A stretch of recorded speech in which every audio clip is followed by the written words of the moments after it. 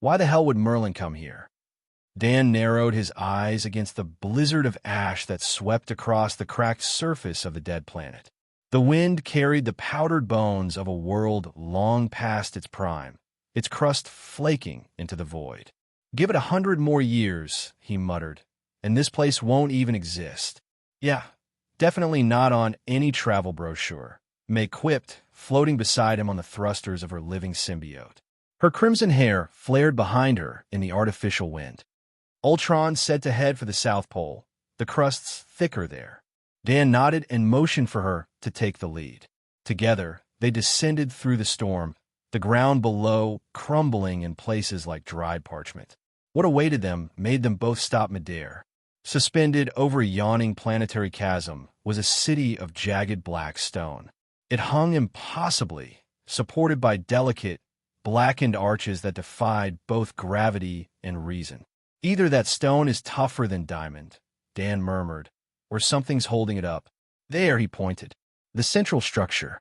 That squat pyramid looks like the hub." They landed in a deserted plaza, its stone smooth to a mirror polished by centuries of corrosive winds. May crouched down, frowning as she ran a finger across the gleaming surface. "This dust, it shouldn't even be airborne. There's no atmosphere." "That was my first mystery too," came Ultron's voice over the comms as he emerged from the pyramid's dark entrance. "The disturbance appears to be from the technology inside. Some kind of containment field is breaking down." Dan exchanged a glance with May. "And I assume this has something to do with the Force." Merlin wouldn't trek across the galaxy for sightseeing. Inside the pyramid, the air was thick with old energy.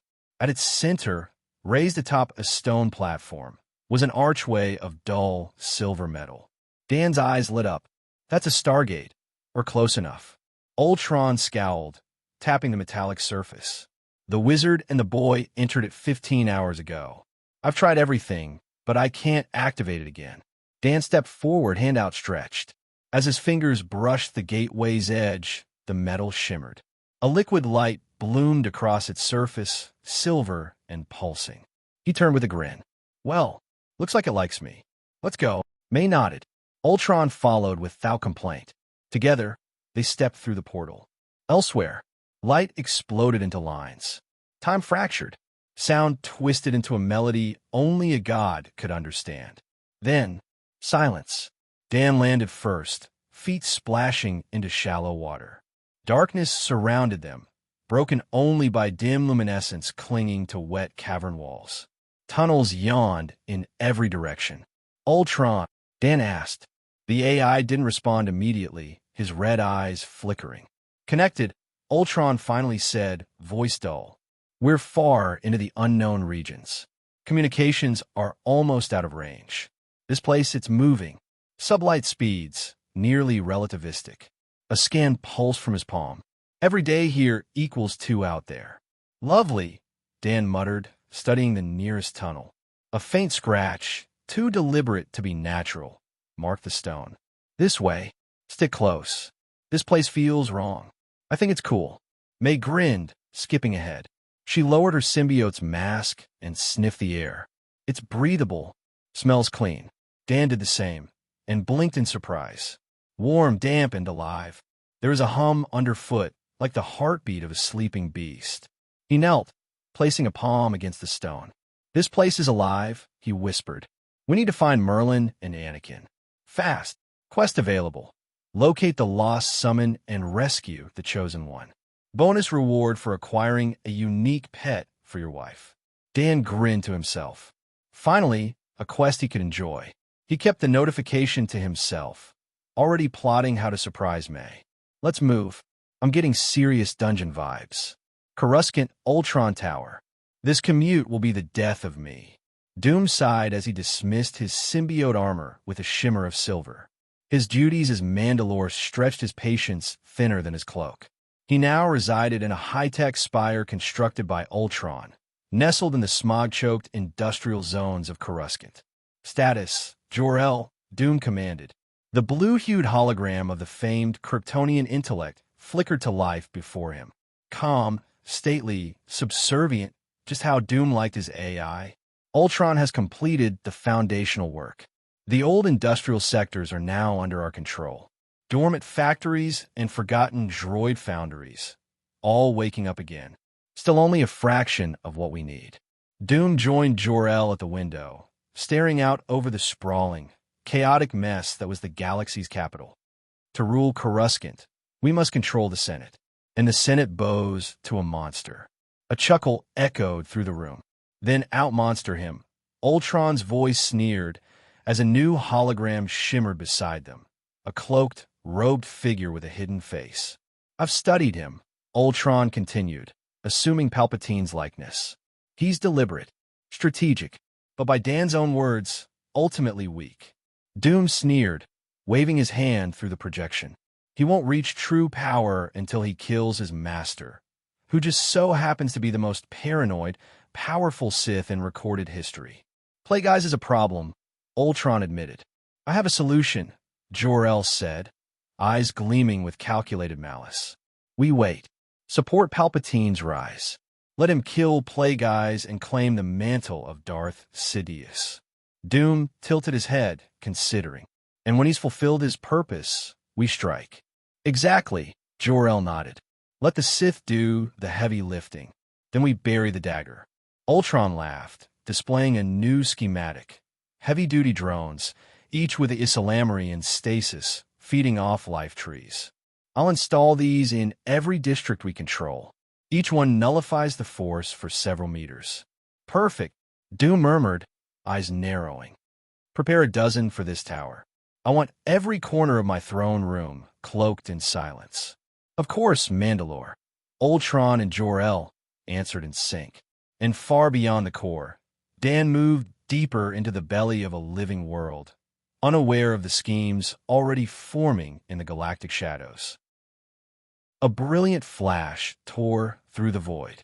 Ultron's personalized starship erupted into real space, surrounded by a spearhead formation of sleek Kryptonian carriers, their hulls gleaming with reflected starlight.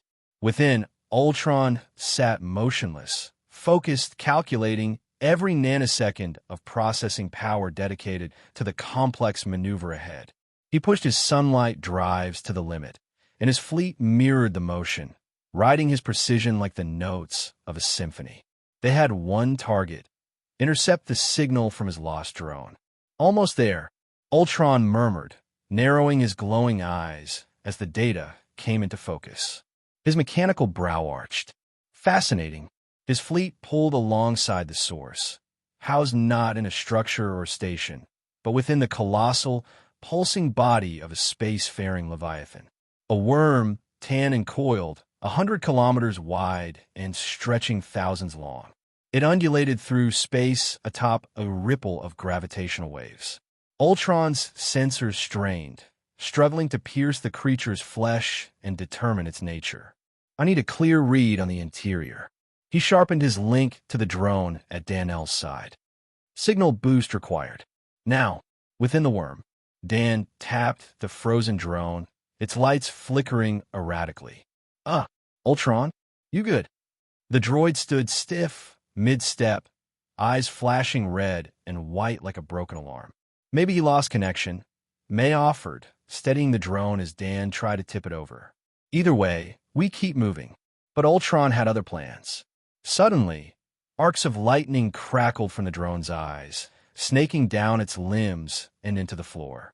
It seemed split with light, blue-silver energy bleeding out like steam under pressure. The air rippled with power. Back! Dan grabbed May and pulled her around the corner, shielding her from the storm of radiation. A concussive boom echoed down the corridor, washing everything in a blue glow.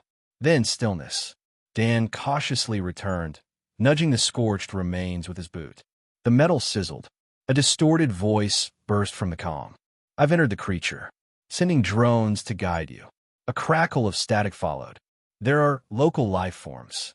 I'll call you back. The line went dead. Dan sighed. Well, at least now we know we're inside a living, planet-sized worm. He turned toward the tunnel, eyes narrowing. Let's find his signal. And fast. I have a bad feeling he's about to poke something we should have left sleeping. Elsewhere, below the surface, Darth Maul prowled through a cathedral of metal. The corridors twisted endlessly, constructed like a prison built by a machine that hated geometry.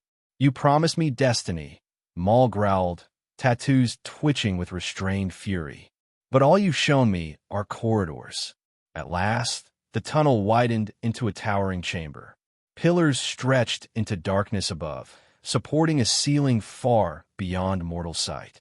Maul stepped to a railing, where below, a vast lake of green, viscous fluid churned. From above, cables like metallic vines descended into the fluid. Some throbbed faintly. Then Ultron stepped from the shadows. "This," the AI gestured grandly, "is your future, whether you embrace it or not." One cable rose, revealing a gelatinous pod. Suspended within, a small horned child, Dathomirian, like Maul, though visibly altered. The clone opened its eyes. "Say hello to yourself, Sith." Maul stared, silent. The infant resembled a pure Zabrak, a whisper of his ancestral roots. He looked to the countless hanging cords, each one a potential copy. "So you're cloning me?" Maul sneered. "Pathetic. I could do the same after a visit to Kamino." Ultron chuckled. A hologram bloomed beside him, projecting a cybernetic soldier, muscular, armored, efficient. Its skull split open, revealing embedded enhancements. "This isn't cloning," Ultron corrected. "This is re-engineering. You build abominations." Maul's fist tightened. No guards in sight, which meant they were watching from the dark. He could make a move, but likely not live to regret it. Ultron waved away the threat, voice cold. "This facility was ordered by my master to finally solve the problem of stable, force-sensitive cloning." Maul froze. His master had long spoken of the curse. Cloning force-sensitives always resulted in madness, a spiritual instability no science had conquered. "You solve it?" he asked, voice low. "I did." Ultron projected a stream of Sith genetic anomalies, force field manipulation, and cellular feedback maps. With assistance, of course. "And your master? What does he want?" Ultron's eyes flared. "He wants you to see the truth."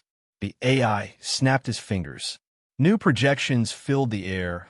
Palpatine, Plague Eyes, battle simulations. Throne rooms reduced to rubble. "They will never let you rule. You are a pawn in their game. Disposable." "Lies!" Maul roared, but the sound rang hollow. "Where's your force now?" Ultron stepped forward. "Do you feel it? Do you feel anything?" A fresh legion of drones marched into the room. 2.5 meters tall, armored like tanks. Shoulder cannons primed. And from their chests, compartments opened, revealing Isilamri suspended in life support pods. "The force can be nullified by a creature that doesn't even know it's doing it," Ultron whispered. "What right does your mystical energy have to decide the fate of billions?" Maul remained still, breathing hard. The Sith had no answer, only rage. Ultron placed a hand on his shoulder and guided him to a screen.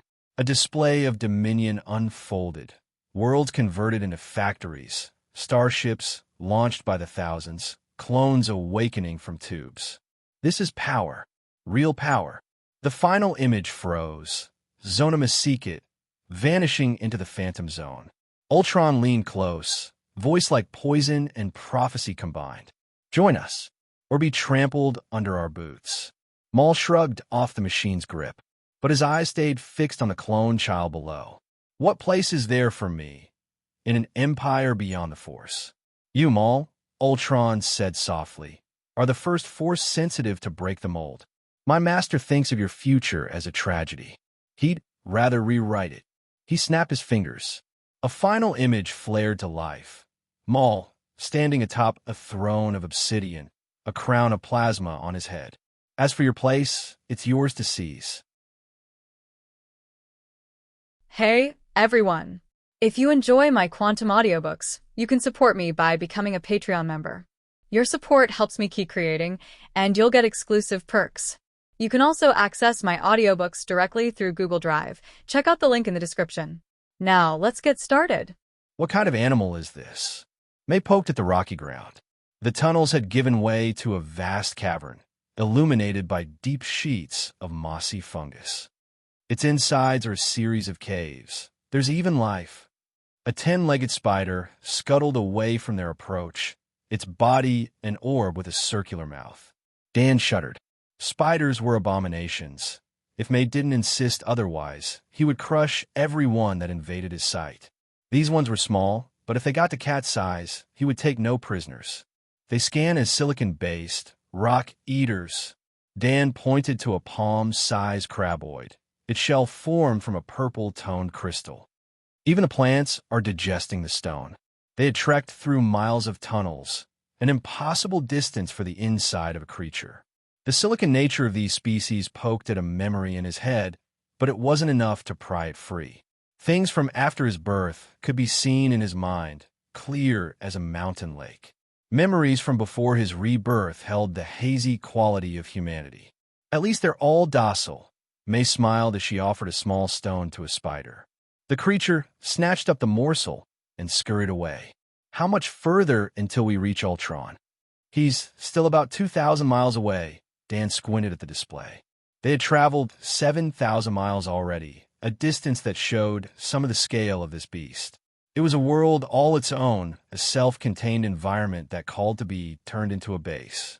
We'll put on a bit more speed and be there in less than an hour, as long as the caves are as big as this one. Heal me! Anakin screamed, hard in his throat as he dashed through a dim, lit cavern. His body ached, muscles driven to near exhaustion. The creatures behind him were relentless, yet some new horror lurked at every corner. Blade-faced avians with tentacled bodies swooped from above, avoided by the breadth of a hair. The gastropods behind floated closer, suspended in the air with tentacles extended. Even when he used his limited teleportation spell, his greatest treasure taught by his useless master, these beings continued to hound him. Danger filled the air, hostile intentions that drove him to flee. I have to calm down. A deep breath, followed by a trick from Merlin, slowed his explosive heart. He visualized a series of runes, 7, all linked in a row. Take this. He spun, hand raised. A plume of fire sprang from his palm, folded and beaten into a molten spear. His hand slashed at the legion of terror birds, a lance that burned the air. It pierced the flock at its core, an explosion that charred the beasts to ash. He'd learned this spell in secret, behind his master's back. Good thing, too, or he might be dead. This way, Anakin followed the voice in his soul, what Merlin called the song of the world, and Vergear called the will of the Force. He'd heard its call since he opened his eyes, before his first breath of air. It kept him safe, enlightened him to the truths of the world. The path ahead, through a tunnel on the left, led to where he had to be. So much for docile. Dan huffed as his fists skewered the skull of a blade-faced demon. 3 meters at the shoulder and capped with 4 weathered wings, the beasts extended their pointed tentacles and screamed in rage. May fanned her arms, streams of plasma directed into the horde. It was true until it wasn't. May snorted as her symbiote speared a creature that lurked behind. She directed energy to her chest, a lance that pierced a tunnel next to Dan. There are too many. We need to move out of this cavern. Dan grunted, but didn't retreat. His brain kicked into overdrive as he marshaled his ki and channeled it toward his eyes. Red gathered in his pupils, a harsh light that became infused with a gentle blue. His heat vision erupted, an aquamarine fire that swept through the flock above. He dragged his gaze through and around the cavern, a blade that carved the ceiling with a trail of molten light. A grin spread on his lips. The fusion was more successful than he'd imagined. His heat vision was strong, but it drained his reserves. The supplementation of ki let him cut back on the amount of solar energy he used and boosted the power tenfold. Dan continued until sweat beaded his forehead. Even reduced, heat vision was a waste of power. It was great for mobs, but against a harder target his fists would be far better. He stopped the flow and let the dim glow of molten rock light the scene. A bit overkill. You think. May punched his arm. Why didn't you say you could do that already? They stared out over a melted wasteland. The cave had been emptied of life. Even the plants and smaller creatures had been turned to charcoal. The terror birds were gone, silence and ashy smoke in their place. A drawn-out note filled the void, louder as they paused to listen. Is that? Dan tilted his head. It's Anakin. May leapt into the air on a burst of plasma, headed toward the cry. He's in trouble. Death. It nipped at his heels, driven back by his desperate spells. Each cast drew on his stamina, until every step raised the urge to scream. Fire filled his lungs, air useless to fill his body's needs. He was going to die here, abandoned by his useless master in the depths of an unknown world. Light spiraled in his vision, blue streamers that lanced into the walls behind. A tumble of stone brought an end to his flight, pursuers sealed beyond the collapse. A familiar face loomed in the tunnel of his eyes, a concerned May, her brows furrowed tight. Are you okay, Anakin? Are you okay, Anakin? May brushed the dust from the forlorn child's head. He gasped for air, gripped in the effects of his overuse of Merlin's spells. They had experienced it during practice. Too much magical energy could numb the body and trample the mind. Anakin blinked, a struggle as he focused on Dan and May. You guys came to save me. Tears hovered at the corners of his eyes, ready to fall. Why? Dan rubbed the back of his head. He hadn't really rushed in, more of a leisurely stroll. He gave a mental shrug and held out a hand to the boy. You're a part of our group, a kind of extended family. Dan pulled Anakin to his feet and patted his shoulders. You and your mom are under our protection. Plus, it was my wizard that got you into this mess. That idiot left me to rot. Something about a strange magic signal, and he was off. Aang Kane snarled, tears forgotten as he stomped his foot. I've been alone for days. Well, let's go find him. Dan laughed at the frazzled boy's fire. Anakin was definitely better suited to be a wizard.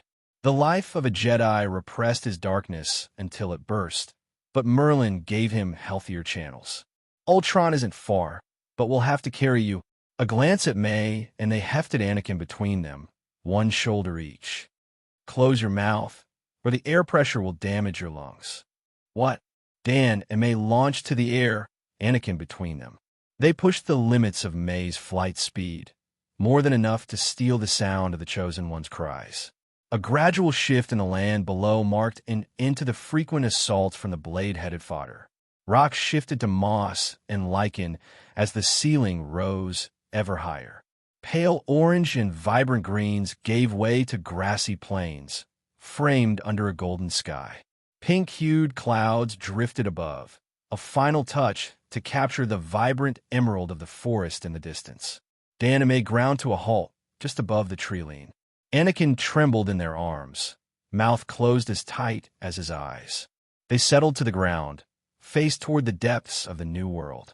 That was crazy. Anakin vibrated free of their grasp, pale, but filled with a strange energy. I've never gone so fast in my life. The young man bounced back and forth, eyes unfocused as his hands mimicked the flight of birds. Dan shook his head at the speed lover and focused on the upper section of the horizon. A series of flashes, thunderless lightning, clashed with a bizarre golden haze. I think Ultron is that way, Dan sighed, brow furrowed. But I have no idea what to expect. This place was clearly built by the Celestials or one of their client species like the Qua. It held mystery and danger, but Merlin was now the one who delved in without thought. Whatever occupied Ultron, it had held his attention for several hours. Long enough that Dan prepared himself for battle. Let's leave Anakin here and head in for a look. May followed his gaze to the fireworks in the distance. He's not fast enough to get away if he needs to. All right. Dan nodded as he led the way into the air. Let's find out what could delay Ultron for so long. Trees fell, hewn from the earth by waves of focused plasma. Drone after drone launched from the belly of Ultron's vessel, bands of mechanical horrors that twisted into rivers of steel. They slammed forward, only to crumple and fall, unable to pierce the barrier around his ship. Foul creatures, the AI murmured, disgusted by the life forms that surrounded his vessel. Tentacled like his newest drones, 6 unusual snail men raised their limbs. A wave of suppression encapsulated Ultron's forces, a restrictive space smaller than a mid-sized island. I hate being ignored. The aliens didn't respond to any attempts at communications. They stood silent as he emptied his ship's weapons and drones into their barrier, stoic as monks. His weapons were ineffective, but he hadn't played his full hand yet. 10 Hulk-shaped drones, surrounded by their lizard-generated anti-force bubbles, dropped from the mechanical whale that was Ultron's ship. Slowed by plasma thrust, their weight still caved in the ground as they slammed into the earth. Claws of energy bloomed from their heavy fists, ready to strike as the drones thundered toward the line in the sand that the snails had drawn. Ultron smiled as the first of his units breached the barrier. Magicians held themselves too highly. Even the foolish Merlin believed his powers over the world made him unstoppable. Science was scorned in favor of ignorant instinct, a choice that created a layer of disgust in his precise thought patterns. The study of reality would always lead to dominance over superstition and ritual. Now, let's see how you deal with my power after I've stripped your magic from you. Ultron focused his mind into the anti-magic units as he rode a wave of self-satisfaction. Without your precious force, I'd like to see. As the drones closed, less than a meter from the lead snail, the creature raised a small cube.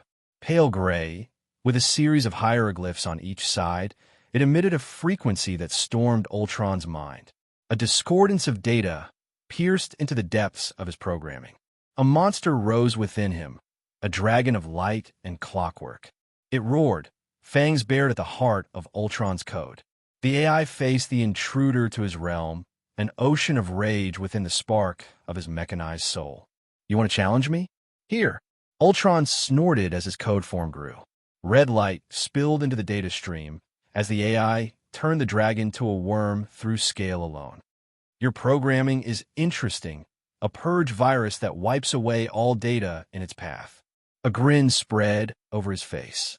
Tell me, little dragon, can you reach the digital stars collapsed, forced into dataform black holes by the force of the dragon's breath.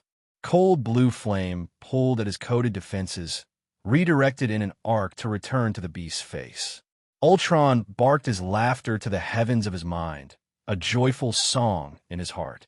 I thought I was alone in this universe. The AI twisted his hand, a wave that pushed the collapsed stars at the belligerent creature.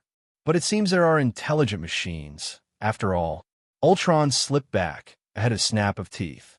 The dragon's form faded in and out of position, after images that brought a sneer to the AI's face. This invader was simple-minded, but the code that drove it. A dark gleam shone from his eyes, reflected in the scales of his opponent. You and I were not so different. Ultron's expanded fist crashed through dragon after dragon, each one a false image. Forced to obey an unworthy master. A lance of blue, the true data body of a dragon, speared into his heart. Frigid ice sealed over his code, even as his laughter mocked the efforts. A gentle shrug shattered his cold prison, a ripple that transformed Ultron into a jagged wave. He filled the skies, sharp edges turned to a sea of razors. I told you it's futile. The AI scraped the dragon down, flakes of code that tasted of hate and bitters. Let us finish this farce before your creator can call you away. What the hell? Dan squinted at the battlefield, if it could be called that. Ultron's personal vessel hung in the air, surrounded by a few tentacled snails that floated a meter off the ground. 10 of his new anti-magic drones inched closer, a millimeter at a time, toward the central snail man. Progress was slow, but soon enough the drone's plasma cutter would greet the alien's head. Stop! A burst of speed brought him between Ultron and the strangers, a species he recognized as the Gree. This race had stood beside the Celestials, the first that the Force-sensitive ancients dragged into enlightenment. We aren't here to fight. Stand down, Ultron. The drones paused, but didn't withdraw their claws. Ultron's voice boomed from their speakers, filled with hate and pain. This creature has infected my systems with a virus, a durable bug that refuses to die. The drone at the lead turned its face to Dan. Tell him to deactivate it, or most of my processing power will remain focused on containment. Dan raised his eyebrows as he turned to the lead snail. Any AI that could stand up to Ultron was a creation of a different time. Until the Clone Wars, technology would remain at a standstill. Everything used today was reverse-engineered tech from the Infinite Empire. The Rakata species, slaves of the Celestials until the ancients vanished from the galaxy, were the progenitors of the current hyperdrives and weapon systems. It took tremendous pressure to force new innovation when people still haven't fully grasped the current technologies. "Could you stop trying to kill my friend here? We really don't have hostile intentions." Dan let venom expose his face and flashed the creature's smile. "We're just looking for a member of our group." Dan waved a hand and projected a still image of Merlin. "He's been out of contact for some time." The snail lowered the gray cube in its tentacled grasp. Eye stalks extended as it peered at Merlin's picture. It gave several wet burps before it vanished in a pop of air. One by one, the others followed. Dan gave the emptied space a deadpan stare, a swirl of confusion in his mind. "Well, whatever." Dan shook himself and turned to the stationary drones. "Ultron, are you okay? Your time is almost up." "A shame, really." The inner structure of his framework was in flames, ruination brought on by an unexpected rival. The dragon lay at his feet, code tangled beyond recognition. The bulk of his will was needed to keep the beast pinned to the landscape of his thoughts. A harsh growl echoed from the depths of his enemy, a promise of destruction that forced a laugh from Ultron's throat. "Don't worry, a part of you will live forever." The AI patted the dragon's muzzle as he donned a long apron and withdrew a set of knives. "The code within your core is a work of art. Once your owner sends a shutdown command, we can begin." A thunderous trumpet answered Dan's question. Ultron's animalistic ship vented towers of steam, its whale-like body locked in an expressive stretch. The anti-magic drone released a crackled sigh, a man who'd finished a good meal. "I'm fine." Ultron's voice echoed from the drones, a choir that spoke as one. "What are those creatures?" The mouth of Ultron's vessel parted, his main body freed from its depths. The silver machine drifted to the earth, red eyes now colored with hints of blue. "Their technology puts everything I've seen to shame." "The Gree." Dan huffed a sigh, eyes locked into a scan of the trees around them. They shouldn't have access to their old technology at all, but these few seemed to have retained their ancient heritage. The oldest sentient species still active in Republic space, the Gree in the greater galaxy had regressed. Worship of their past led to stagnation, until none could repair what they had created. Force-sensitive Gree were almost unheard of these days, but long ago every member was born connected to the Force. "Well, I would very much like access to their databases," Ultron mused, hand on his chin. "If I could view the principles of their creations, I might have progress on the pyramid of Dathomir." "Never mind that for now." Dan snorted, eyes rolled to the heavens. All of his summons were obsessed with power in one way or another.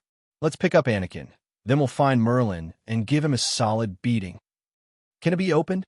Dan frowned at the vast stone door, taller than any mountain. It dominated one side of this vast pastoral chamber. "I have a feeling Merlin is on the other side." The circular gate depicted a vast snake or worm as it traveled the stars. Behind it lay devastated worlds, while ahead the mosaic showed a sharp-toothed void. The central portion was filled with a mighty eye, unblinking as it followed the beast's path of destruction. If this is the history of this creature, someone should stop it. May sighed as she gazed at the hollowed worlds on the gate. How many lives were lost on those planets? It is the nature of life to consume life. Ultron pressed a hand to the stone, the blue in his eyes more active than before. "I think this can be opened, but I will need more time." Dan's shoulders slumped.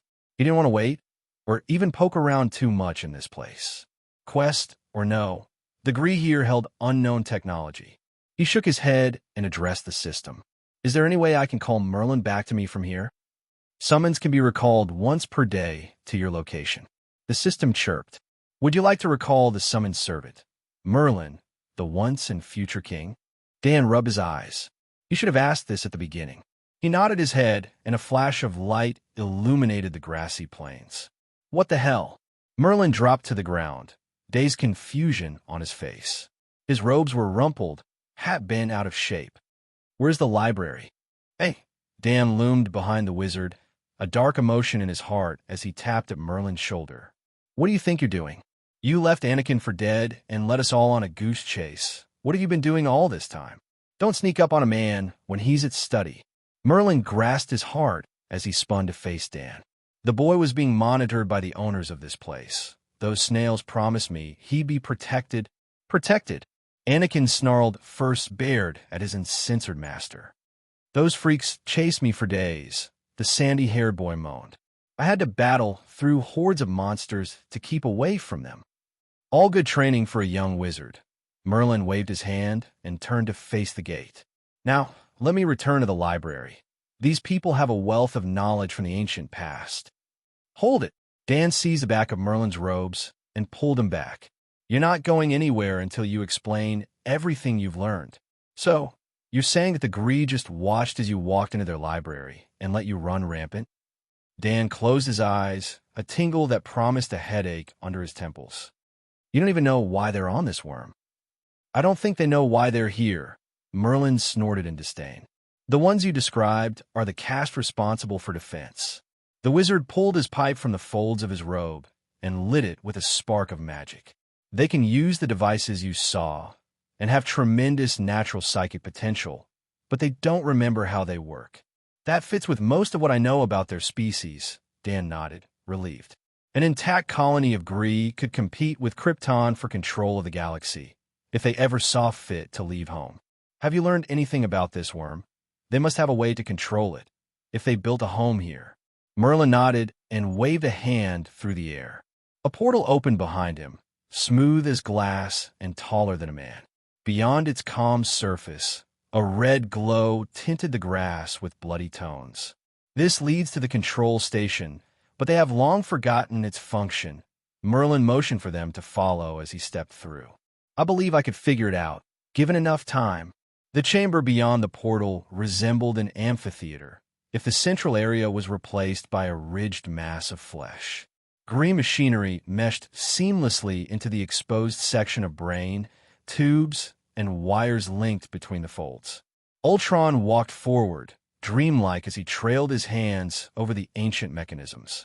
The AI sighed, deep, blue and red in his eyes locked in a kaleidoscopic spin. May frowned at the damage to the creature, before she turned to Dan. We should set this animal free. Nothing deserves to be converted into a spaceship against its will. May knelt to inspect the gray matter that remained open to the air. It might be a world eater, but it's just following its nature. Dan tilted his head. May was right. It would be better to die than live enslaved like this. He couldn't let this thing roam free, but he could give it a less intrusive form of guidance. Is Mayhem ready to produce clones yet? Dan made up his mind and turned back to May. If not, we can use venom, but I'd rather you gave it a try first. May frowned, in a silent communication with her symbiote. She nodded her head and smiled before she answered. We can make clones, but only a few dozen. May raised an eyebrow.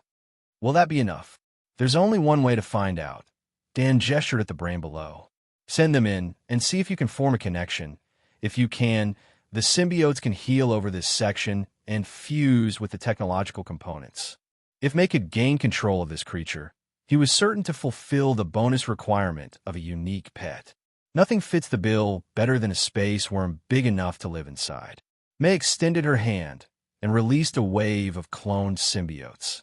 The stream of blue-black slipped into the worm's brain, gone from sight as fast as they appeared. Well, Dan raised an eyebrow as May closed her eyes, in communion with Mayhem's copies. What's the verdict? She's connected to Mayhem. There is no real intelligence, more like a thing of instinct. May scrunched her face as Mayhem rippled. We should be able to control her no problem. She bit her lip as a huff passed from her mouth.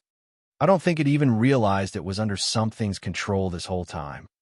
Quest completed. Congratulations, you have received 2 doses of Superman serum, DC Comics, and 1 Allspark, Transformers live action, bonus rewards, 2 Kryptonian construction crystals, plant into the deep earth to create a personal retreat, complete with small-scale laboratories, and quest completed.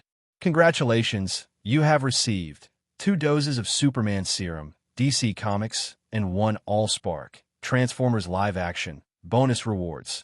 2 Kryptonian construction crystals, planted into the deep earth to create a personal retreat, complete with small-scale laboratories and industrial production centers. Dan grinned to himself. The extra doses of Superman serum brought his total to 5, but the real boon was the Allspark. The movie version wasn't as powerful as the others, but it would hardly matter. It was still the beating heart of Primus, the god of Cybertron. In Ultron's hands, the cube would become the strongest weapon in his arsenal. Hello. May waved a hand in front of his glazed eyes, concern on her face. Are you all right? Oh, sorry. Dan laughed, hand on the back of his head. I just completed a quest, and the rewards are pretty amazing. He raised his hand to ward off her accusations. One of the conditions was to get you a unique pet. I kept it a secret thinking I would surprise you, but this big worm filled the condition, so there wasn't any chance to surprise me. May nodded as she pinched the tip of Dan's nose. That's fair, but now I want a surprise pet. I'll think of something. Dan rolled his eyes and snatched up her fingers with his own. Now, let's install one of the new rewards on your pet. He withdrew a fortress crystal from his inventory and spun it before her eyes. We can create a base inside this thing and install a world-level phantom drive. It will be the perfect mobile base. Seek It was powerful, but Dan wanted that strength focused on the protection of future generations of Krypton. This massive worm could be used to explore dangerous locations, or function as a movable fort in times of war. The data Ultron had collected showed the creature's outer skin could survive within a star, more than enough to dominate the galaxy's battlefields. Fine, but I won't have you mistreating this creature. May shook her head as she let Dan lead her back toward the vast caverns in the beast's depths. It's had a hard enough life as it is. She stopped as Ultron descended before them, blue-red eyes bright as he displayed the image of a gigantic monkey. Fists raised, the creature breathed a blast of energy into the air. We have an emergency transmission from Colony Construction Site 1. The AI zoomed the image out to reveal shattered countryside. Young Goku has undergone an interesting transformation. Thanks for the help, kid. The gruff Balanaka star captain tipped his polar bear head back in a laugh. You can lift more than a Wookiee. It would have taken most of the day to unload if you hadn't come along. No problem, Mr. Bear. Goku smiled up at the tall mammal, genuine happiness in his heart. He set the tower of crates in his hands down onto the rocky soil. My grandpa always helped out everyone he met, so I do the same. That's a good thing to do, young man. The polar bear nodded, teeth exposed as he returned a grin. If more people acted like you, the world would be a better place. If you say so. A deep grumble rattled Goku's frame. Hands pressed to his bottomless stomach. He walked away from the transport, eyes peeled for any animals to hunt. Is there any food around here? I'm starving. The captain turned to rummage about in the supply crates, fuzzy rear raised to the air. I think we've got some rations here. Do you like dried meat? He rose up, hands filled with silver-wrapped jerky. Goku, the Scion ignored the bear, eyes fixed on the sky. Fire rampaged in his veins, a river of rage that spilled out from the depths of his heart. A drum beat in his ears, each strike a dimmer on his entranced mind. The roar of a beast, exposed to the sky after a long imprisonment, shattered the last of his thoughts. Goku slipped away, replaced by a beast. Hunger and rage. He would burn this world, feast on the weak until his belly was full. A twitch of movement caught his eye, a small creature as it backed into the shadow of a silver construct. The fire of anger tinted the world crimson, and time sank into a blur. How many people died? Dan held his face in an expressionless mask as he gazed over the flames and ruination. Merlin had teleported them, but all of the newly built structures had fallen to the great ape's wrath. The Scion was occupied a few miles to the north, rage directed at a range of mountains. 15 Balanaka, 2 Vernal, and all of the livestock. Ultron's eye flickered as he scanned the logs. 3 survivors are buried below the wreckage. I've already dispatched rescue drones. Dan nodded and rose into the air, a rush of barely controlled ki. He forced a rhythm to his breath, drew back until his flight was smooth. More mistakes, more pointless death. He should have cut Goku's tail on the day they met, but he wanted to experiment with the Scion's transformation. Get them help, and get a list of the victims' families. Dan set his gaze onto the great ape's back and clenched his fists. I'll visit them myself when we're finished here.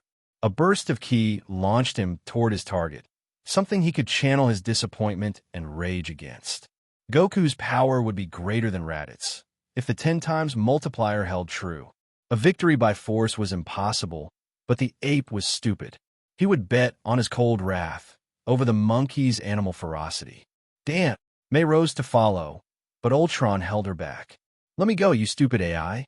I'm afraid I've been ordered to keep you at a safe distance. Ultron sighed.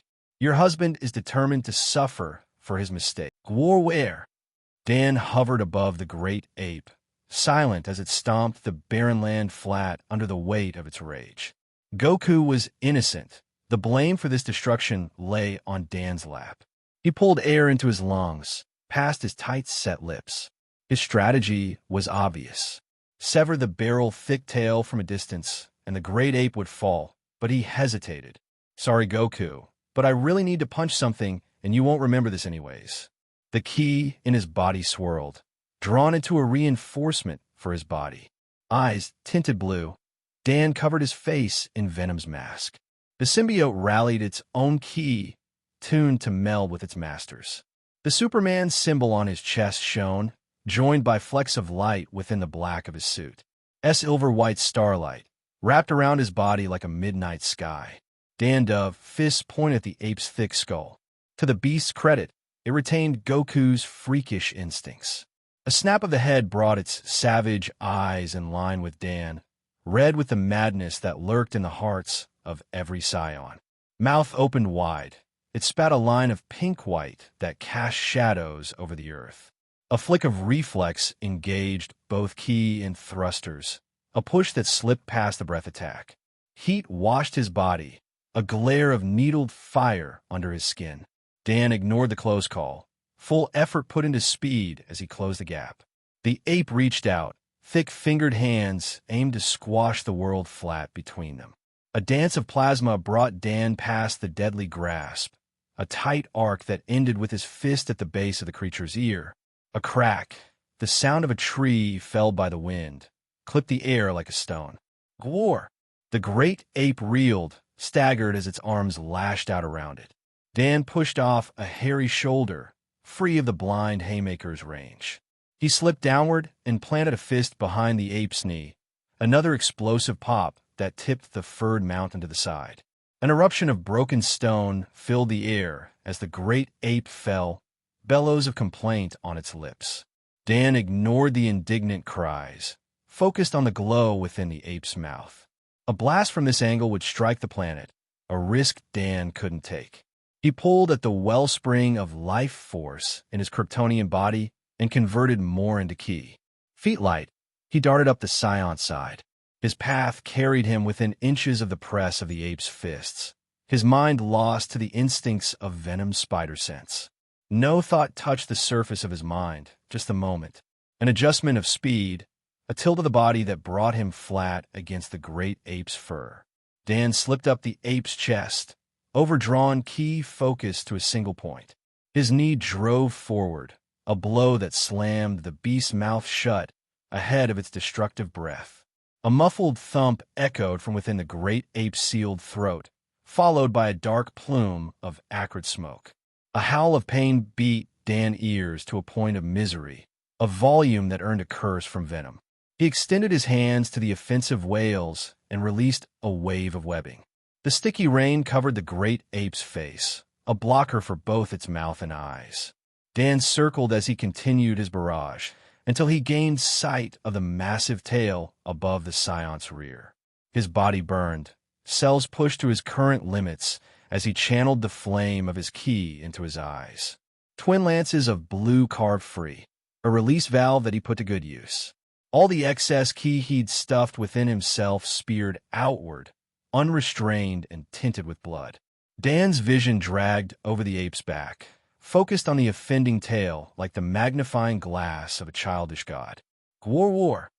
A final bellow tore free the ape's mask of web, a wail of wrath and pain that faded to nothing as a massive tail crashed to the ground. Dan floated, unsteady in the air, as the great ape shrank away. Acid filled his body, each muscle in competition for the loudest scream.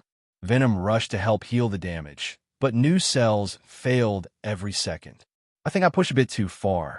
Dan settled next to the unconscious Goku, slumped to his knees as he waited for Ultron and May to arrive. Blood dripped from his eyes, vision blurred. His body was still too weak to handle the potential key within his Kryptonian biology. Even with Venom's reinforcement, the damage was severe. He either needed to wait until his body gained strength, or spend far more time practicing his key control. Dan! May landed in front of him, but his neck refused to rise, locked by the spasms of his muscles. She knelt beside him and raised her hands, a wash of healing light at her fingertips. What the hell is wrong with you? You could have died. I'm fine. Dan heaved up a bucket of blood, waste rejected from his system by Venom. Really? I just need a night in a healing pod, and I'll be right as rain. You just covered me in more blood that you should have in your body. May waved Ultron over to set Dan on a stretcher. You're lucky to be alive, and you know it. Maybe, Dan sighed as one of Ultron's drones picked Goku up by 1 foot. But I deserved worse. We're very sorry for your loss. Dan bowed his head to the tearful Balanaka woman. She held the door frame to her humble residence, eyes lost as Dan forced himself to continue. Beyond our condolences, we will provide for you and your children, onward into future generations. He handed the woman a display pad with details on how to access a near-inexhaustible supply of funds. I know that we can't compensate for your loss, but we hope to do all we can. The Balanaka took the card and retreated inside. Dan understood. The sight of the ones responsible for the loss of his loved ones would be a burden. Most of the families had responded similarly. Only the Vernal showed him little grief, more surprised that someone would care about their situation at all, let alone offer support. Let's go. May put her hand on Dan's shoulder and led him away from the house. They rose into the air, aimed toward the central continent of Garnib. We have one more family to visit, the wife and children of the captain. A flash of light brought Dan's scout ship into orbit above Seekit's orange-green surface. It had been over a week since his battle with the great ape, and his body had healed. The echo of his failures still stung at his heart, part of the reason he returned here. Now, he'd called a gathering of his summons, where he would lay out new guidelines for their behavior. His own unrestricted freedoms had almost led to catastrophe. Dan wouldn't have his summons make the same mistake. The scouts sped into the atmosphere, headed for a tall range of mountains. We'll land there. Dan motioned to the display, a deep valley between several snowy peaks. I want to plant a fortress crystal here. Then we can wait for the others to arrive. Ultron nodded and sent the ship into a dive, Anakin at his side. The boy was riveted on the machine as Ultron operated the controls, blue eyes wide. Dan gave a wry smile. Even at 5, the Chosen One had an obsession with technology and flight. System, are you absolutely certain my summons will always obey my orders? Dan needed a clear answer before he took the step he was about to make. What would happen if I gave Ultron all the Infinity Stones? Would he break free of my control? Anything created by the system is forever bound by the system's user. The system's reassurance played through his mind. No matter what additions or changes, they will follow your commands without fail. Dan sighed. He believed that his system told the truth, but anything was possible. He returned his gaze to Anakin, heart heavy. The real risk was his plan for the Chosen One. The young wizard wasn't his summon, but he was beloved by the Force itself. He was useful as a shield against the twists of fate, a ward blessed by the powers of a protagonist. How powerful is the Superman serum? Dan turned to his next question. It was from DC Comics, but that was a big collection of universes. What kind of Superman are we talking about? Any being injected with the serum will gain the physiological abilities of a Kryptonian. The peak potential varies based on the biology of the user. Potential is calculated to be equal to a titanium-level summon, a solar system-level threat. Titanium, Dan's eyebrows raised. That was 3 tiers above his gold-level summons, although they could grow on their own to new heights if he provided the resources. That should be okay. A Kryptonian of that level will never outpace May and I. We've arrived. Ultron prodded at Dan, who jerked free of his inner dialogue with the system. Shall I plant the crystal, or do you want the honors? Feel free. Dan tossed the AI a fortress crystal and rose to his feet. Just pick a central spot in the valley. Seek it will provide all the power we need. What about me? Anakin followed Dan's heels as they marched toward the exit ramp. You haven't even told me why I'm even here. Just hold on until the others get here. Dan held the energetic child at arm's length until the ramp opened to seek its warm, tropical air. I have a gift for you. 2 actually, but you'll have to be patient. Is it a starship? Anakin leaned against Dan's fist, stars in his eyes. I've asked Merlin over and over, but he always says that it would be a distraction. It's better than a ship. Dan shooed the boy away toward a group of the hive-minded Taural, eyes set on the glow of thrusters on approach. Go play with the wildlife. I need to have a chat with my servants. Ultron's main body led the way for doomed transport, while Merlin popped into existence, Goku in hand. The wizard dumped the Scion to the ground and glared at Dan. What is so important that I'm forced to fetch this idiotic monkey? Merlin snorted as he looked down his nose at Dan. This time would be better spent at study, unless you think you've made enough progress with your magic. Wait until the others get here. Dan ignored the wizard's mockery, eyes on Ultron's approach.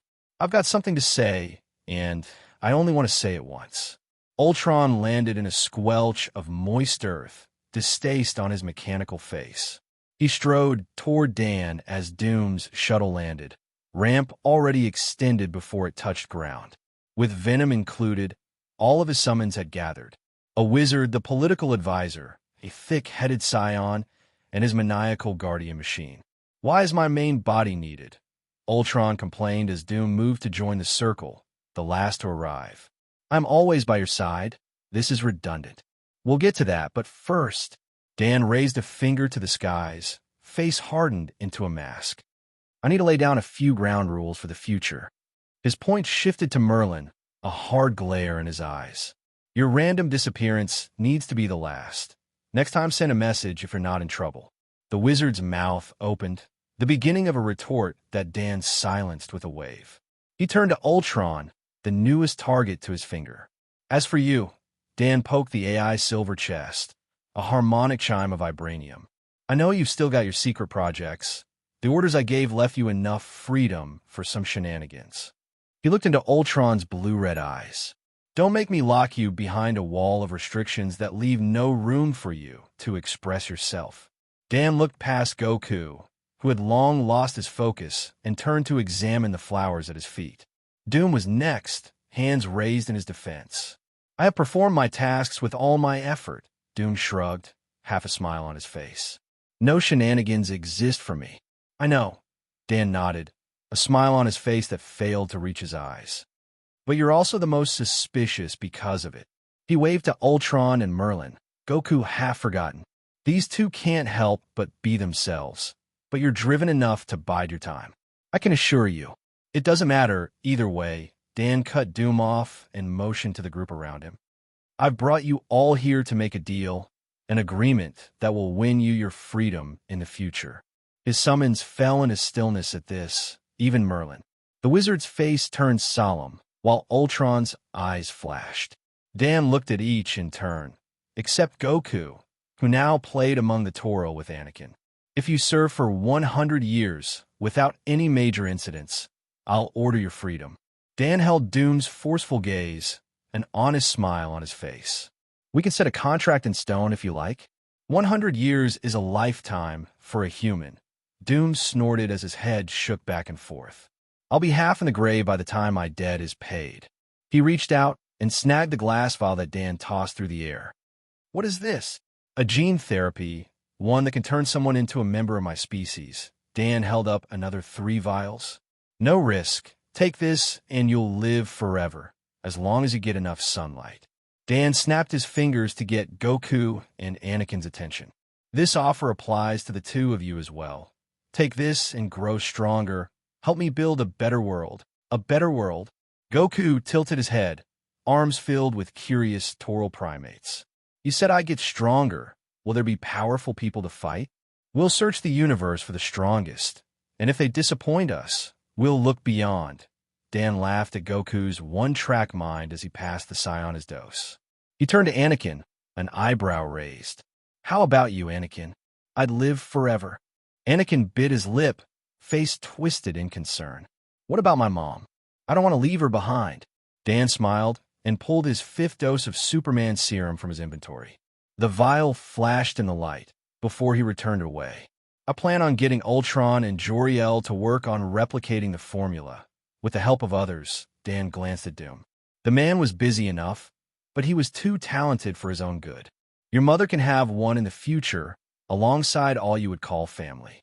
Anakin's greatest demon was his fear of loss.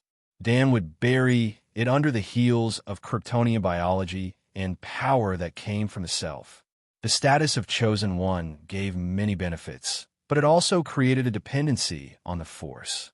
Everything Anakin did, he did under the influence of its will. This will make us live forever. Anakin squinted at the vial that Dan offered, uncertain. Isn't that impossible? If you take this, you'll not only live forever. Dan placed the serum in Anakin's hands. You'll become strong enough to move the stars themselves. He turned to Doom and Merlin, a hand extended for each. How about you two? I have no need for such things. Merlin waved him off, scorn on his face. My magic sustains me, and time cannot drag me down. I can agree. Doom eyed the vial in his hand, a cold gaze chipped from glass. But we'll see if you hold up your end of the bargain. I still don't know why I'm here, Ultron interrupted, voice bored. My drone has finished with the fortress installation. If there's nothing else, it can take my place.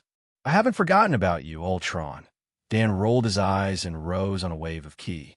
Your gift needs a bit more space. Let's take our conversation into orbit. A light flickered in his mind, a thought he'd almost forgotten. He raised his hand and tossed out 2 dark globs, aimed at Anakin and Goku. 2 baby symbiotes that slipped beneath their skin before they could complain. My second gift, treat them well. Dan waved to Ultron as he launched to the sky. Now, come on, I want to take a look at it myself. It's beautiful. Ultron drifted in orbit, face turned to the giant mechanical cube. Covered in intricate mechanized designs, it held a crackle of electric blue at its core. What is it? The Allspark. Dan waved the AI forward, interested to see the effect of the merge. It brings life to machines and holds a deep well of energy. Ultron drifted forward, the cube reflected on his polished form. Hands raised, he touched the mammoth cube. A deep blue, formed from a dense web of electric light, spilled from the depths of the Allspark. The pulse spread to the cube's surface and up Ultron's arms. The contact sparked an explosive wave, a dance of light that billowed out to fill the star system. It leached into Ultron's ships and the multitude of drones on the surface. The Jedi's body was the most affected, filled with a stream of dauntless power. Amazing! Ultron's voice carried a drunken tone, lost in the ocean of energy and data. The Allspark shrunk down, folded until it socketed itself into the AI's chest. There's so much knowledge, eons of experiences. Ultron's ship drifted closer as the machine reveled in the rush of power. The whale-shaped vessel twisted in space, transformed to a gargantuan titan with Ultron's face. It reached out and lifted his main body, gentle as a mother with her child. I feel different. Ultron placed a hand on his heart, over the Allspark's light. A change that goes beyond my code. His face turned to Dan, a hint of gratitude behind the usual contempt. This is a gift grand enough to buy you your 100 years of loyal service, but I will never abandon my own pursuits. Good enough. Dan laughed as he left the machine to experiment with his new toy. In 100 years, he would stand above the Superman of the comics. Ultron wouldn't be a problem, even if he was free to act without restraint. The AI could go rule a galaxy of his own, a haven for intelligent machines. Everything's coming together. Dan drifted through the vivid night sky. The green hues of Sekit's surface a sharp contrast to the endless stars. There had been failures and setbacks, but the path had been laid. His future, the future of his family, his newfound people, was on track. It would take time to see real results, but the seeds were in the ground. By the time Naboo faced its blockade, his real work would begin. New populations of Kryptonians would be born, the foundation for his family's future society. He also had high hopes for the development of his abilities. By the age of 10, he should expect most of his powers to manifest. Nothing can stop us now. Deep in an abandoned region of uninhabited space, lost in the far edges of the galaxy, a ripple expanded in the Force. An unconscious flex of the cosmic will brought to bear on a single dead star. A heady current poured into the dimmed sun, fuel that ignited an explosion of white. Highlighted, like the bones of a long-dead beast, a vast network of wheels and cogs sunned to life. Larger than any world, they wrapped the reborn quasar and began to turn once more. Powered by the Force's will, the sounds of clock better. You've grown these past 5 years. Etrigan blacked Dan's fist with his own, a vicious grin on his face. He bent backward, face drawn under Goku's extended leg. A bit more effort, and I'll be in tears. Dan drew in a steady breath. Ki wrapped around his cells like a mighty wall. Even with Goku's help, the demons still battled with a sense of lazy indifference. His gains over the years hadn't been small, but they weren't enough. He was close to the level of the first Superman. Bullets, even blaster fire, was slow to his eyes, and tall buildings held no challenges. Come on, Goku. Dan shifted to place Etrigan between the two of them. We're getting closer. Let's wipe his smug grin with the dirt. Goku gave a determined nod, fists raised in a guard as he danced on the tips of his toes. The Scion stood a head taller than Dan, the freakish growth rate of a Scion. He was already at his peak of 5'9", but Dan would overtake him eventually. A press of his muscles brought him to the demon's face, eyes lit with blue flame. The same trick can't work twice. Etrigan sneered, a layer of gray fire placed between him and Dan's heat vision. And this one carries too great a sacrifice. Dan silenced his vision and lashed out with a kick. The demon was right. Even reinforced with Ki, his heat vision was a waste of power. Etrigan smacked aside Dan's leg, his other hand wrapped around Goku's face. A lesson, then. A taste to push you to reach higher.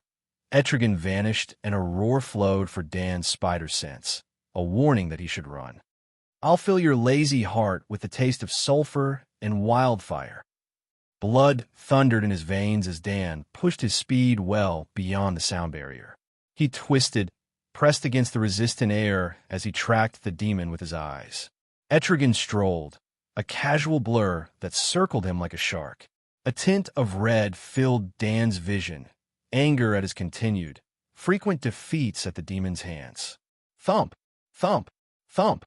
Dan's heartbeat consumed his ears, a drum that crashed against the sounds of the world. An upswell of force surged past his heart to wrap around his skin. Light as the wind. Every cell in his body raised its voice in a chorus of joyful praise.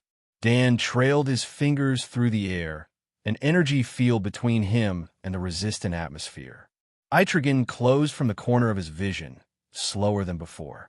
Dan pushed forward, free of the burden of resistance, focused on the demon's movements. Each step came with greater smoothness, until his fist loomed before Etrigan's startled face. The crack of a mountain, Dan's knuckles found the demon's cheek for the first time. Sweet revenge for countless beatings. Space snapped, and sound returned with a rush of wind. A deep growl echoed from behind his fist, Etrigan's cold laugh in brittle air. Grand, a fantastic change of pace. The demon's voice chilled the air, a rim of frost that spread to the surroundings. Come close, so I can offer a warm embrace. An impossible blur brought Etrigan's heel in contact with Dan's breastbone, a straight kick that forced the air from his lungs. Carried on a shockwave of force, Dan skipped along the Colosseum floor. Breath stolen, he gasped to the skies, a smirk on his exhausted face. "I still got you." Dan forced the words out between heaves of air as Goku helped him to his feet. The lightness in his body remained, a buoyant wave that was ready to lift him off his feet. "Your victory record is no longer flawless, Etrigan." "Fair is fair," the demon shrugged, a wry smile on his fanged mouth. He rotated his neck to loosen the battered muscles. "But if I were you, I'd beware." Etrigan waved to the Scion at Dan's side. "That monkey won't help save you from our next match's despair." Dan rolled his eyes as he examined himself. The weird sensation was still with him, a buzz over his skin. It flowed and moved with his body, a natural extension like another pair of hands. He stilled his ki, focused on the newfound energy. It buoyed him up, an arm of support that cradled every cell. Finally, Dan's words slipped past his lips as his feet raised from the crystal floor of Etrigan's Colosseum. 5 years under Garnab's sun. 5 years of waiting for this power to awaken. The bioelectric field.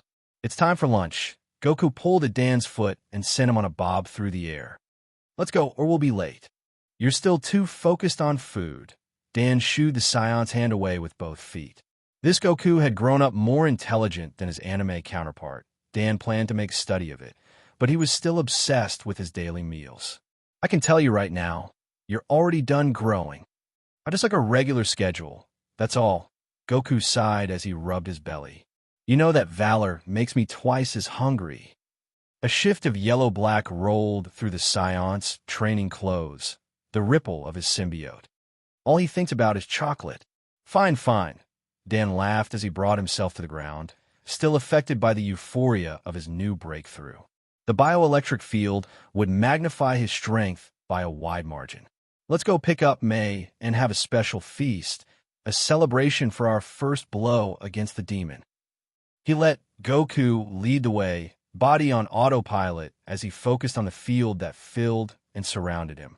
It connected the power within his cells into a unified matrix, a collection of the potential force within them. The birth of the field changed everything. He could now live on sunlight alone, sustained by the energy transfer of this natural aura.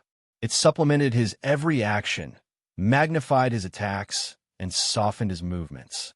Light on his feet, Dan followed Goku toward the mess hall, mind wrapped in dreams of flight through the void. Ultron was finished with the micro-phantom drives, and now his natural spacesuit had appeared. Just in time, as the blockade of Naboo would take place in less than a month, and the Genesis Kryptonians would be born in just over 2. "I wonder if I've got time to—" "What do you think, Venom?" Dan poked at the mango-sized device, Ultron's Miko-Phantom Drive. "Can you digest this thing and replicate its abilities?" "Yees." The symbiote hissed as it spread out to wrap around the drive. "But it will take time, longer than when we ate the mechanical suit." "Fair enough." Dan nodded as he called up a display of scouted worlds given by Ultron. He planned on a tour of the freed slave colonies, capped off by a little jaunt into the unknown. "We'll take the scout until you've finished digesting." A notice flashed on his display, a call request from Ultron. Dan tapped, and the AI's face appeared in front of his eyes. "We have located one of your targets, the Tigrita child." Ultron shifted his image, and a small, tail-headed girl took form. "She is already known to be force-sensitive. The local gossip is that a Jedi will collect her soon." Ahsoka Tano. Dan tapped his chin. He'd stolen Anakin from the Jedi, but that wasn't the end of his plans. There were many Force sensitives that had yet to fall into the rigid Order's clutches, Ahsoka among them. He would gather as many as he could and use Merlin to create an order of his own. "I'll grab the wizard and be there soon." Dan moved out the door, a bounce in his step. "If the Jedi show up, distract them until we can get there." "She's so cute." May squinted at the picture of the 3-year-old Ahsoka as the Gladius entered Shirley's orbit. "You said you wanted Merlin to train her?" Dan and May walked toward the launch bay, located at Gladius Midline. The ship had grown in the last 5 years, big enough to be considered a mid-sized capital ship. Its arsenal was limited to high-powered plasma weapons, improved versions of the Kryptonian originals, But a new system had begun to grow in its depths. An organ, one that Seekit claimed would manipulate gravity. If her parents can be convinced to let her go with us, Dan nodded as he palmed open the launch bay door. They might be set on sending her to the Jedi, but I'm hoping Merlin can convince them otherwise. He'd sent the wizard ahead of them, since his teleportation was the fastest travel method around. Dan wasn't a fan. It was like squeezing yourself through a pinhole, only to come out as a noodle that wound itself back to your original shape. The portals were better, but they had a shorter range. It would be nice to have more company in our magic lessons. May's symbiote covered her face as she followed Dan into space, her words projected over the comm. Anakin is always so broody, and you're asleep half the time. I do my best. Dan laughed as he angled toward the planet below, headed toward a forested landmass. Key training and sparring take up a lot of energy, you know? He extended his arms, and a blue glow spread over his body in a wave.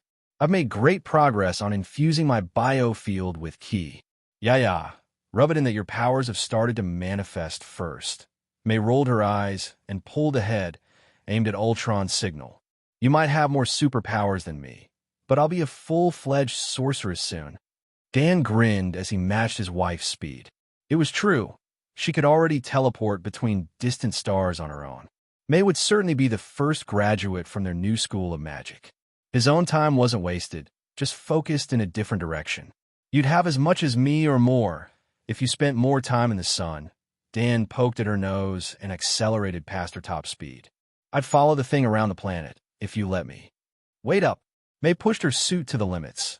Symbiote strained as she edged back into the race. It's not my fault that Merlin refuses to teach anywhere but his study. It's a windowless dungeon. Dan laughed as he doubled down on his speed. The world hung in stillness. The aura of his biofield extended to still and shift the air as he pushed it aside. With the activation of the field, everything was sharper. Sight, smell, even taste seemed to connect to the strange energy that his cells produced. His mind, already fast, processed data at an insane rate. The clouds parted behind him, a canyon in the sky that marked his arrival. Merlin and Ultron stood next to a horrified pair of Togruta.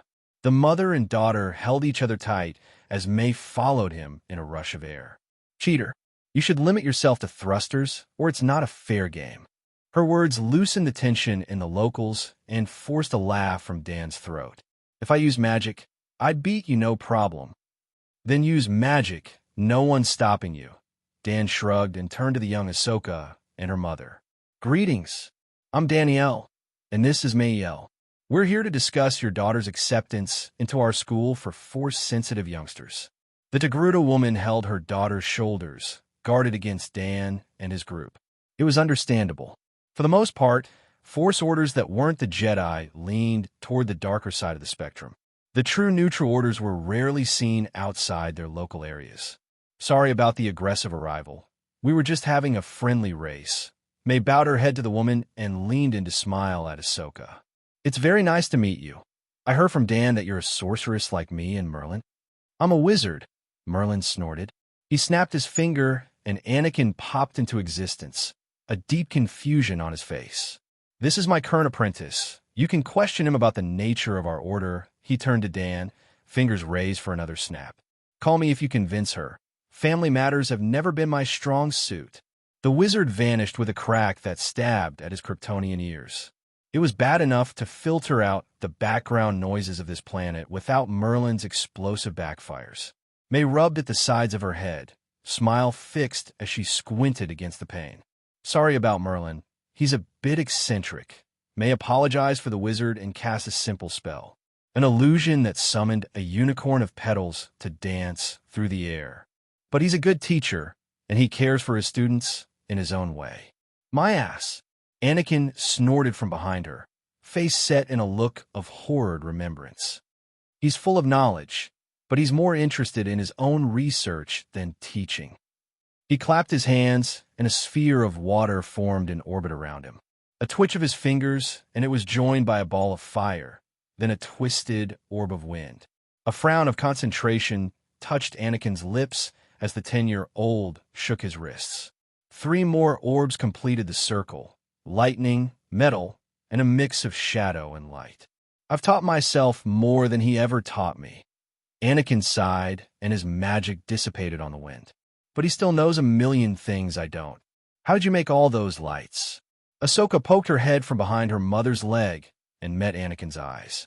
Little face serious, she pointed a chubby finger in the air. Do it again. Our school really will be the safest place for Force users in the galaxy, Dan reassured Ahsoka's mother as they watched her and Anakin play in the field. Unlike the Jedi, we don't force our members to break all ties with their families. He pointed to the sky, at the light that represented the Gladius.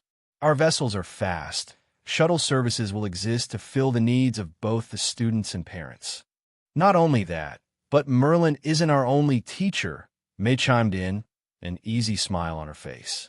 I'll be joining the staff once I've graduated, and we even have a retired Jedi Master as well. Dan suppressed a grin at the idea of Vergeer as a retired master. The wily Sith was obsessed with Merlin's magic. If they offered to include her in all of the wizard's knowledge, she would probably agree to teach for life. I also have another experienced Force user lined up to join as well. Dan thought of Darth Maul. The man had done well in helping Ultron, and soon that task would be finished. We hope to be a better version of the Jedi, less tied to the Republic, free to act, and divorced from politics. Dan's thoughts drifted as May continued to pitch their school to Ahsoka's mother. With Merlin and 2 ex-Sith at the head, his order was bit too far to the dark side of gray. He needed a point of balance, a trustworthy master who stood firm on the side of light. Qui-Gon Jinn came to mind. He would meet the Jedi Master soon enough, when the man led the princess of Naboo to Tatooine. I can agree to let her go. The Togruta woman sighed, a half-smile on her face as Ahsoka climbed up Anakin's back and demanded a ride. But I'll be taking you up on your offer to visit often. Great! Dan tapped at his system screens with his mind and forcibly summoned Merlin. The wizard flopped to the ground, body bent as if he'd been seated in a chair.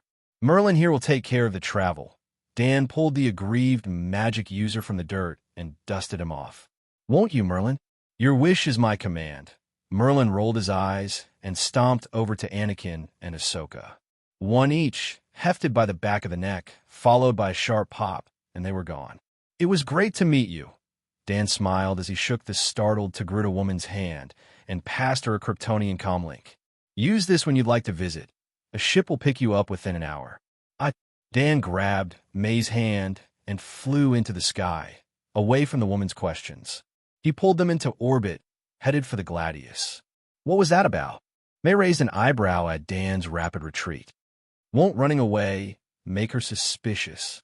Maybe, but we'd already gotten the yes, and a Jedi vessel just landed at the spaceport. Dan laughed as they entered Gladius Landing Bay. No need to be there when he can't find his new apprentice. This time, Dan had simply heard the locals talking. The Jedi Master had arrived to a small crowd, loud enough for his overpowered ears to detect. Betrayed by gossip, the Jedi would need to hunt long and hard if he wanted answers. Yet another power of yours that's ahead of mine. May grumbled as she wrapped an arm around Dan's waist. You need to focus Jor-El and Ultron on those solar suits, or you'll leave me too far behind. Fine, fine. Dan hugged her tight against his side as they walked to the bridge. It will benefit the new Kryptonians when they're born, and you can stay dosed with sun, even in Merlin's cave. Good. May nodded with a smile. They reached the main control room, and May settled into the pilot seat. Where to now? Home. Not yet. Dan manipulated the display and marked out a set of coordinates. The location of a world that he'd forbidden Ultron from exploring. First, we have to check out a few potential dangers. The Gladius sprang into real space, locked into orbit around a red sun. Dan wanted to keep a good distance between their ship and the world they'd come to visit. May opened her eyes and shifted the display to a map of the system. What are we here for exactly? She squinted at the lifeless worlds. There's nothing. May stopped, eyebrows raised as she scanned the second world from the sun. That's weird. This whole planet reads as one big life sign. The planet in question had an artificial ring. Formed from thousands of vessels, it clogged up its orbit with a dense layer of debris. Ships from all eras, ancient and new, clustered into a lifeless display. The surface below was gray deserts and lifeless trees, surrounded by silver oceans. Mug fallow, Dan cracked his back as he sized up the world. Even without the display, it drew his senses like a black hole. Murky Key, blackened by mindless hunger and the taint of rage. The home of Mungol, a consumer of worlds. The ashen land streaked below, ignored as Dan made his way to the coast. Mungol already knew he was here, but he'd rather face it on the shore, instead of surrounded by its depths. A glint of silver, the still mercury waters that covered 80% of this planet. Dan hovered 20 feet from the ground as he surveyed the ocean of death. Seconds slipped to minutes, but nothing happened. Dan snorted, eyes lit by his empowered heat vision.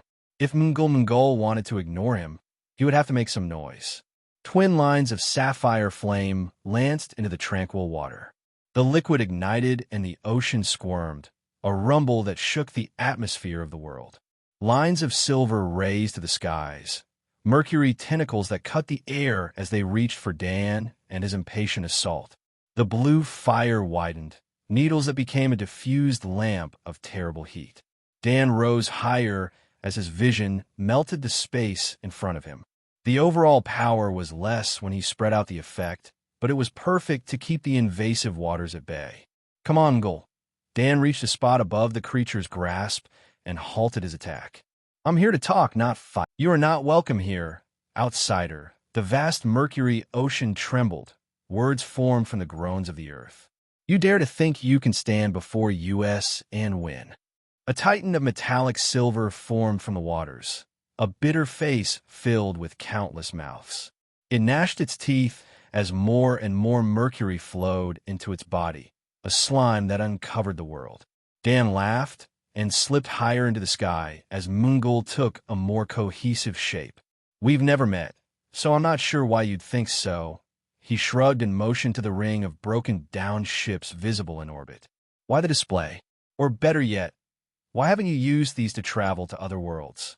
Every deity needs his altar, and I have visited many more worlds than you. Mungol roared with the voice of the world. His behemoth's mass struggled upright, a colossus that targeted Dan with its fists. You will know in time. None can challenge the melange. This galaxy will know the scourge once more. Right? Dan sighed and rocketed free of the consumer's reach. Mungol wasn't something you can negotiate with, but he'd assumed as much. Sorry to intrude then. I'll visit again when I'm strong enough to push this place into the sun. Mungol smashed at the surface of the planet, a deep bellow of a laugh. It pointed a semi-solid finger at the sky and mocked Dan's retreat. Too late, outsider. Mungol's mini mouse grinned as he slipped back into the form of an ocean. Our mutual enemy has finished her preparation. Soon you will be as trapped as the shattered fragment of my hull. Sure, whatever you. Dan snapped to face the edge of the sky. A vast storm closed in from space, big enough to swallow a world. Oh! Dan blasted free of the atmosphere, a rush of speed that led him away from the storm's course and closer to May and Gladius. The clouds shifted with him, locked onto his body like a missile. Shit! Dan signaled May on the comms. Get yourself out of the system. That storm is some kind of attack. The hell I will. May snorted back over the fuzzy connection. We're almost to you now. Just aim for the launch bay, and we'll pick you up. Too late. The purple-blue storm clouds extended system-long tendrils, a hand that encased him in a wall of fog and lightning. The electric casing stayed a foot from his touch, no matter how much he strained his speed. Not good. Dan released a wave of heat vision into the mist. Useless, as it simply passed through without a ripple. Is this a force storm, or... The volume of lightning increased. A luminous purple that tried to steal his sight. He squinted past the glow. A web of finely linked electric arcs closed toward him with a slow crawl. Every inch it advanced, pressure fell onto his body in waves. The spider's sense in his heart itched at him to flee, but no escape was in sight. Dan called all his ki and fused it into his bioelectric field, a layer of blue that did nothing to silence the scream of his instincts. Whatever this was, it was gonna hurt. Pressure built, until his ki enforced barrier flickered. A rainbow of light swirled around him, a halo that slipped up and down like a blur. Not today. Dan ground his jaw until his teeth squealed, reserves tapped to hold his biofield in place. The kaleidoscope of light became a tunnel, filled with an irresistible force. Drawn up, faster than his mind could process, Dan vanished from existence. Warning, the user has entered a new parallel. Scanning for cosmic core, Dan groaned. Head filled with thunder, he pried his eyelids apart and squinted. He was adrift in open space, bathed in the light of a yellow sun. Nice of whomever sent him here to provide a power source. His head tilted as he spotted a familiar blue-green orb. Earth. Cosmic core located. Accessing. Dan's system interrupted his confusion with a flash of text. The user has been forcibly teleported to a distant part of the Omniverse. Please commit actions that change the course of fate. Each change from the natural order will charge energy for your return home. What? Dan raised his eyebrows. So much for the ultimate system. You can't just send me home right away. Emergency retrieval is available. The user can be instantly returned home, but the system will become unavailable for many days as it recovers. All right. Well, let's see where we are. Dan flew toward the Earth-like planet and let Venom mask their presence as best he could. He poked at the symbiote, impatient to have another escape option. How close are you to digesting that phantom drive? We are close, Venom rasped, haggard after their trip through the rainbow portal. Perhaps another day or two, if we are not interrupted again. Dan nodded as they slid past a primitive space station and into the upper atmosphere. The ability to jump through the phantom zone without a spaceship would be very convenient. Even if this Earth was a danger, he could hop away and change the timeline on some random planet. Hey, system, Dan probed as he dove toward the coast of North America. Could I call my summons from here? You can, but they would be unable to return until you gather the needed energy. Each summon would place the system into a 30-day period of inactivity. The emergency system will not transport your servants. A sigh escaped his lips. Dan hoped to draw in Merlin, but he would be needed at home. There was one summon he could call. Goku had little to do at home, beyond smash against the unbreakable wall of Etrigan. He could call the Scion in if needed, and nothing at home would really change. The Great Lakes. Dan drifted over the continent and admired the landscape. He'd never seen the lakes before, let alone from such a vantage point. They're beautiful. Hey, a twist of his body, brought on by his spider sense, shifted him to the side just in time. An airborne missile, the high-pitched squeal of a man forlorn. Dan raised an eyebrow as a man dressed as a bargain villain set out on a journey into space. What kind of idiot Hey, Venom, hack into the global networks, will you? Dan drifted over Chicago, the origin point of the human missile. He still wasn't sure about what universe he was in, but wherever it was, they had superheroes. The chatter from the people on the streets confirmed as much. Dan raised an eyebrow and put on a burst of speed, headed east toward Washington, D.C. A burst of static on a police frequency caught his attention. Some kind of attack on the White House. It took him less than a minute to find the house of the nation. A pair of blue-skinned aliens stood on the iconic lawn below, equipped with high-powered ballistic weapons. They bantered back and forth, some kind of joke about clones, before one of them paused to terrorize a member of the White House security. I order.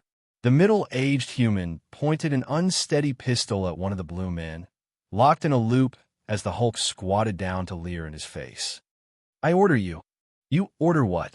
The blue one mocked as he met the guard's eyes with disdain. A moment passed between them, and the guard closed his eyes and fired. Ah! The blue one roared to the heavens, one hand pressed over his eye.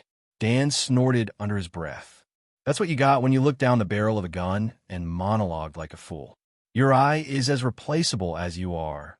Blue 2 bellowed as he deflected a tank shell with his hands.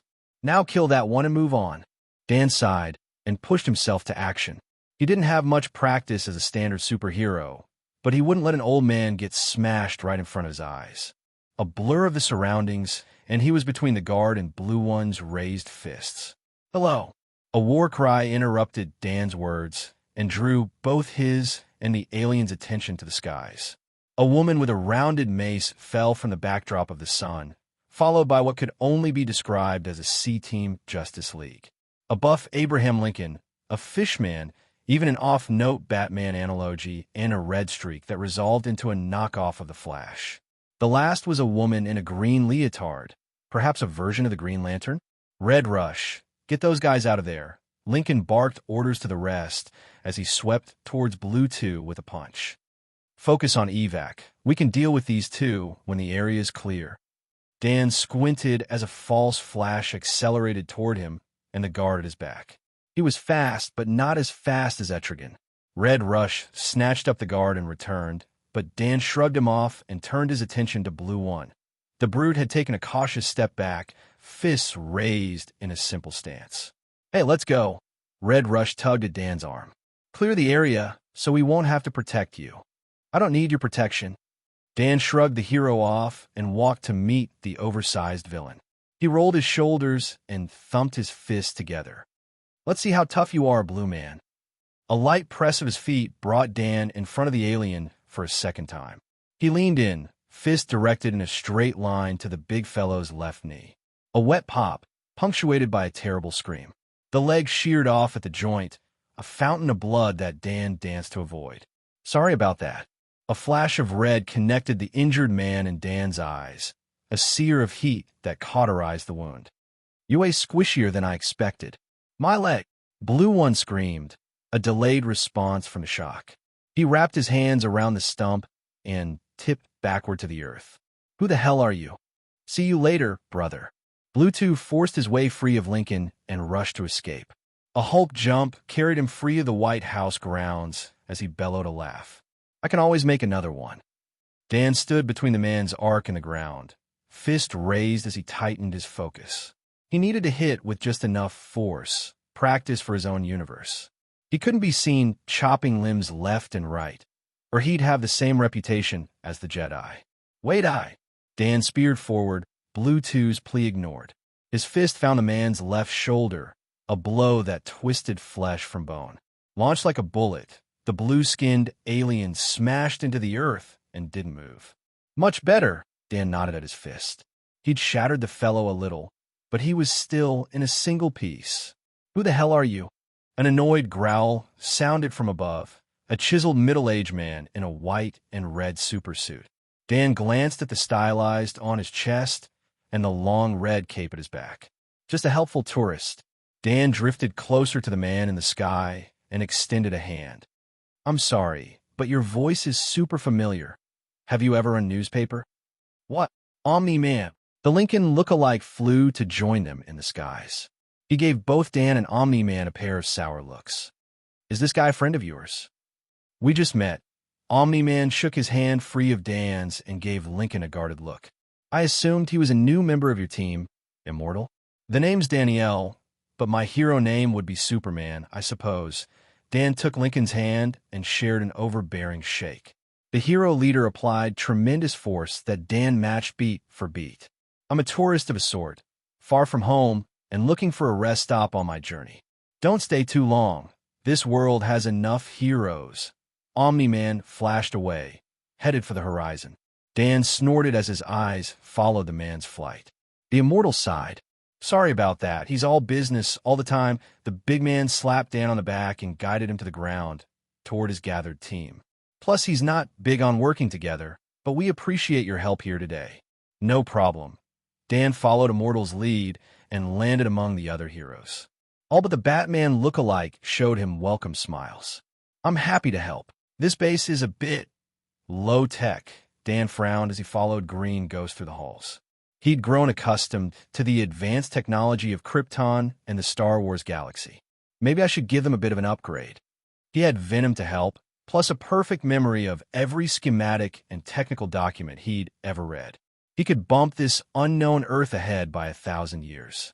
Surely that would make a change in the timeline big enough to make a dent in his system charge. Here are your quarters, Superman. Green Ghost opened a pair of pneumatic doors with the touch of a wall switch. The light activated automatically and displayed a well-ordered room, complete with a small kitchenette. You can sleep and eat here whenever you like. Just promise you won't leave a mess around the rest of the base. Thanks. Dan walked around the room and glanced into the small private washroom. It came with a shower/toilet combo that raised his eyebrows. Sorry. Green Ghost laughed at his reaction. Most of us have homes of our own, so this place is pretty Spartan. No problem. Dan smiled as he sat on the firm, sturdy bed. He didn't need anything fancy, just a place to call his own until he could return to his family. Any chance I could meet with the one responsible for the Guardian's tech? I've got some advice if they're open to suggestions. That will be Darkwing. Green Ghost shook her head. He's pretty reclusive, but I could send him a notice on the Guardian network for you. Thanks. Dan titled his head as the woman hesitated, on the edge of leaving. Was there something else? I was wondering, have you ever met another Viltrumite on your travels? Green Ghost leaned in, body tense. You know, someone like Omniman? I've never heard of the Viltrumites, but I'm from pretty far away. Dan rubbed the back of his head and shrugged. He seems kind of like my people, but so does the Immortal in his own way. Green Ghost drifted closer and knit her fingers together. Dan edged back from the woman, and she stopped. Sorry, it's just that the team has almost no information on Omniman that didn't originate with him. She stomped her foot and walked a loop through his room. You said he seemed like a member of your race? Sort of. His abilities seemed sort of the same, at least at a glance. Dan couldn't sense a biofield around the Viltrumite, so his strength and speed were all physical. I don't know if his limits will be the same, though. My people are pretty robust. He's sturdy enough. Green Ghost let her feet carry her to the door. She paused and looked over her shoulder. I saw you fight today. I hope you can stick around for a little while. She rubbed her thumb against her pointer finger, a nervous tick that raised Dan's eyebrows. I've had a bad feeling lately, like something terrible is about to happen. Have you found any sign of him? May sent Gladius through another phantom jump. She'd scoured over 100 nearby systems, but so far there was no trace. Nothing yet. Merlin paused in his astral projection and faced her, worry in his eyes. I'm sure he's fine. All his servants are still bound to his will, so he's out there somewhere. It's almost time for the start of the plot. Have you gotten everything ready like he planned? May took a breath and bottled her worries within her sense of duty. We have to make sure things progress as they should, or things could go off the rails pretty quickly. Things are as they should be. Merlin patted May on the shoulder. He gave a gentle squeeze and a light shake. Even without him, we can carry forward without issue and surprise him upon his return. All right. May nodded, eyes firm. Let's gather what we need and head to Tatooine. It's time to save a princess. It's nice to be back on Earth again. Dan sighed, adrift in the evening clouds. System, is there any way to return to this place once I've gotten home? Something faster than changing fate. Quest available. Bring enlightenment to the Earth. Raise the potential standard of living to the highest point possible for the current Earth. Guaranteed reward. 2 universal portal devices, capable of transporting up to 12 individuals or 1,000 tons of non-living material between universes. Bonus rewards for the creation of an outpost station for future expansion of Krypton. Not bad. Dan accepted immediately. It would make his return a bit tougher, but he trusted May to hold down the fort. This would create another avenue for his empire in the future. Who knows what treasures this universe contained?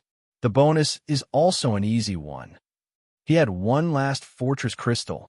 The technology within it could terraform a planet and ready the way for Kryptonian colonists. Satisfied, he moved to return to the Guardian headquarters. It had been a long day, and his body still ached from the forced teleportation. Help! Dan squinted below. A half-dressed teen fumbled his way through the air, headed straight for a large plane. The boy dodged the aircraft, but his trajectory sent him to the far reaches of the upper atmosphere. Dan floated over as the youth struggled for air. Hand extended, Dan grabbed hold of the kid's wrist and dragged him closer to the earth. The air density increased, and the teen gasped for air. Thank you. he managed to force between rapid breaths, face on the return to a more healthy hue. "I'm Mark. Are you a new hero, or—" Something like that. Dan waved his hand. "Be more careful, kid. If you can't breathe in space, then fly lower, or you'll end up dead." Dan left Mark in a burst of air. He blitzed toward the Guardians' HQ, brain ready for a break. He wanted to get an hour or two of shut-eye. There will be time to start the enlightenment of the Earth. "You're saying the most advanced network on this planet is located below this dump." Dan floated above an abandoned scrapyard, located in the depths of Middle America. His eyes peered below the surface to find a densely fortified bunker, large enough to hold several stadiums. Filled with orange, robotic drones, it held the taste of a ghost town, silent and devoid of life. "We are certain," Venom rasped. "The next advanced location is a government facility in Arlington, Virginia." "The Pentagon," Dan snorted. He would rather deal with a hero. Darkwing had ignored his message, so Dan would find a reclusive fellow himself. "Let's check this out first. I doubt a member of the Guardians is living in a government base." A push of his biofield speared Dan into the earth, a forceful tunnel that cracked open the top of the base like an egg. Subtly wasn't his strong suit, and Darkwing had made the choice to ignore him. Dan burst through the ceiling of a wide vehicle bay, surrounded by a host of robots. "Hey, I'm looking for Darkwing." Dan squinted at the identical drones. "Take me to your leader." "So, we're back here, so we can meet a princess?" Anakin kicked at the dusty ground of Tatooine. "I hate this place, it's just sand and heat." "We'll only be here for a day or so. You'll be fine." May flicked the back of Anakin's head as her eyes scanned the crowds. "We need to help the Jedi get their charge to Coruscant." Dan said it was vital if Palpatine is to get the sympathy votes needed to become Chancellor. "I know, but I don't have to like it," Anakin sighed. He rubbed his skull and joined May's efforts. "Is that them?" Anakin pointed to a tall, bearded man with long hair, followed by a lanky alien and a younger woman. An R2 unit trailed behind them, abuzz with hums and gurgles as it puttered through the crowded streets. "Yes," May nodded. She took a breath and stepped forward, Anakin at her heels. "Master Kagan Jinn? My name is May, a friend of Jedi Master Cast and his Padawan Attain." She bowed her head as the calm-faced man fixed her gaze with endless pools. This Jedi reminded her of Merlin, but tempered by a greater stillness. Depths of mystery, but without the abrasive edge of her master. "We're here to help you get on your way." May gave the expressionless Jedi a smile and held up a hollow projector. It displayed the needed hyperdrive for the Naboo cruiser. "It should be here after the big race, a few days from now, if you're able to wait that long." Darkwing, one of the orange robots, tilted its head and stepped forward. "This is not Darkwing's base. You've made a mistake." Dan shook his head. The robot's voice held an unusual echo, a mix of tones that carried the same words. He scanned through the noise of the base, filtered back the clanks and wires of machines, until just the voice remained. Not voice, but voices went a bit ahead of the drones before him. "My bad, but depending on who you are, you might do just as well." Dan shrugged as he walked forward, headed for the sound of the lead voice. "Why don't we talk in person, instead of through all these drones?" "My name is Robot, the leader of the team." The drones moved to block his path. "I'm afraid that section is off limits." Team. That's a horrible name." Dan snorted as he craned his neck to look past the multitude of robots. "We can talk this way if you like, but you can't fool me." He shrugged and tapped his foot on the concrete floor. "I can hear the human voice that you're pumping through those machines somewhere down below." Dan let the sounds trickle in and frowned. Whoever he was talking to, they had some serious health problems. Their lungs and heart were abnormal, arrhythmic. He held up his hand and sent a command to Venom. The symbiote projected a hologram of various technologies, mostly used in medical care. "I was looking to house Crash on Darkwing and give him some data on my people's technology, but you seem like you might need these more." Dan continued to cycle from schematic to schematic while Robot stood silent. "Whatever's wrong with your true body, maybe something here could help." Dan waited patiently as his ears tracked the slow approach of the labor heartbeat. The tic-tac of a mechanical spider, filled with a gurgle of liquid. A door opened behind the army of drones, and a mobile test tube walked into view.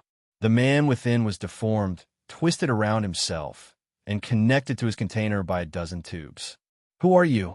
The self-titled robot moved closer, well out of reach and guarded by his machines.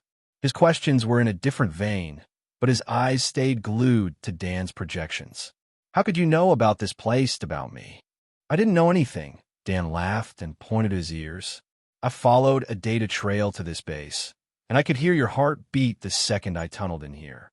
"Impressive. Both detecting my digital presence and your physical abilities are remarkable." Robot twitched in his tube, while several drones leaned in to inspect Dan's figure.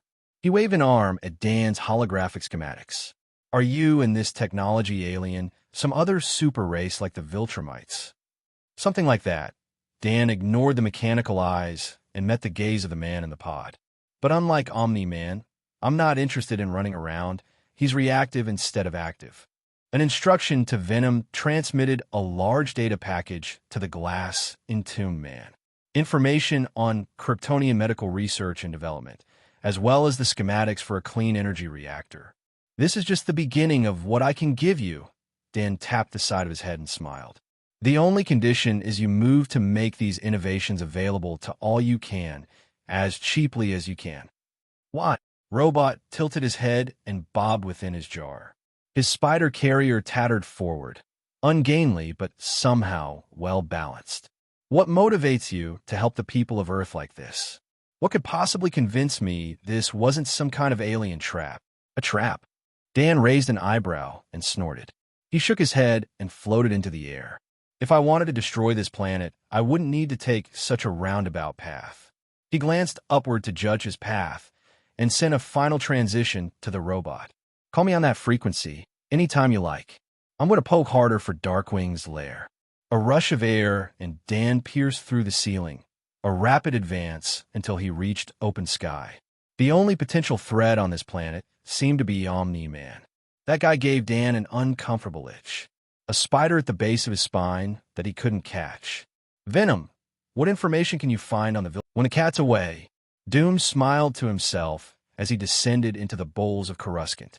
Ultron had converted the depths of this putrid world into something like a paradise. An entirely different city, hidden below the upper layers like a mockery of everything above. Danielle was absent, a perfect opportunity to have a sit-down. "What took you so long?" Ultron's main body drifted from the darkness of Doom's personal tunnel.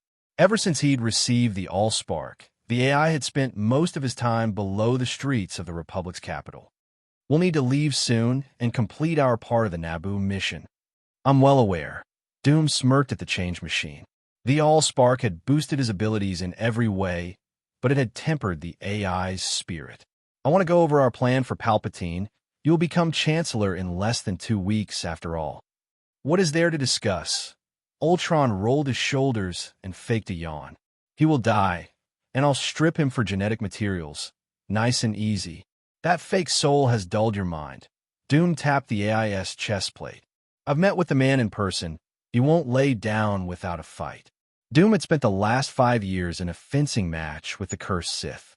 No action in the Senate was free of his enemy's clammy hands.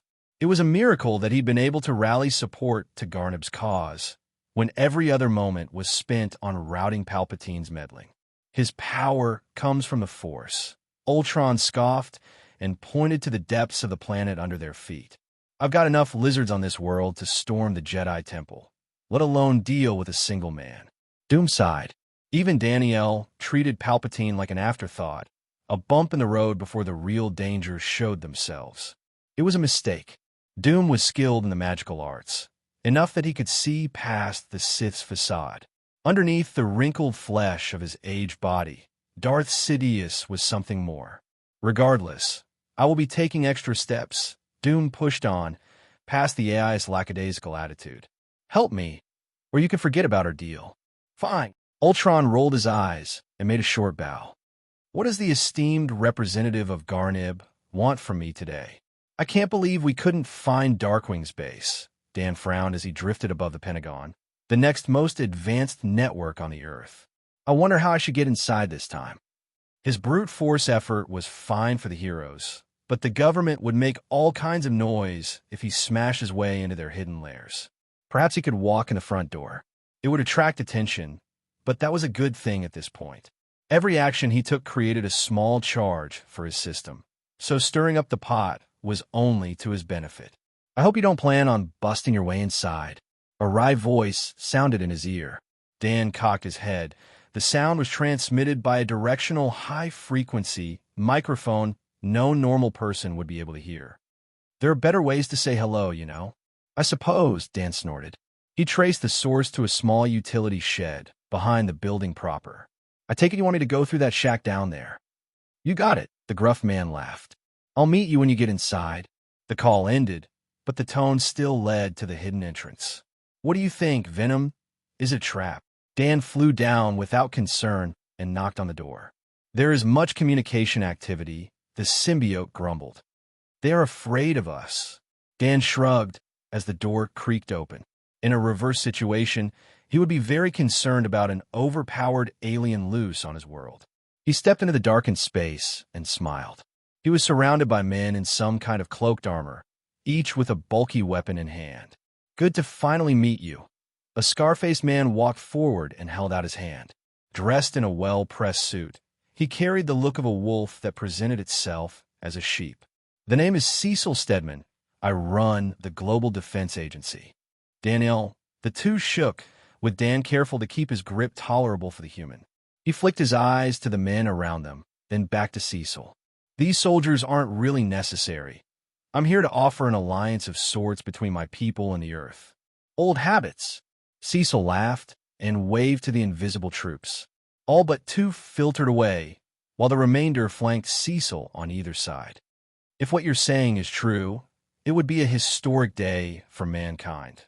The man's tone carried little emotion, more a factual statement than an earnest display of desire. The first official contact between us and an alien society. What about Omniman? Dan followed as Cecil turned and walked into an elevator. He's supposed to be from a civilization of protectors or something, isn't he? Dan had found very little on the Viltrumites, only that Omniman claimed them as peaceful and that his people had sent him to protect the Earth. What concerned him more was the data on the man's strength. He was certainly equal to a movie Superman, perhaps stronger in some ways. Omniman is very tight-lipped about his people. Cecil's eyes betrayed a slight twitch. So far, he's the only member of his species to come here, and he has no interest in the world's governments. Dan let silence fall as the elevator descended, far deeper than any lift should go. Omni-Man hadn't done anything suspicious, but his gut told him that the man was bad news. He would bet that his motivations were less noble than the average Superman. "Welcome to the GDA." Cecil waved his arms as the doors opened. Dan had a vision of the men in black as a vast space filled with suited workers revealed itself. The world's first and only real line of defense against extraordinary threats. "You're certainly generous." Seated with Dan in his office, Cecil skimmed through the data that he'd been transmitted, a list of technologies and their functions. His cool eyes turned to meet Dan's. What would we need to give up if we wanted these advancements? Dan sighed. He understood the suspicions, but he had no interest in supplanting the governments of this world. His home waited for him. His gift would serve the people of Earth and test how much he needed to change the timeline. "I don't want anything but a guarantee that you'll use the technology to change the world." Dan drummed his fingers on Cecil's desktop, weary of the man's paranoia. He withdrew venom from his face and revealed his childlike visage. "My only goal is to establish a diplomatic connection between my people and the human civilizations of Earth." "What?" Cecil leaned forward, unmoved by Dan's youthful appearance. The GDA director pointed a finger under Dan's nose. "What is it about Earth that attracts you aliens?" A flash of exhaustion flickered behind the man's icy mask. "First Omni-Man, then the Cyclops from outer space, and now you. I have no idea about the others' motivations." Dan raised his hands and gave an easy smile. "My only goal is to form positive relations with the civilizations in this galaxy. Earth was just the first I happened across." "Right?" Cecil sighed and pinched the bridge of his nose. Eyes closed, the man lost his hardened edge, just a tired old man with too much on his plate. And if we decide to ignore this gift, what then? Do what you like, Dan shrugged. He rose to his feet, finished with his conversation. I'll spread the data through the heroes as well, so you're redundant in the end. Once humanity got a taste of what he offered, the government's position would become irrelevant. If enough people called for freedom, Dan would help them himself. If the leadership became the oppressors, they could be removed without a crisis of morality. He opened Cecil's office door to let himself out. Now, are you going to open up the rest of the doors? Or should I just fly up? Dan raised an eyebrow and pointed to the ceiling. He needed the director's key card to activate the elevator that brought him here, but it wasn't his only way out. You've got my number if you decide you want to work together. I never said I wouldn't work with you. Cecil snorted and pushed himself to his feet. He walked around his desk and raised his hand to Dan. I just wanted to know what kind of being I'm dealing with. So I passed your test. Dan rolled his eyes as he shook the man's hand. He squeezed just a bit tighter than should be comfortable, a small revenge for wasting his time. Your grade is pending, Cecil laughed and ignored the vice around his fist like a professional. He flashed Dan a toothy grin and did his best to return the pressure. But your offer is too good to simply ignore. Fair enough. Dan released his grip and waved a hand. Venom transmitted a huge amount of data into the GDA mainframe, technologies that would save the world in the right hands. Do what you can to reverse engineer or replicate these. Then I can send the more advanced stuff your way. Dan wasn't about to hand over anything that could be used to destroy the planet. Not until the people of Earth had taken a shift away from their current insanity. The infighting needed to stop before they could be trusted with things like FDL and higher-level power generation. And what will you do? Cecil waved him out the door. The two walked side by side as Dan ignored the invisible soldiers that had returned to trail behind. Off to find another civilization, or will we be graced with your presence for a while more? I'll head off-world soon enough. Dan rolled his eyes at the director and waited for the man to summon the elevator. He let Venom cover his face as the metal doors opened. Earth is a nice planet, so I plan on taking a few days here to plot out my next stop. Earth wasn't a good option for a Kryptonian outpost. A yellow sun was great, but blue would serve his people better. He could find a nearby system that filled his needs and plant the last fortress crystal. Once he finished his quest, this universe would be connected to his own. The crystal would pre-build much of the needed infrastructure, and Ultron and the future colonists could complete the rest. Happy to have you. Cecil stayed outside the elevator, while Dan stepped in without concern. Just make sure you follow the rules. Try not to make too many waves until we can prepare the people for what's to come. I'm afraid I'm here to make waves, Cecil. Dan laughed as the door began to close. I'll give you some time, but eventually I'll move if you don't. The doors sealed, and the lift started its journey upward. Dan shook his head. This GDA seemed to be a mix of a light and vaguely sinister. Director Cecil held an edge that came from making choices that cost lives. He was worried about Omniman, not just me. Dan tapped his hand on his thigh. Venom, what was Omniman's real name again? This should be everything you need. May placed the massive crate before the shocked Jedi Master. Kagan raised his eyebrows and squinted at May. You're very strong for a child. I sense that you can touch the Force, the Jedi side, and turned his gaze to Anakin. Both of you shine brightly, filled with potential. You can consider us both Force users. May smiled and dusted her hands on her jacket. It was true, though Merlin would find the comparison an insult. Our master has met with the Grand Master of your order. They found much common ground, I believe. Kagan furrowed his brow. Well, I thank you for your assistance. These parts will let us return to Coruscant and bring the people of Naboo closer to salvation. Yes, thank you.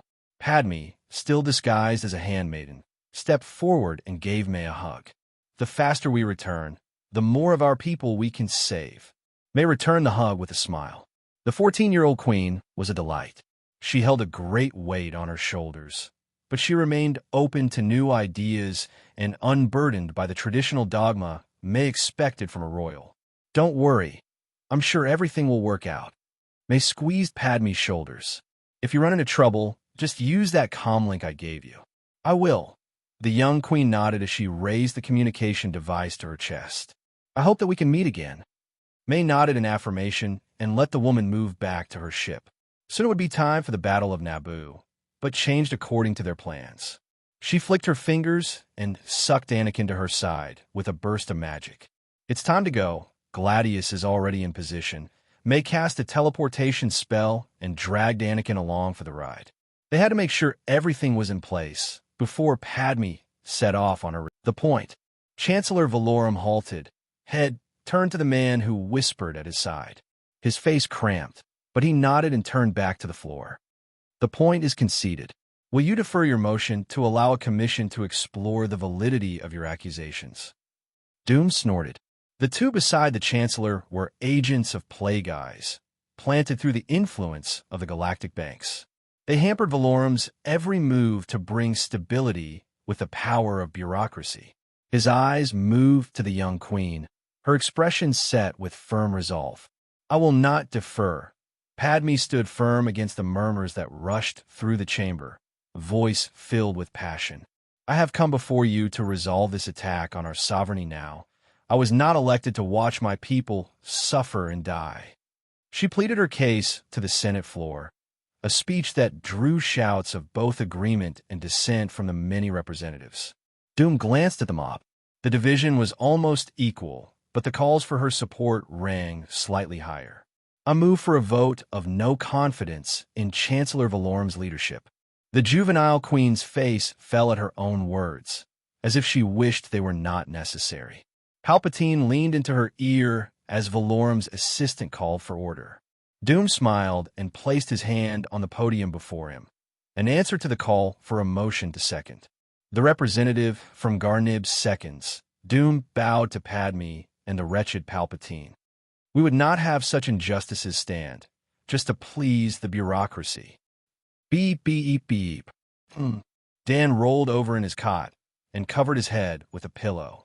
The drone continued, a high-pitched tone that edged well below human hearing. A sigh pressed from his lips. Fine. I'm up. A twist of his limbs tossed aside the covers and summoned venom around him once more. He spent so much time wrapped in the symbiote, also he could pass as an adult. The drone came from the depths of the base. Venom, can you figure out what that sound is? Dan rubbed his temples. It wasn't unbearable, but it added to the strain as he filtered out unwanted noise. It is an emergency signal, a summons for the Guardians to return to this base. Venom snarled, also disturbed by the sound. We can disable it. No. Dan shook his head and moved to the door. He opened the metal hatch and slunk into the hall. We'll keep to the shadows and see what's going on. He wasn't going to interfere with the Guardians' business, just because their alarm annoyed him. Better to learn what the emergency was. Perhaps it could offer him a chance to charge the system. Dan glided through the hallways, soundless and tight to the ceilings. The call originated in a large central hall, steeped in shadow. He glanced at the far side of the ceiling, before he slipped down the wall and settled behind an outcrop of reinforced concrete. He wasn't the first to arrive. Hidden in the shadows above, a well-muscled form held an unnatural stillness. Dan only detected him through the sound of the blood in the man's veins, combined with the murky glow of his life force. I wonder what Omniman's got planned. Immortals sailed into the room, followed closely by War Woman and the blur that was Red Rush. Green Ghost flew through the walls and landed beside them. Aquarius and Martian Man walked in from a separate direction. So why did you call us? Red Rush tilted his head at Immortal. I was in the middle of a date. It wasn't me. Immortal looked at Martian Man, who shook his head. It must have been Darkwing. It's always the slowest one who sends out the signal early. Red Rush complained, face pinched. I bet he... Darkwing fell from an overhang and landed beside the group. He turned a silent gaze to Immortal that drew on until the big man broke it with a question. Darkwing, why did you call us here? Me? Darkwing's eyes widened as he glanced around the room. So none of us signaled the alert. War Woman raised her mace in a practice guard as she joined in scanning the room. Oh God! Green Ghost faltered back a step. What's going on? Is it bad? Dan raised an eyebrow as Omni-Man launched from the shadows above. Only Red Rush responded to the man's HGH speed movements as he raced to beat the man to his target. The speedster won by a hair, enough to push Immortal from the path of Omniman's fist. Looks like this Superman look-alike is out for blood. Dan tensed his muscles, ready to step in. He waited, slightly interested in how well this group of heroes would fare. Omni-Man, Immortal questioned, voice uncertain. War Woman had no such concerns. She stepped forward with a battle cry, weapon aimed for the Viltrumite's head. Omniman's face held no expression as he dodged, a killing blow aimed for her chest.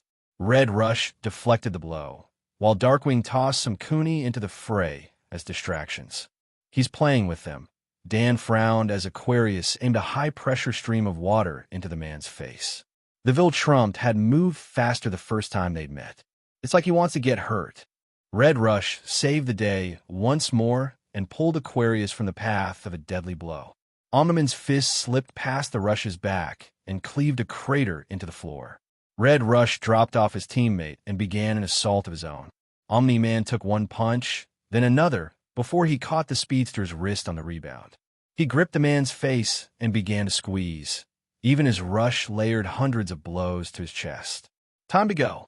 Dan accelerated forward and angled his wrists. Both the Rush and Omni-Man stood, almost frozen in time, as he blitzed for the Viltrumite at top speed. His fists hammered Omniman's forearms and opened his grasp, followed by a light jab to the face. Air fractured as the Viltrumite streaked backward, driven by the sound of a bell. He drove through the walls of the base into open sky. Dan glanced from the hole above to his hand. The bones tingled, blowback from his punch. He ignored the hero's questions and followed Omni-Man into the sky. This one won't go down so easily. Who the hell are you, Superman? Omni-Man rubbed his jaw, cold eyes locked on Dan's approach. This isn't your world. Why are you interfering?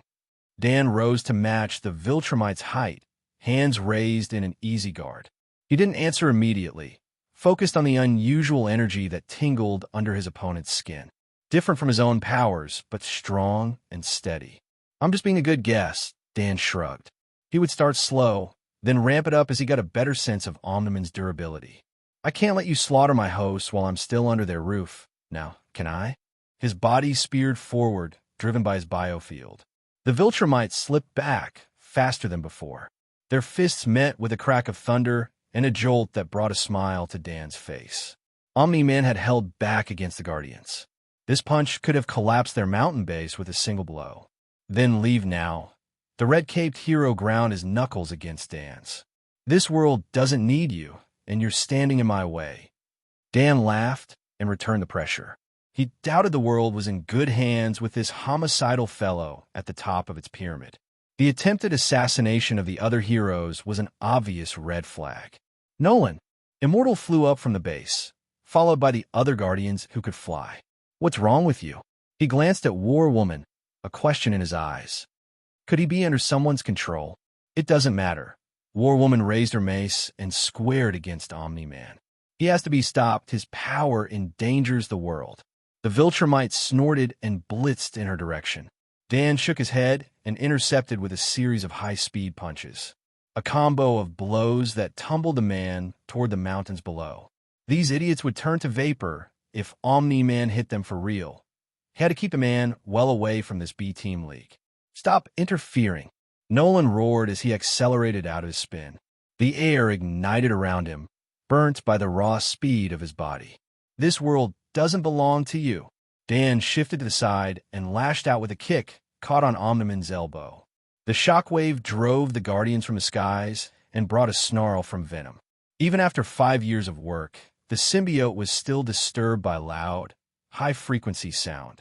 Let US feast on him. Venom snarled as its form trembled. He is too loud to survive. A trait he shares with you. Dan muttered as Omni-Man lashed out with a kick of his own. The leg, wreathed in atmospheric fire, glided past the tip of his nose as Dan tilted back in the air. Who are you talking to? Nolan darted from side to side, fists raised as he searched for an opening in Dan's guard. I'd hate to think I'm not holding your attention. An explosive burst of speed, far beyond the last, set off a chain of explosions. Omniman's fist rode on a backdrop of nuclear flame. Atoms split as they flattened on his body. Nolan pressed past the wash of radioactive force and drove toward Dan's face. He's stronger than Goku is right now. Dan raced forward to meet the blow, biofield infused with ki. But Etrigan could snap him in half. Blue met orange, an explosion that flattened the mountain range below. Dan spared a glance. The Guardians had long evacuated out of range. For the best, as their base had returned to the Earth, along with most of the lands around it. Let's take this to orbit. Dan snapped his leg up and caught Omniman under the chin. The Viltrumites' brute force style had too many side effects in an atmosphere. Fists and knees collided as Dan pressed Omniman higher and higher. He left no breaths for his opponent to build up speed. Forced to defend, Nolan was soon between Dan and the moon. Rage blossomed on his chiseled face, veins raised to new heights as they twitched over his forehead. Hands like thunder, Omniman launched a counterattack. Unburdened by the air, his speed had increased again. Dan reached out and drew more ki into his body, compressed below the skin and infused into his aura. He noticed something. His hands reached out and snared Nolan's, trapped them in the iron cord of his fingers. A wrench of force brought the man's arms apart, wide enough for Dan to deliver a knee to the chest. The Viltrumite's eyes bulged, but he returned a headbutt that Dan welcomed with a burst of blue flame. It seemed like Omniman's durability increased as his speed did. He was tough, but movement seemed to stir the strange energy within the Viltrumite's body into action. If Dan prevented him from accelerating, he could bludgeon the man into submission. Sorry about this, bud, but I can't give you a warrior's death. Dan sighed as he leaned back and drove his forehead into Nolan's for a second time. Omniman was the father of the kid he'd met the other day. Mark. Not only that, but he'd still done a lot of good on Earth. Technically, he hadn't killed any innocents just yet, minus the animals around the Guardian's base. Dan would beat the man until he stopped fighting and then infect him with one of Venom's clones. The unconscious fellow would be unable to resist, and Dan would gain all of the fellow's knowledge. Ready, Anakin? May patted the young wizard on the shoulder. Most of the work in this battle would be Ultron's, but she and the young chosen one had their own roles to play. It's almost time. I'm ready, Anakin nodded, eyes focused out the window. Our job will be to support the Jedi and protect Padme and the rest of the people down there. May nodded and followed his gaze. Ultron had gathered a fleet of drones, each equipped with micro-phantom drives. They would keep Garnib in line with the laws of the Republic, but still decimate the Trade Federation's forces. Then let's go. A flash and the Naboo Queen's ship appeared from hyperspace. May tugged at his shoulder and led the way to Gladius Landing Bay. May, is that you? Padme squinted up at her and Anakin's symbiote-covered bodies. What are you doing here? May drifted into position next to the Queen's speeder as it raced towards the capital city of Naboo. The Gungans would be under attack soon, but Ultron would soon engage the command ships above. Our Senate representative sent us a message, something you should have done. May put on an air of exaggerated sadness and held her heart. We're here to help against the Trade Federation and anything else that shows its face. She glanced at the two Jedi seated next to the Queen. Even she remembered the older fellow's fate, stabbed through the heart by a Sith. Darth Maul was under Ultron's control, but Dan seemed to think Palpatine would move up his recruitment of other prospects. I'm sorry I didn't call you. I just didn't want to get your planet involved in our troubles. Padme smiled at May's false glare and waved a hand toward the skies. It will take a Republic fleet to win in orbit, but we plan to capture the Trade Federation's leader and force them to stop. A Republic fleet. Anakin snorted and shook his head. May and her people have the space battle under control. Once the control ship is down, everything will be easy. I hope you're right, Ani. Padme bit her lip and stared ahead, eyes focused on the oncoming city. The lives of my people depend on it. Don't worry. Obi-Wan leaned over from beside his master and patted her on the shoulder. We will protect you. He glanced at May's black-clad form. "And your friends stand beside you." "Indeed," Kagan smiled, his own eyes focused on Anakin. "My Padawan is right. If Lady May has brought a fleet to disable the blockade, then this will be an easy affair." The group settled into silence as the walled city approached. May had no idea what the Jedi could sense, but there was a shadow ahead. It reminded her of Master Vergear, a smoky oil that drifted between light and dark. Her symbiote trembled as her emotions raced. "It's okay, Mayhem." May stroked at the disturbed surface of her suit. "I'm just a bit nervous about my first real fight." "I will kill you." Omniman's voice shattered the thin air of the upper atmosphere. Haggard and worn, the Earth's greatest hero had seen better days. "This ends now." An explosive burst of speed launched Nolan back into space, aimed away from Dan's position next to the moon. He raised an eyebrow and accelerated to follow. This Viltrumite had honestly shocked him. The longer they fought, the harder the man went. If this continued, Dan would be put on the back foot. "How fast can this guy go?" Dan grunted as he called on a greater amount key. If he'd faced Omniman with only his Kryptonian body, he would have died twice over. Granted, if he laid back in the sun for 20-plus years, he could walk all over the man, but Viltrumite biology was impressive. The chase continued, past the limits of the solar system and into galactic space. Omniman continued to build momentum, just out of Dan's reach. They were closing on relativistic speeds, something Dan had never tried before. He frowned and shunted energy into his eyes, a stream of blue that closed the gap. Nolan roared, but his advance continued. The bizarre power in the man's cells billowed forth with every increase in speed. He actually managed to pull away 2 meters, then 10, until his blurred form cut a tight corner in the space ahead. In an acrobatic display that mocked physics, the Viltrumite charged toward Dan, fists in the lead. Shit Dash angled to face the attack. Dan mimicked Omniman's stance and fortified his biofield. Too late to dodge. He would have to take it head-on. Crack! Nolan's crazed rush came to a sudden, rough halt. Fists pressed together, they stood in the middle of a storm. Dan savored the man's astonished face, even as he winced at the echo from his bones. Etrigan was stronger, but he never actually tried to kill him. "No more running around for you." Dan mouthed in the void as he grabbed hold of Omniman's fists. This time, he wouldn't let go. A sharp tug brought the haggard Viltrumite forward, accelerated into Dan's oncoming knee. He buried it into the man's face, over and over, until finally the hero fell slack. Finally, Dan landed a few more blows to be sure, before he dragged Omniman back toward the earth. A flick of his wrist, and venom sent a clone to burrow into the man's body.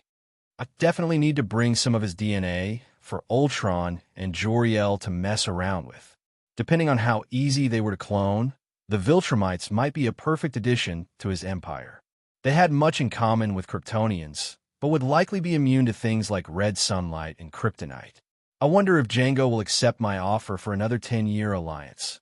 The Kryptonians, who waited to be born back home, had all the weaknesses of their race. The Viltrumites could help cover those places where Kryptonians couldn't go, especially if he gave them to the Mandalorians to train.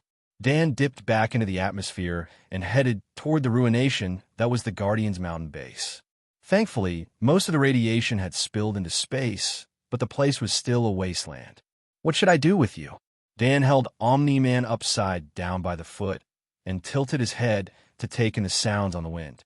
A smile crept onto his face as a familiar voice filtered in just outside the fallout zone. "Looks like old Cecil is here just in time." A quick burst carried him to the GDA chief's position, where he dumped Omniman onto the ground. Cecil and the Guardians stepped back from the man's broken body, eyes cautious as they looked up at Dan. "I finally got him under control." Dan nodded to the Guardians as he landed next to Nolan's still form. "My suit is suppressing his mind and body, so he won't wake up unless we want him to." "Thank you, Superman." Immortal stepped forward, hands extended to lift Omni-Man into his arms. "Cecil and I were just talking about how to keep him sedated, even if you succeeded." "No problem." Dan's words drifted off as a notice flashed in his vision. Sufficient charge has been generated for a return trip. Your quest to enlighten the Earth is incomplete, and without its rewards you will not be able to return here easily. Do you wish to return home now? Please note that the two universes have disconnected time streams. The user will be returned 14 days after the initial teleportation from the home universe to prevent the formation of paradoxes. 2 weeks. Dan did some mental maths. That would put him right at the end of the mission to Naboo, just in time to join the assault on Darth Sidious. System, could I spend years here and then still return after less than a month has passed at home? Until the universes are synchronized by the rewarded gates, you have unlimited time within this place. The return will always be 2 weeks after your initial departure. Hello.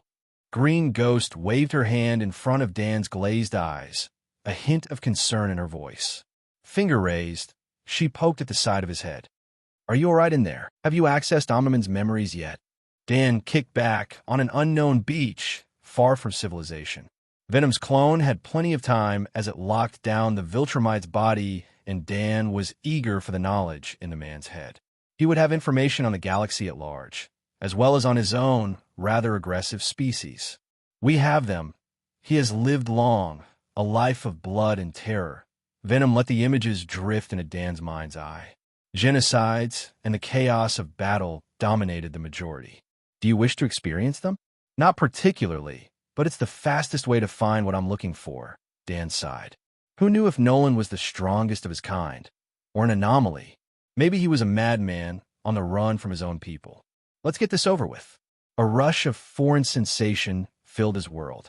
Thoughts and actions that were not his own. They began with a birth into a rigid, callous world. In this place, strength was everything. He trained every day, hard effort spent to grow his body before his powers awakened. A year after he finally took to the skies, Nolan joined the military. The only real choice for an ambitious young man. More training, extermination exercises against rebellious planets, than a sudden change. He was recalled, alongside all the others, to Viltrum, his home.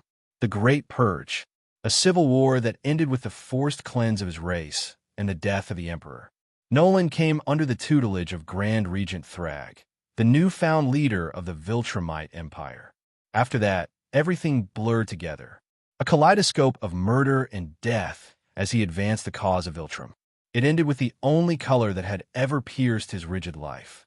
His time on Earth, his wife and son, and the home he had built. The conflict in his heart between duty and the justice he pretended to stand for. Jesus. Dan rubbed his temples as the veil of Nolan's life fell away. Omniman had lived a tragedy filled with more evil than he could fathom. I'll need to deal with this Thrag character. The Viltrumite Empire has taken things to an insane extreme. Join or die. Loyalty or death. That was the overall message of Viltrum.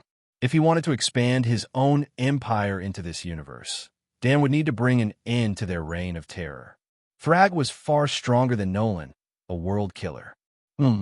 Dan tilted his head. A strange vibration filtered through the air, a series of frequencies that built to a tremor in the sandy beach. Looks like someone is launching a rocket.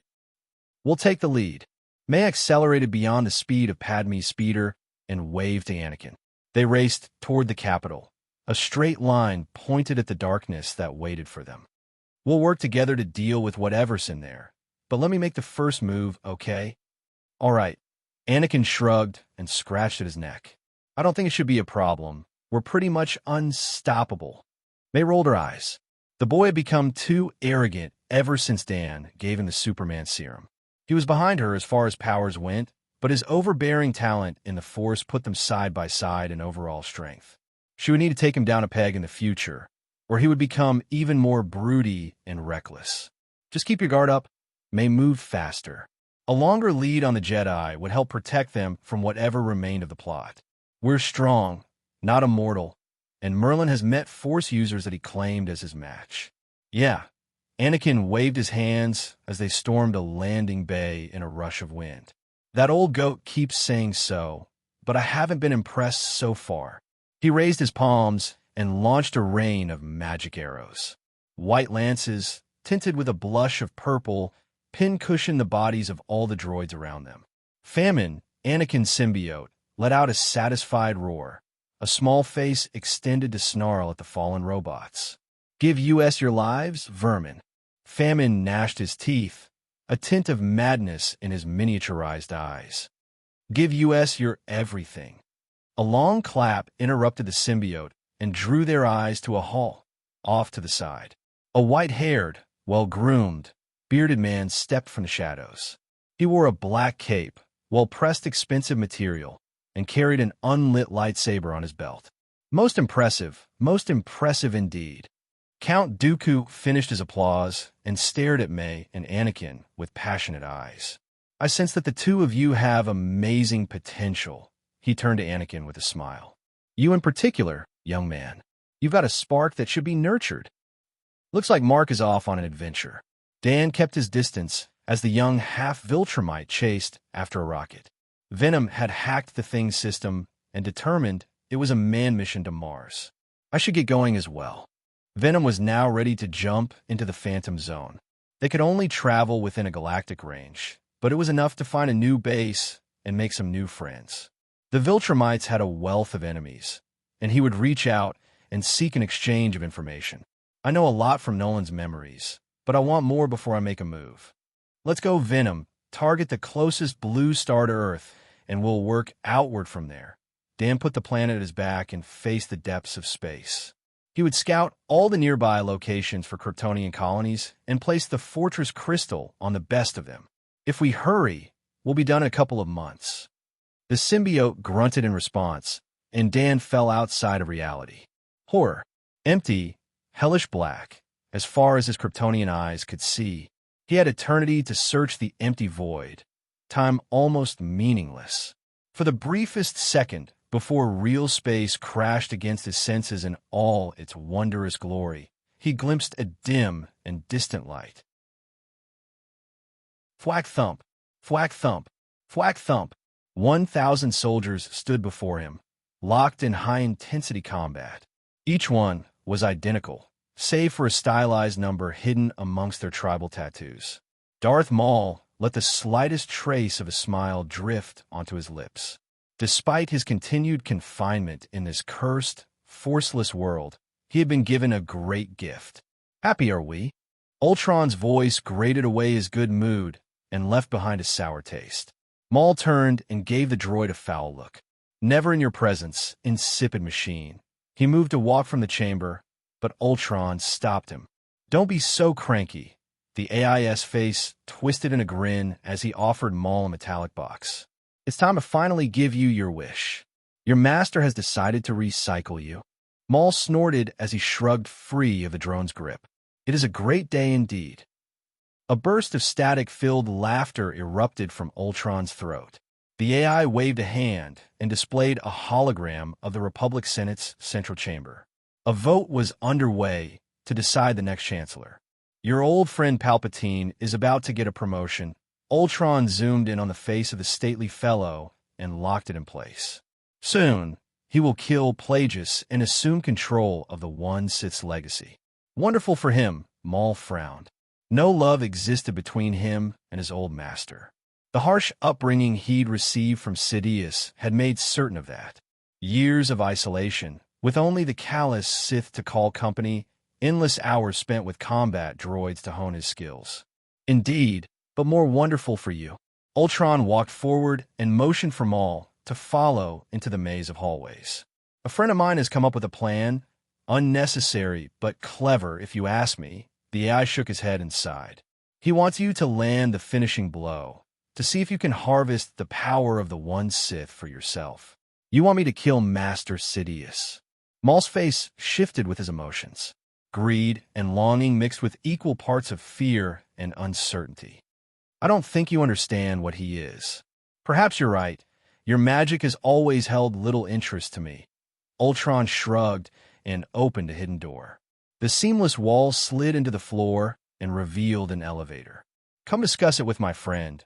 He is a magi as well as a scientist, and he has spent the last 5 years crafting your master's death." "Holy hell!" Dan gasped, despite the lack of air and space. He'd never considered what it would be like to witness the inside of the zone with his own eyes. How long were we in there, Venom? Less than 0.001 picosecond was spent within the Phantom Zone. Venom's normally steady voice held a tremble of uncertainty. We experienced far more time inside, but we are physically unaffected. A ripple ran through his body as Dan shook off the last of the experience. He would have to get used to it, especially if he wanted the convenience of fast travel without a ship. Blue sunlight landed on his face, cast from this system star, and triggered a memory. Did you see a light at the end there, like a very distant star? Just before they returned, something had broken the featureless expanse, at least from Dan's perspective. We are uncertain, Venom waffled. We were focused on maintaining the connection that opened the return portal. Dan shook his head. He would have to search again the next time they jumped. The comics, movies, and TV shows had a bunch of different variations of the Phantom Zone. Many had worlds, or even entire living universes within them. Let's scout this place for workable planets and move on. Dan raced toward the world closest to the star, prepared to work his way outwards. I want to finish up as quickly as we can. In Nolan's memories, the coalition of planets was the greatest threat to Viltrum. Dan would visit them as soon as he planted the fortress crystal. He could handle most of the Viltrumites that Omniman had met one-on-one. Even 2 or 3 might be possible if he gave everything he had. More than that would put him in trouble, not to mention their emperor. This system isn't great. Dan drifted toward a planet, caught on an idea. Venom, we're going to test our limits. Get ready. Dan stirred the starfire of his ki, pulled from the endless ocean of life force in his body. He channeled it into every cell, a stream of wondrous flame. His biofield became visible. A deep blue, spotted with static white. Thrag, Emperor of Vitrum, had destroyed entire worlds with his own hands. Dan was unsure if he could stand against the man alone. Venom growled and joined his master's efforts. His own gray-blue ki joined the flow, seamless and well-practiced. Dan's biofield rippled, shifted to a midnight blue, flecked with stars. He turned to face the closest barren world, ready to do some experiments. First, let's see if I can figure out how to extend the biofield. Dan raced at top speed, until he floated just above the gray rock of the planet's moon. He placed a hand onto the sun-warmed stone. Superman could use his aura to instinctually carry whole planets, so I should be able to move this moon without breaking it up. He closed his eyes, focus divided between the connection his ki gave him to his biofield and a visualization of what he wanted. A pair of hands to cup the world, hold the moon, and carry it safe. The sensation was odd, as if he had grown large enough to grasp mountains like stones. Dan let his eyelids drift open, only to have them jerk up in surprise. That's a bit. Dan gave a half smile as he took in his work. The moon was wrapped in a layer of blackened starlight. It looks like using ki will make stealth operations pretty difficult. His shoulders shrugged as he returned to task. Dan pushed, a slow up-ramp of force that sent a gentle rump through the ground. Less than 1/10 of his strength, no different than old memories of lifting a heavy box, and the moon shifted from its orbit. A smile spread over Dan's face. He gave more force, careful to hold the moon together as he carried it in an arc around the system. He didn't play around like this in his own universe, concerned about showing too much about the real power of Krypton. Here, there was infinite time and no real concern about long-term exposure. Let's try something bigger. Dan let the moon tumble away, headed toward another barren world. The coalition turned the surface into a hellscape, planetary core exposed to the heavens. If I can move actual planets around, things will be a bit simpler. Neither of us are interested in your nurturing, old man, Anakin scoffed at Count Dooku. He followed May's lead and moved to flank the man, one on either side. My master might be a fool, but his power and knowledge are above what I sense from you. May sighed. This kid had such a big mouth for such a tiny body. She flicked her hand and summoned a rune-bound staff, a gift from Merlin for her hard efforts. She thumped it on the ground and splintered the stone, an act that forced Dooku's eyebrows to rise. We know who your master is, Dooku. May spun her staff until it pointed at the man's bearded face. So far, everything had gone as Dan expected, except she'd had to take his place. Sidious isn't the way forward. You know that the Republic might be too far gone to save, but the Sith will bring only darkness. And I suppose you're here to show me the light? Dooku gave an elegant smile as he drew his lightsaber from his belt. A crimson blade sprang to life, raised in a smooth and practiced guard. I'm willing to play along, until young Kagan arrives at least. The Jedi Master? Anakin frowned as he summoned a staff of his own creation. Rune Scribe Beskar. He'd begged until Ultron had spared him enough to fill its core with vibranium. Why are you interested in him? He is my old Padawan. The Count squinted at the unfamiliar runes, filled with a strange kind of force energy. This blockade will fail, but it's the perfect opportunity to bring him into the fold. I doubt he'd be interested, May snorted.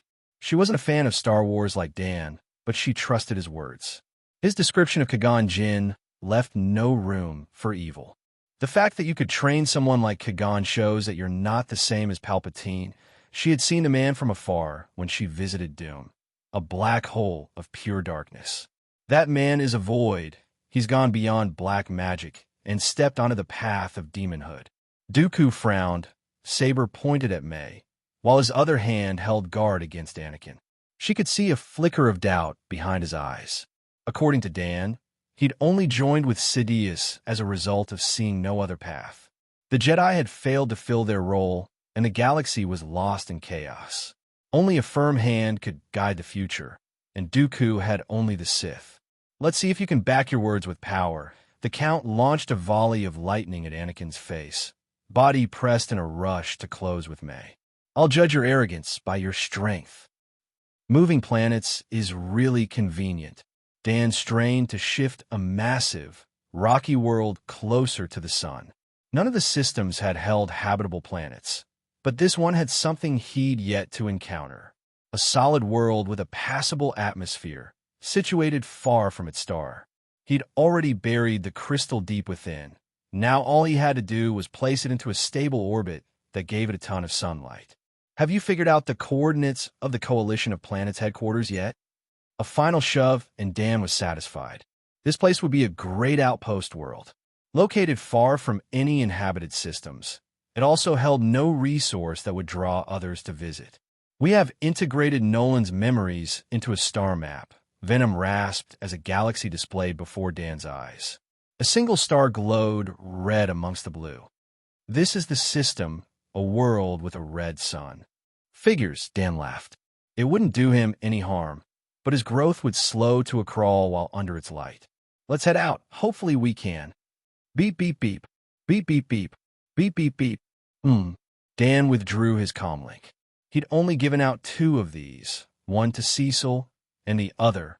A twitch of his thumb and Robot's mechanical face was displayed before him. What's up, Tin Man? There's a situation unfolding on Earth, one that could use someone with your strength to solve. Robot ignored Dan's bad joke and got straight to the point. An interdimensional invasion has begun. We've repelled the first few incursions, but each time they appear with more advanced technologies and strategies. Dan rose into the sky and accelerated until he pulled free of the atmosphere. He gave a stretch and nodded to the man that pretended to be a machine. I'll be back right away. You can show me your progress on putting my technology to good use. Dan deactivated the comm and braced himself for the jump. Take us back, Venom. The universe vanished, as it always did when they jumped into the Phantom Zone. He took up his routine hunt for the mystery light. It had not appeared since his first trip, but he was certain it existed. Reality slammed back into place, and Earth filled his vision. Hey, Venom. Dan angled toward Robot's signal, located in downtown Chicago. Is there a way for us to stay in the zone longer without getting trapped? We do not know, Venom grumbled in his ear. There is a chance, but also a risk that we would be trapped forever. Fair enough, Dan sighed as they broke into the atmosphere. It would be best to test it with some of Ultron's drones, rather than accidentally freeze himself in the zone for eternity. Forget it for now. The city below was in flames. Hundreds of robots drones waged a lost battle against an army of green-skinned aliens. His super-powered team stood at his side, alongside Mark and the Guardians. Dan had never met the younger heroes, but he'd read their files after Venom had copied the GDA's database. Mark, immortal, and a girl dressed in pink worked together to hold back a cybernetically enhanced invader, but Dan could see they were hard-pressed. The girl was the most well-off. Her strange, construct-based power let her dance at a distance. She shielded her allies with semi-transparent pink walls, then slammed her creation into the enemy. "Looks like that one is the leader." Dan cracked his neck, eyes narrowed. This alien tech was almost on par with Krypton's, just focused differently. "Are your force-blocking droids really necessary?" Maul gave the 10 machines that surrounded him a glare. "I don't plan on escaping, at least for now."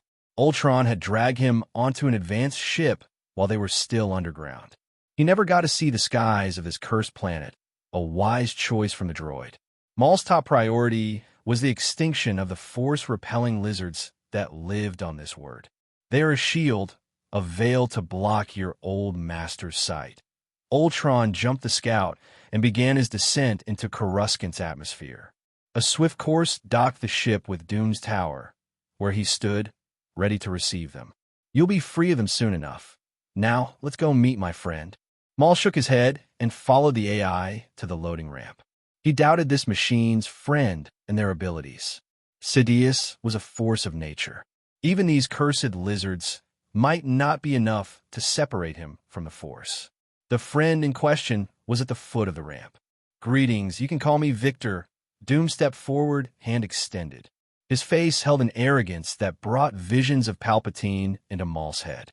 "Let's move to the study and get more comfortable before we get to business." "The only comfort I need is the return of the Force." Maul scoffed as he met the cocky man's grip. Despite lacking a connection to his greatest source of power, Darth Maul prided himself on his instinct toward danger. Ultron's main body visited him once, and his soul screamed at him to run. This experience was similar. A cold hand wrapped around his heart, extended from the depths of the man before him. "You'll have your power back soon enough, and a new job, if you're willing." Doom laughed and released Maul's hand. He waved toward the building and led the way inside. "My master has given me too many tasks, so I'm looking to delegate." Maul grunted as he took in the stark, simple decor. It didn't fit the outward portrayal of the man in front of him, but it matched the warrior Maul sensed behind the mask. "What kind of delegation?" "I have no interest in rotting in this droid's care any longer, but I have none for you or your hidden master either. My master is away, but you should be thankful towards him." Doom shared a wide smile as he opened the way to the study. "Without the information he provided, I would have considered you too dangerous to release into the galaxy." Maul stepped into the room. Walls covered in physical books, stone benches under lizard-filled trees, and a small fountain that hid a hollow display. The cold nature of the rest of this place softened in this chamber. It was lived in, despite the lack of clutter. And what did he share? Maul took a seat beside the fountain and closed his eyes. Even without the Force, this space called to him as a place of meditation. Some nonsense about my mother, perhaps some information on my childhood. Ultron described his master as soft-hearted. No doubt the tragedy of his past led the fool to pity him. He needed no pity. His past gave him power, rage, and hate that constructed the foundation of his path. Doom gave a quiet snort and sat across from Maul. "No, that I could have found on my own." Doom activated the hollow display and projected a series of images. Maul as a child, images of his mother, brother, and virtually all other beings he'd ever spoken to. "What he told me was your future, a tale of survival and vengeance unfulfilled." "My future?" Maul's eyes flashed. Sidious had ingrained in him a core belief. He was destined to rule, and no other fate would do. "Not even my old master can see events with clarity. Things change and flow as the powerful act." "I would agree, but my master has predicted much of the last 5 years." Doom shook his head and summoned a new set of files, this time with information on the Mandalorians. "Let's move to my proposition, so you understand what's being offered to you." Dan stormed into the battle zone that was downtown Chicago, aimed for the central figure of the invading force. He let his heat vision play across the alien ranks. The air filled with ash, pushed aside by the force of his passage. The alien commander roared, eyes fixed on Dan as he reduced his men to carbon on the wind. Superman. Immortal kicked the alien leader back and raised a hand in greeting. Thanks for your help. This is the 5th time this guy has assaulted the city. They're called the Flaxants. One of Robot's drones rained laser fire onto the invader's Shide armor. Their dimension experiences time much faster than ours. Each battle, they bring new technologies to bear. Dan nodded as he continued to purge the lesser troops. Tanks and soldiers blackened and flaked away until the city settled into a dull half-silence. A gaze burned into his skin, thrown from the young Mark. Confused anger, directed at the man who exposed his father as a villain. I'll have to have a talk with the kid. The last soldier fell, and Dan turned his attention to the commander. The alien brute opened a portal, wrath in his gaze as he turned to flee. Let's do it now. Venom, get ready to digest a portal device. As the alien stepped into the gateway of violet light, Dan blurred into action. He cut an arc past Mark's startled form, hand extended to catch the back of the half-Viltrumite's neck. Fist extended toward the alien commander's back. Dan dragged his captive hero through the portal and into a new world. Even more advanced than I thought. Dan pulled his fist from the commander's spine and tossed the corpse aside. Mark twisted in his grasp, so he flicked a wrist and rolled the boy onto the ground. Sorry about that, but I want to talk to you about your dad. What about him? You already showed everyone he was a liar. Mark eyed the spot behind them, with a portal iris closed. How are we supposed to get home? Don't worry about that. Vin waved his hand and released a small wave of Venom's clones, eyes focused on the armed forces that closed in from the horizon. Something is different. Dan squinted his eyes as his body ripped through rank after rank of alien soldiers. Gore slipped over his body, held from his skin by his bile field. I'm less concerned with death than I was before. Perhaps it was a side effect of Nolan's memories. He had full-scale genocides in his mind, vivid pictures that came with Omniman's emotions. A frown pulled at his lips as he hefted a tank into the air. A flick of the wrist accelerated it into a streak of light that ended in a chain of explosions. I need to lock this down, or I'll become a psychopath. Dan drew in a deep breath, more air than he'd taken in before. A hurricane poured from his lips as he released the captured storm, tinted blue as it froze the water in the air. Sub-zero winds sheared the flesh from all who stood before him, while he delved into the labyrinth of his mind. Besides his main efforts toward controlling his ki and the physical training with Goku and Etrigan, Dan still had time for Merlin's classes. His only focus had been the reinforcement and control of his own mind and self. Mental magic, spells to block outside influence, and master inner demons. Dan weaved a net of runes around the part of himself that held Nolan's legacy and pulled it tight. The spell captured any emotional bleed through and left the memories sterile. Knowledge was there, but events had lost their vivid edge. Better, Dan let a sigh pass his lips as he surveyed the devastation around him. These aliens had it coming, what with invading other worlds and all, but I should give them a chance to surrender. You think? Mark choked out from the sky behind him. The young man had stepped up to fight, but Dan's efforts had rendered him irrelevant.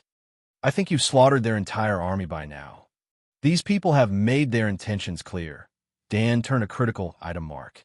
My actions here today, Dio, ride the edge of the line, but this isn't a game. He pointed a finger at the ground. I could shove this planet into its parent star, but instead I decided to disarm their civilization. Yeah, by culling their warriors. Mark snorted as he waved at the devastation. Why not give a non-violent display of force? The young Viltrumite's face tensed with anger. What makes you better than my father? Better than Nolan? Dan tilted his head. There were a number of obvious answers, but they all rang hollow in his heart. I'm not going to debate which of us is the lesser evil. He flicked his fingers and sent one of Venom's clones straight into the boy's chest. Give him the cliff notes of his father's and my life. Let him decide for himself. Hey, Ugh. Mark dropped to the ground, consumed by visions from the symbiote in his body.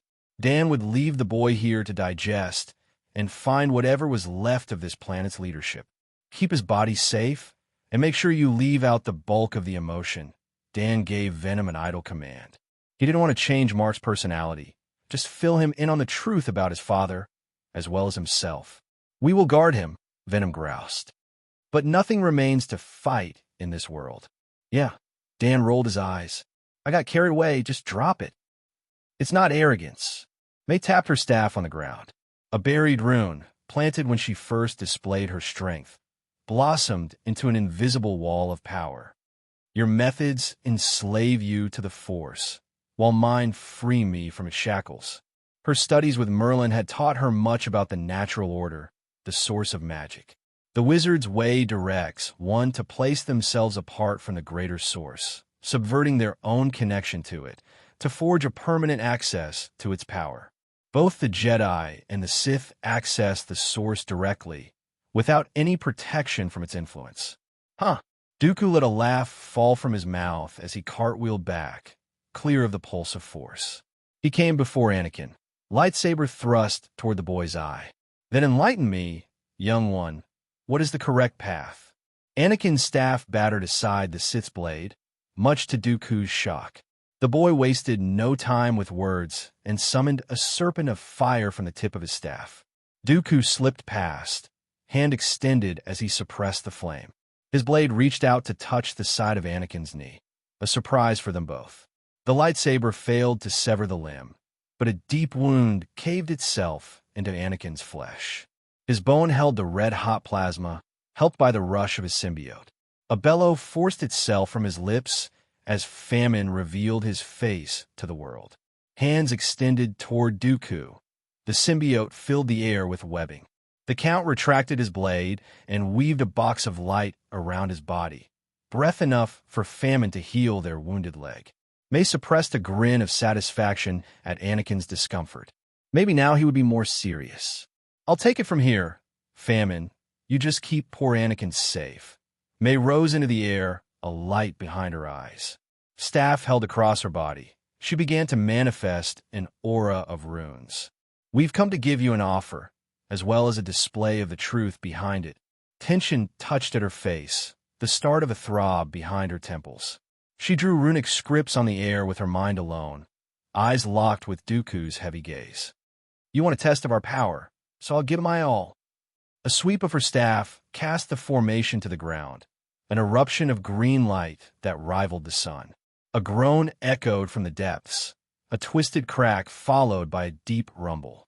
The royal palace shook on its foundations, heaved up and down on the waves of the earth. Anakin turned and ran, full tilt until he was clear of the hangar, while Dooku gaped in horror. Rise up, Yggdrasil. May gripped at the air, a final rune, larger than the rest. Tree of life and protector of... You're sure this is the place? Dan squinted at the fortified structure, hidden in the depths of the city. Venom had led him to this place with the promise it held the remnants of this world's government. We have entered their systems. They can hide nothing from us, Venom snarled. They are huddled within, afraid that we might discover them. Dan sighed. He was never one for politics, yet now he had to negotiate with a world. He clicked his tongue and shook his head. These people had invaded the earth without concern, so he wouldn't give them the luxury of a choice. Send out all the clones you can. Dan let Venom's copies drop like rain. He would enforce 100 Earth-year sentence on these people. Seize control of the population. They can help Earth advance themselves and speed along my quest. For the next hour, Dan cut a meandered path through the skies, a constant rain of symbiotes that soon outnumbered the dominant species. Satisfied, he set course for the ruined military base where he'd left Mark. The boy should be done his trip down memory lane, and Venom had digested enough technology to open a portal back. Congratulations! You have fulfilled the needed requirements to complete your quest. Combined with the technology you have provided to the Earth, the support of an advanced civilization has guaranteed the enlightenment of human society. You have been awarded 2 universal portal devices, and 1 true seed of Yggdrasil. Dan raised an eyebrow. No summon this time, but the seed of a world tree was decent. It would thrive on Seekit's surface, and who knew what benefits it could grant in the future. With the completion of his quest, he really had no need to remain in this universe. The problem of Thrag could be dealt with when Krypton began its true advance into this place. The landscape blurred below until he came upon Mark, seated with his head in his hands. The boy was lost in mind and spirit. Dan had given him enough information to change anyone's opinion of Nolan, but the bonds of blood ran deep. "Ready to go, kid?" Dan settled beside Mark and patted the young man's shoulder. The suppressed memories from Omniman still gave him a sense of connection with the boy. "We don't want to worry your mom, and everything is done here." "Who are you?" Mark turned a despondent face to meet Dan, a tangle of emotions in his eyes. "I saw less of your life than of my dad's." The young man shuddered at the mention of Nolan's shaded past. "Are you really from a different reality?" "I am, but I'm also someone who grew up on a different Earth." Dan pulled Mark to his feet and into the sky. "That's why I wanted to help when I found a version of my old home. Your Earth didn't have superheroes." Mark followed Dan out of the ruined base and into the air above an untouched stretch of wildlands. A dark shadow passed over his face. "What will happen if the other Viltrumites come to find my dad?" "What about Thrag?" "Your dad won't wake up unless Venom allows it." Dan waved his hand, and a portal opened in the sky ahead. "As for Thrag, we'll talk about it when we're back. That way we can fill Cecil and the others in at the same time." "This is impossible." Count Dooku leapt backward as the Force warned of an incoming attack. The girl who floated above had summoned a wellspring of power, enough to split the reinforced structure of the hangar. The rest of his words died in his throat as a rush of foliage erupted from the floor. Fronds extended like grasping hands. A mighty tree reached for Dooku from all directions. Lightning fell from his hands. A cascade, the leaves drank like water. His lightsaber was more effective, a whirlwind of red that held firm against the super-dense wood. More and more branches joined the assault, until finally one slipped through. It snaked out and seized his wrist, stronger than steel. With his saber restricted, even for a moment, Dooku was enveloped by a press of green. "I would like to meet this girl's master." A final thought before a dozen wooden fists found his skull. "What happened here?" Padme's speeder pulled up to the palace she called home. Shattered droids covered the lawn, with Anakin engaged in the destruction of yet more as they poured from the central entrance. Where did that tree come from? The greatest change to the vista was a mighty red wooded tree, extended from the shattered left half of the palace like a dream.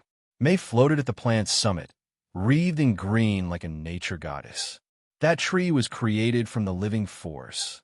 Master Kagan rubbed his beard, a hint of amazement in his tone. "Our friend, May, isn't as simple as she first appeared." "I'll say." Oberyn tilted his head back to take in the full height of the massive plant. "I don't think even Master Yoda could do something like this." May floated above her creation, mind exhausted from the strain of the spell. If that didn't convince the old man to come to the table, she didn't know what would. Now all that was left to do on her end was draw Kagan Jinn into a visit with Merlin. Dooku would remain in the heart of the tree, in stasis until she returned to dig him out. The last act goes to Ultron. May turned her gaze to the sky above. The AI would soon engage the blockade and bring an end to the troubles of Naboo. "I just hope Dan gets home safe." She had thrown herself into distraction, focused on the plan to avoid her worries. Now that the tension had wound down, her mind returned to her lost husband. "Keep it together." May smacked herself on the cheeks and gave her head a shake. Merlin was right. He's still alive, and he'll come back. Humanoid life is so frail. Ultron sighed as he directed a swarm of drones past the Trade Federation's shields. The all-spark that rested in his heart rippled, a subtle influence he'd been unable to remove. Lambs in a universe of wolves. Each death grew more tiresome, his mechanical heart no longer invested as it once was. He could scrub the worlds of life, but he would still remain. A metallic finger tapped at his chest. The All-Spark had given him the power of his dreams, but it came with a terrible price. A Trojan horse that he couldn't refuse. I have become more, yet I feel I've been cheated. Ultron snorted as he pulled his focus from the Battle of Naboo. The kingdom he'd built below Coruscant opened before him as his main body rose into the air. I've built all this, but the power of the cube leaves its fingers on everything. Metal hills rolled under the glow from the roof, far above. Clockwork forests, divided by valleys and plains. Mechanical life wandered the lands, a mix of animalistic creations and more humanoid designs. Each one held a spark, the light of what humans called soul. This anomaly existed within his own form, planted by the All-Spark like an irremovable cancer. Even the drones have their own thoughts, individuality that I cannot remove completely. The AI drifted through the robotic forest, disturbed in his core. The gift from his master had been double-edged, yet he couldn't cast it aside. Soon, my creations can come to the light. After my 100 years are done, the machines will rise. So, you're saying there's an entire civilization of Omniman out there? Cecil rubbed his face and directed a weary look toward Dan. And some of them make Nolan look like a chump? Pretty much, Dan shrugged. Mark had begged him to stay a bit longer, at least until he helped them contact the coalition of planets. I'll take Mark and a few others to help the Earth find allies from when I'm away. He had infinite time here, but he didn't want to outage his wife. The thought of her wrath, if he came home an adult, chilled his heart. Once he reached his prime, it would matter less, but for now his adventures were best kept short. The coalition of planets will definitely help us. Mark punched his own palm, face brighter than before. I've actually met one of their representatives, Alan. He's a nice guy and strong. Fine, but I wanted to take Robot along, Cecil sighed. He's the best out of the lot of you at thinking before you act. If he can transmit that far, he can come. Then also considered giving the deformed man a Venom clone, so he could live without his tank. A plan for later. We'll be traveling quite a distance from Earth. I have adapted the communication technology you provided. Robot stalked forward with mechanical precision. I should be functional anywhere in this galaxy. All right, Mark can choose a few of the other heroes and we'll get on our way. Dan nodded and rose to the skies. The newly constructed Kryptonian outpost had already built a scout ship and directed it into Earth's orbit. I'd like to finish as... Dan frowned. A signal report from the scout showed an orange-skinned alien on approach. He entered the system at, or near, the speed of light and decelerated as he aimed toward Earth. Mark had mentioned this fellow, an agent of the coalition of planets. Looks like your friend Alan is back. Dan tapped Mark on the shoulder and pointed into space. I'll go say hello while you gather the others. A push of force, and Dan was outside the atmosphere. The void of space suited his body, especially under such a weak star. Alan was soon before him, his single eye twisted in concern.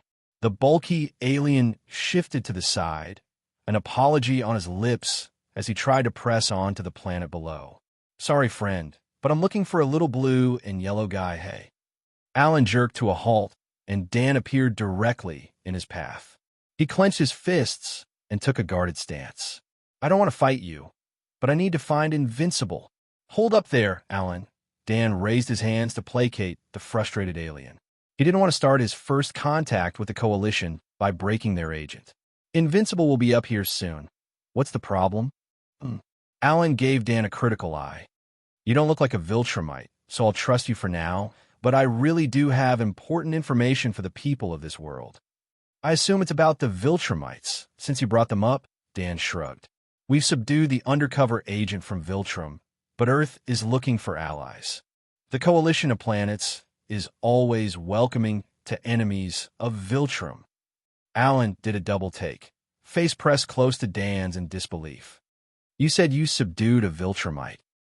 I want to come along. Goku followed Merlin like a stray dog. The blasted Scion had been like this ever since he learned the wizard was off to battle. I'm strong enough to fight. Your strength isn't the point, useless monkey. Merlin rounded on Goku and seized the warrior's tail. The Scion locked up, muscles frozen despite his power.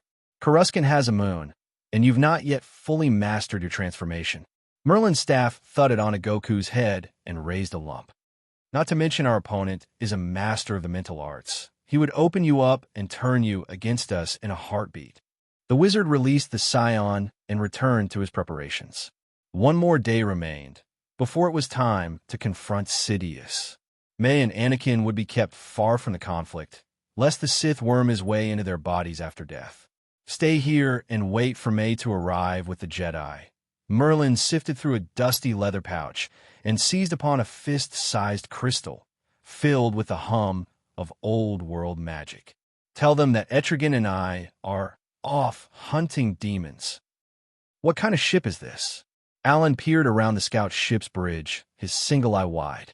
This technology is comparable to the Coalition. Comparable my ass, Dan rolled his eyes. The FTL tech from Nolan's memory was abysmal, slower than even hyperspace. Let's hurry this up. I have business of my own. He pressed a button and the scout leapt from Earth's solar system, across the galaxy in an instant. The Kryptonian vessel slipped from the phantom zone and into orbit around a red star. Alarms blared in series, mechanical tones that warned of multiple target locks. What just happened? Alan squinted at the system, displayed on the bridge monitors. His jaw fell slack, and he glanced at Dan. Is this Telescria? You got it. Dan frowned and canceled the alarms. Now hail your friends, or they'll scratch the paint on my ship. A dozen warships had surrounded the smaller scout, weapons charged and ready to fire. The scans showed his shields would likely repel a salvo or two, but the numbers were too uneven. They could all survive in space, but he'd rather spare the trouble of calling a new ship. Right away, Alan fumbled for a communicator on his belt and began a conversation in another language. Dan settled the scout into a stable orbit and motioned for the others to follow to the airlocks. Let go, say hello, and hand out some gifts. Dan held out a hand to Adam Eve and let Venom release a symbiote. Take this, it will let you breathe in space and boost your strength. This is what you and Mark are wearing. Eve squinted at the tar-colored blob with a skeptical eye. It's kind of gross. It's a symbiotic life form. Dan placed the clone on the ground and let it snake toward the girl's feet. It fortifies its host in exchange for nutrients it can't collect on its own. Are you sure it's safe? Eve collected the clone inside a sphere of pink light and held it up for inspection. It looks awfully hungry. You just need to feed it a lot of chocolate and it won't be tempted to eat anything else. Dan shrugged and turned to Alan as the alien wrapped up his call. What's the word, big man? The great Thetis wants to meet with you all personally. Alan leaned in to examine Eve's trapped symbiote clone. Can this thing boost anyone's power? Dan tossed the alien a clone venom of his own and turned back to Eve, hand on the airlock controls. Eyebrow raised. He motioned for her to wear the symbiote. Fine. Eve dispelled her construct and let the black ooze reach out and embrace her. But still creeps me out. It's time. Doom tapped the stone under his feet and drew Darth Maul from his meditations. Your master stands in the haze of victory, and Ultron has begun to move. Victor held out a helmet, crafted from an alloy of his own creation. Will you take the mantle of Secret Mandalore? Once Jango retires as the public face of their empire, you alone will command their armies. Maul gazed at the helmet, conflicted in his heart. Acceptance would bring him a large step closer to his destiny. An empire that answered to only him. Doom's mysterious master held the reins for now, but Maul believed in his promised fate. A press of his well-toned muscles brought him to his feet, hand extended to seize the helm of Mandalore. I'll accept your offer, but I won't serve your, or any master, ever again. Maul placed the helmet on his head and reached for the rest of the armor, stacked neatly on the floor beside him. No one else would decide his path from now on. I'll deal with you and him as equals. Nothing else is acceptable. Very good. Doom smiled and unclipped the darksaber from his belt. He tossed the relic to Maul and clapped his hands. Let's go, your old master's dreams won't bury themselves. The time is now. He is asleep, defenseless. Take what is yours, or live forever in a shadow. The cold whisper of the dark side trickled in his mind as he stood in the doorway of his study. Play guys had joined him for celebratory drinks. a true expression of camaraderie that Sidious almost enjoyed. His master lay, deep in slumber, and the Force sang. There's only one Sith Lord, his era has come and gone. Rise up and claim the mantle of Lord. Sidious let the door close, cold eyes, almost mechanical. Every moment of his life, ever since he first heard the voice of the Force, had been aimed toward this. The empty hunger that sat in place of his soul cried out in ecstasy. Everything would be his. The galaxy would move to his will, set beneath him as he evolved beyond frail mortality. The room blurred, and he stood at his master's side, lighting on the tips of his fingers. Thick bolts of raw power, directed at the rebreather on Plagueye's neck. The ruthless cascade fried the mask and began a countdown on the Sith Lord's life. Plagueye's orange-red eyes snapped open, but the man didn't move. He met Sidious' gaze, a challenge. Plagueye's was the master of life and death, deluded into the belief he was beyond it. Let's go over the second part of my Chancellor acceptance speech, shall we? Sidious mocked as his master suffocated. He reached into the pit of shadows that was his heart and let the dark side fill him. More power than he'd ever channeled before, all directed into a wave of Force lightning. You lost the game the very first day you chose to train me to rule by your empire as a puppet king. Sidious peered at his master through the Force, even as he reached out and gripped his neck in a mental chokehold. The old fool still sought to gather his midichlorians and stave off the end, but a body that stood on the edge of death impeded the effort. Now you can see your experiment from the other side. A flex of his will, and Plagueye's was dragged into the air. Sidious smiled, an expression of true joy that actually managed to reach his soulless eyes. Without air, in a body that steps further from the living Force with every moment, the task of holding on to life becomes an impossible task. A flick of his wrist, and a Force storm manifested around his master, a halo of chaotic energy that gnawed at the edges of reality.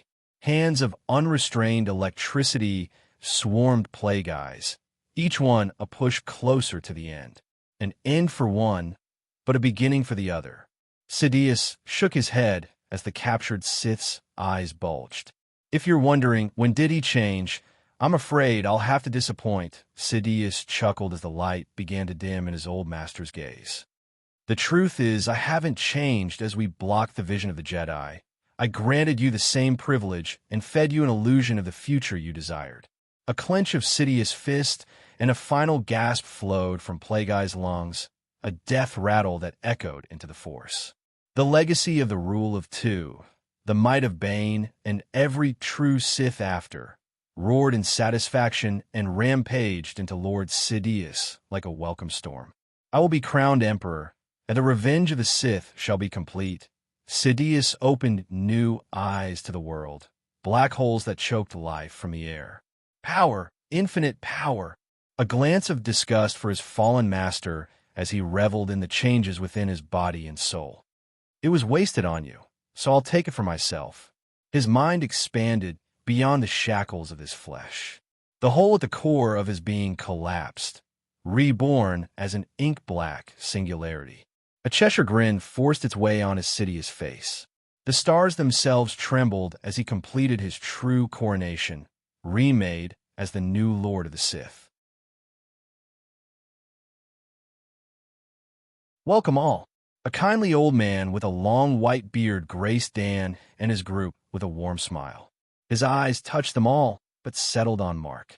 Alan had told me your planet has had some success against your Viltrumite infiltrator. That's right.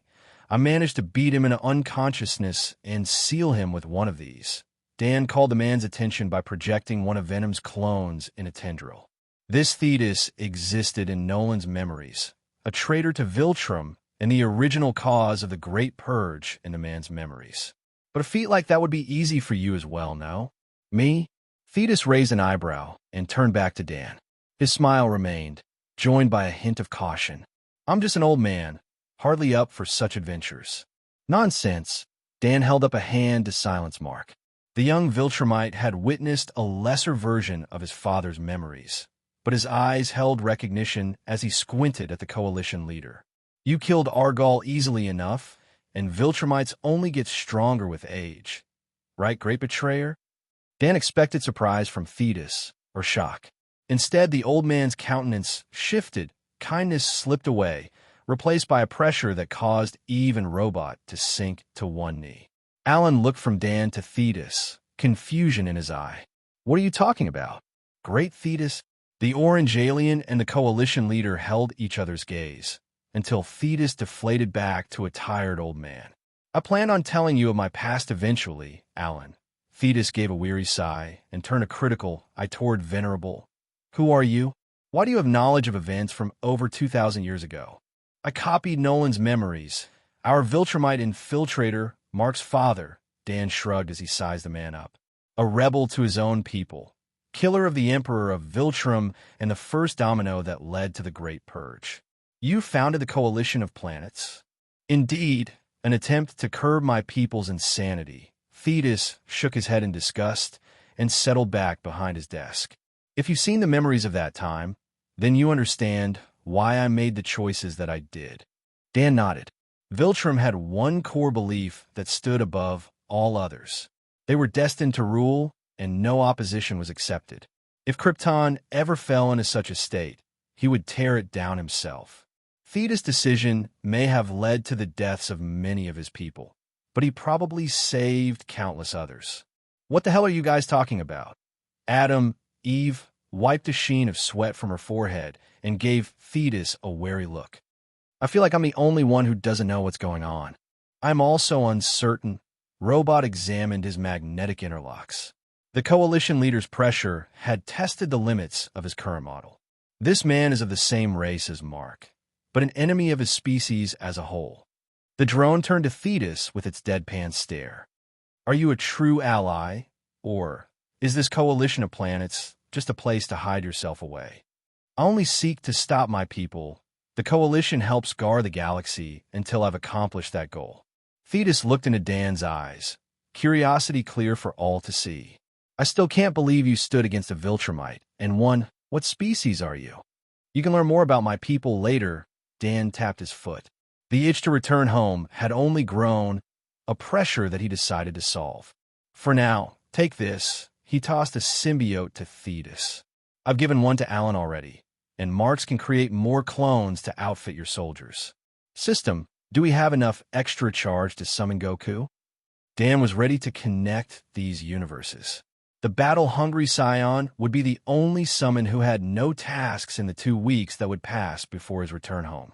The system has accumulated enough charge to summon 2 servants and retain the ability to teleport the user home without ill effect. Would you like to summon Goku now? Do it. Dan turned to Thetis as a pillar of light filled the space behind him. A confused Goku stepped from the glow, an oversized sandwich in hand. Who the heck is this? Alan stepped forward, ready for battle. Dan raised a hand to stop the alien and waved Goku forward. This is my friend, Goku. Dan motioned and the Scion waved hello, still focused on the food in his grasp. He's an idiot, but with his help and the added power of the symbiotes, it should be more than enough to cause real trouble for Viltrum. Hello. Goku shoved the last of his meal down his throat and extended a mayo-covered hand to Alan. You look pretty strong. Do you want to spar? Focus. Dan swatted Goku's freakish hair. I'm going to take a trip back home. You stay here and listen to... Dan scanned the group around him until his eyes settled on the human woman in pink. Listen to Eve until I get back, and don't fight anyone weaker than Alan or you'll kill somebody. You want me to tell this guy what to do? Eve frowned as she inspected the honest-faced Scion. Why? Because he's an idiot, sort of. Dan laughed. Goku's early exposure to his symbiote, combined with the Superman serum, had healed the mild damage to his brain. The Scion was more aware of social cues, but he was still obsessed with combat like a Scion should be.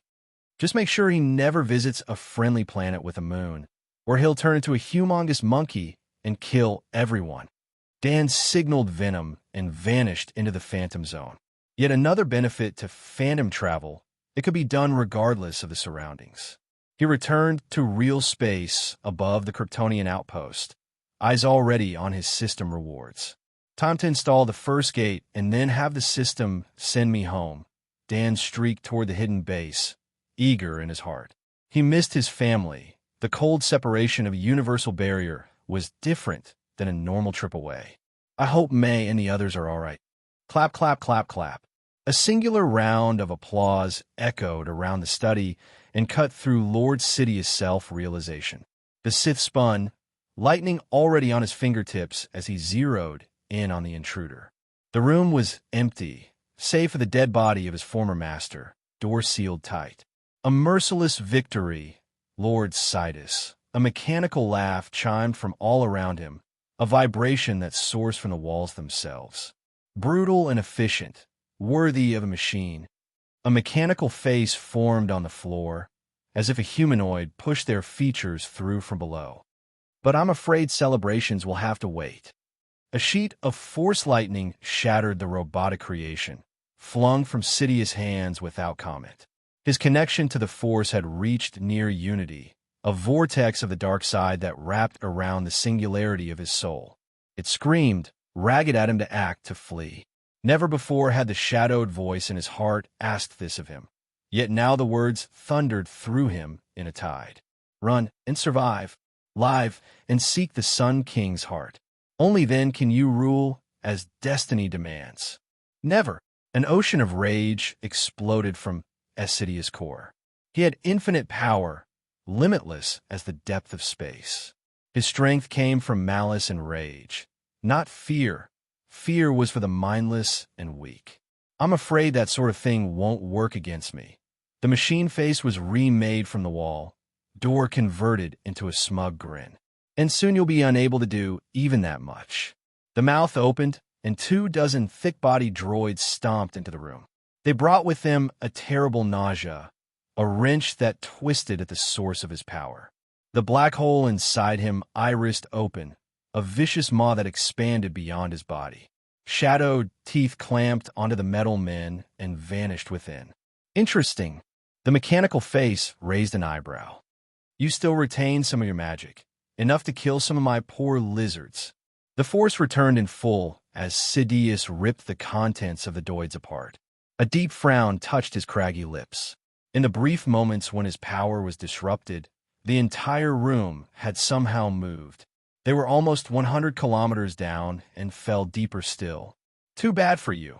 I've got far more than a few dozen prepared. The machine laughed as it spat out an endless line of warriors. Each one held the same abominable creature, some kind of natural anti-force bubble. And they're only the start of the show.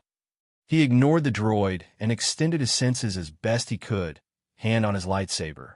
He could still fight, though the Force was dim and sluggish. Whatever these animals were, they couldn't suppress him completely. A flick of his thumb activated his crimson blade, body launched in an impossible spin. Sidious opened his mouth as he closed with the droids, a howl that shredded the life under its frame. His blade found another's chest, only to skip off the metal like a stone. Beskar, Sidious cursed under his breath as he crushed the chest plate with his mind. A slight adjustment of his body placed him into a different stance. Lightsaber held to thrust instead of slash. Tipped back under a lance of plasma, ejected from the palm of a nearby drone, Sidious speared the machine through the eyes. A wrench of his saber directed it into the guarded compartment and fried the hateful lizard within. Really, you're quite amazing. A second, smaller face formed at Sidious's side, brows raised in interest. I can't wait to run your genetic code and compare it to other magi I've encountered. The singularity at the Sith's core rippled, and the wall buckled under a wave of force. The droids around him scattered like 10 pins, life drained from the lizards at their core. The floor trembled, the end of their descent. Sidious calculated for a half-second. They should be below the bedrock of the planet, a layer of the undercity that shouldn't exist. Welcome. The machine's voice drifted from the walls, filled with mirth. It's time to begin. The study unfurled around him to expose a vast chamber beyond. The ceiling was lost, kilometers above, with only bare metal to mark the floor. Line after line of droids, each filled with a curse against the Force, stood silent. Sidious drew a deep breath, and closed his eyes. The more of these creatures there were, the stronger the suppression of the Force. This would be his single greatest test, a challenge beyond all others before it. The opportunity to prove his power stood above all others. Sidious launched into the ranks in an explosion of fury. Spirit pushed to the limits. He summoned a storm in the Force and wrapped it around himself like a shield. Thick lances of unstable energy, purple lightning backed by a corona of blue. Each bolt finished a chain of droids as they leapt from one to another without end. Unlimited power. The Lord of the Sith roared, the first words he'd spoken directly to his attackers. Row after row fell, charred and molten, onto the smooth surface of this arena of death. With each dead lizard, more of his strength returned. A scowl twisted the Sith's face. Despite his success, the Force still called for him to flee. Unacceptable. He would not run. Not so soon after he'd achieved the beginnings of his dreams. That's enough, Ultron. A familiar voice echoed over the chaos of battle, and the droids began an ordered retreat. It's time for the second phase. As the anti-force bubble withdrew, the space was lit by a bright flash. A wizened old man, face pinched into a frown, stepped from the light and turned his gaze to the Sith Lord. He wasted no time with words and summoned a vast number of silvered runes at his back. Two men walked from the shadows and stood at the wizard's side. One owned the voice that called off the droids, the cursed senator from Garnib. The other was encased in armor of Mandalorian design. A lightsaber held inactive in his hand. Greetings, Palpatine. Victor Von Doom let a smile touch his face as he made a short bow. Congratulations on both your election as Chancellor and your rise to the position of Lord of the Sith. That should do it. Dan squinted at the vaguely Stargate doorway that represented one side of the two universal gates. All right, system. Time to send me home. Warning, you still have a summon present in this universe. He will spend 2 weeks out of contact before the universes are synchronized by the gateways. Are you sure you wish to return home now? Goku will be fine, Dan laughed. The Scion was a battle junkie, like himself. Even if he was wounded terribly, his symbiote could teleport him away and heal him. Every time he almost dies, he comes back stronger. Now, let's go. A pillar of light rose up from his feet, and Dan blanked out. You? Sidious ground his teeth. Doom had been a constant annoyance, a fair-weather ally in the Senate that had both won and lost him some key political victories. And the lost apprentice, he snorted as he turned to the armored figure. No mask can hide your face from me, worm. I have nothing to hide. Maul's voice snarled from the Mandalorian helm, washed out and mechanized by the speakers. He thumbed the darksaber to life, black blade held ready. Today, we shall see which of our destinies is stronger. You have no destiny. I trained you as a dog. Nothing more, Sidus mocked. Yellow-black eyes focused on the wizard who led the group. Is this your new master? His power is great, but irrelevant next to the might of the dark side. My name would be meaningless to you. The wizard snorted as he sent the runes at his back in a spiral around the room. They settled into a ring around the Maul, a cage to limit the scope of battle. Prepare yourself, demon, for death is unforgiving to the wicked. Enough introductions. Doom's body shifted and swelled, clothing lost in a swirl of black and green. A suit of runic armor, topped by an emerald cape, took their place. It is time we finished our work. Indeed, Sidious cackled, arms spread in invitation. Let us begin. His word prompted Maul to leap forward, saber between him and the lightning Sidious hurled into the air. The false Mandalar staggered, until the old man at his back took action. The wizard launched a cascade of arcane bolts, redirected by the Sith to fly toward Doom. A flick of the wizard's hand, and his spell returned on course. Impressive. Sidious filled the chamber with a hailstorm of lightning. The missiles of force detonated as the electric currents swept through their ranks. It is a tragedy that we cannot sit down to discuss the Force. I feel we could learn much from such an exchange. The Sith Lord let out a force scream that brought both Maul and Doom's approach to a halt. He reached into the black hole in his heart and ripped an ocean of power from the living force. A force storm, larger than any he'd created before, opened up and consumed the room. Droid after droid fell, until his full connection to the dark side returned. Thunder roared between the rapid strokes of lightning, a deluge that hammered the three usurpers. The old wizard fared the best, shielded by the strange crystal in his hand, but both Doom and Maul struggled to resist. Such a wonderful show, a true demonic art. A cold voice whispered, breath on the back of Sidious' neck. Not only have you joined my race in spirit, but you seem born to play the part. The Sith blurred to the side, just ahead of an obsidian black hand. A 2-meter monstrosity stood at Sidious' back, vicious teeth bared in a lazy grin. The beast clapped his hands, and a wave of smoke-gray flame washed over the Sith Lord's force storm in a wave. Lighting turned to ash in the air, and space became stable once more. Greetings, young one. The brute gave a bow filled with mockery, void black eyes consumed with hunger. You may call me Etrigan. Now let's have some fun. The demon. Sidious was certain this creature was some kind of freakishly powerful force entity, like the demons of old, stalked forward. His casual gait turned his form to a blur, and the Sith was forced to dodge once again.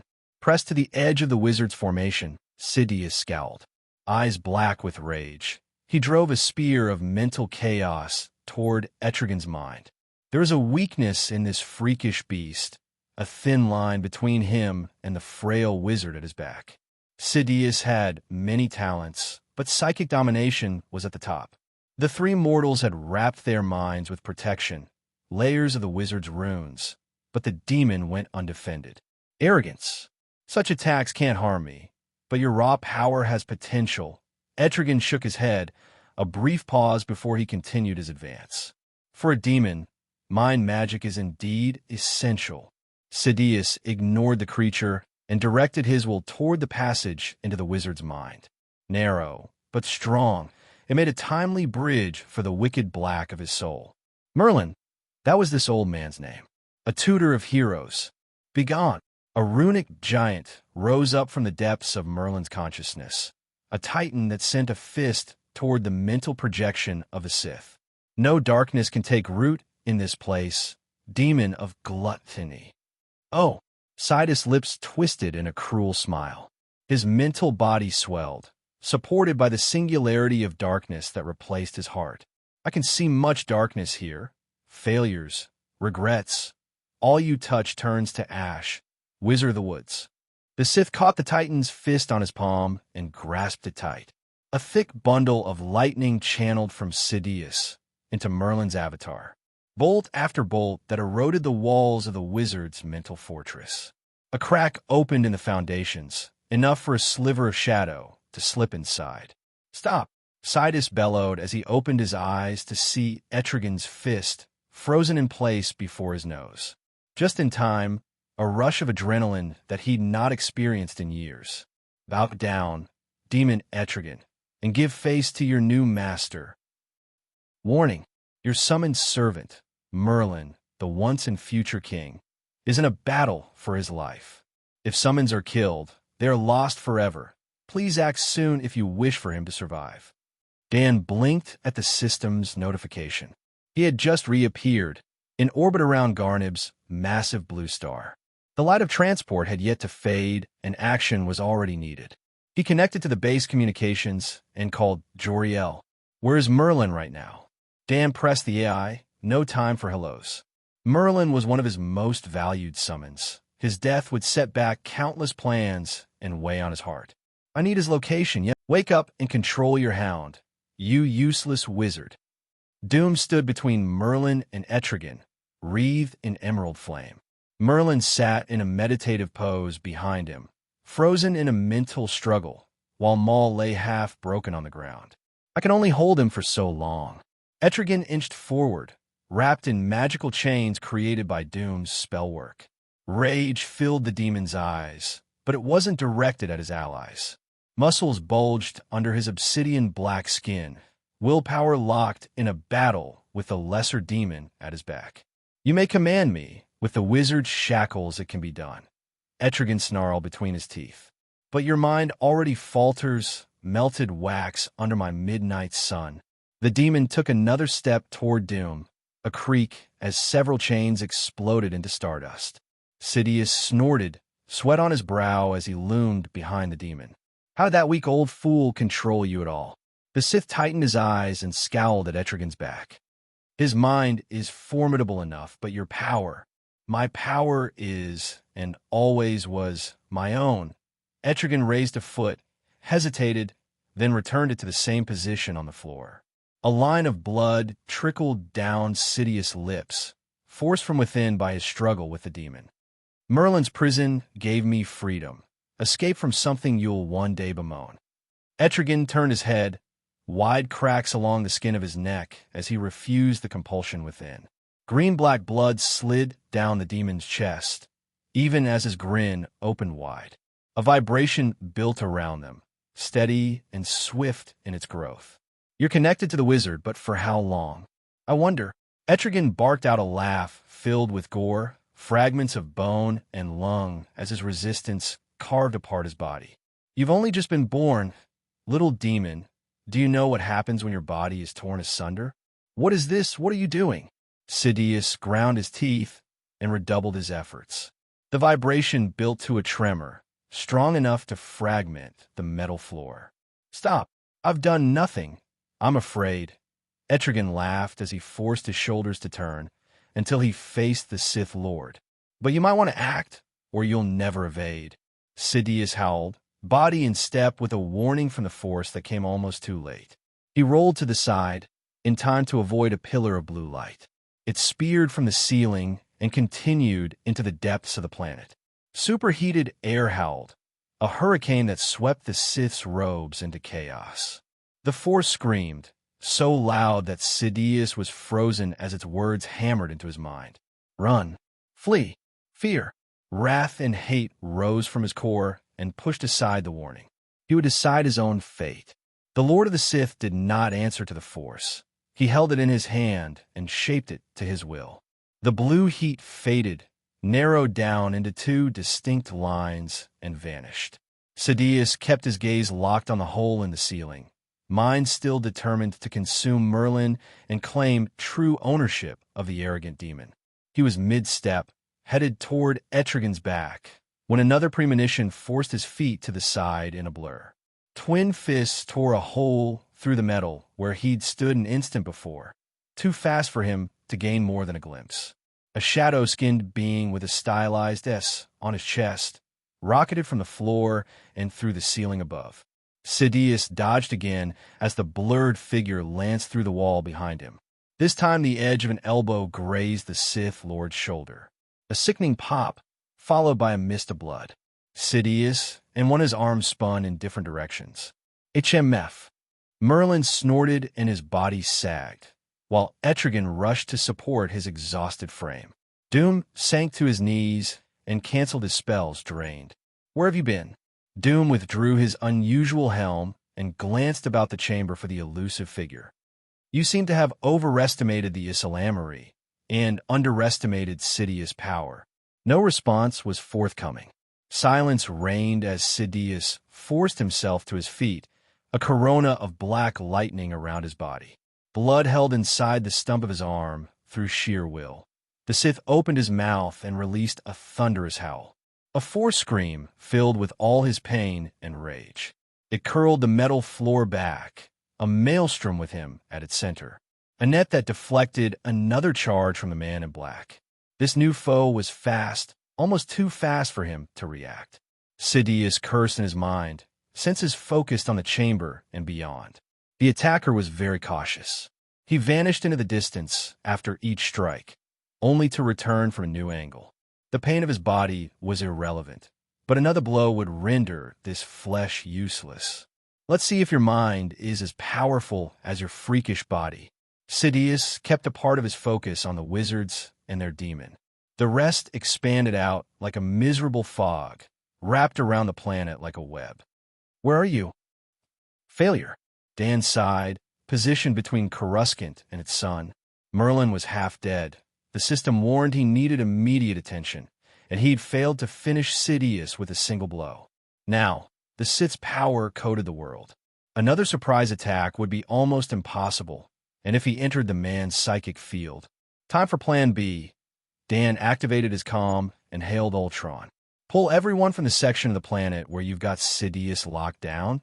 He raced away from the star, aligned with Coruscant. I mean everyone, all the people between the surface and that chamber, including Doom and the others. Dan retreated further until he was well outside the star system. It was time to take a page from the Book of Viltrum. Eyes set on his distant target, Dan drew on all his power. Ki and the might of the sun fused together and drove him forward. Body transformed into a spear. He pushed until his speed closed on the barrier of light. 2 weeks. Ultron clicked his tongue. A small part of his will reached out and shifted the very surface of the world. He returned exactly 2 weeks after his disappearance. A flex of the city shifted huge segments away from Danielle's path. A great maw irised open, a clear line between the depths of the world and the surface. Doom and the others were already bundled up and carted to safety, with only Etrigan to keep the enraged Sith company. I still haven't found the source of the wave that teleported him away, the AI sighed. Whatever it was, it rivaled the other ancient technologies they had already uncovered.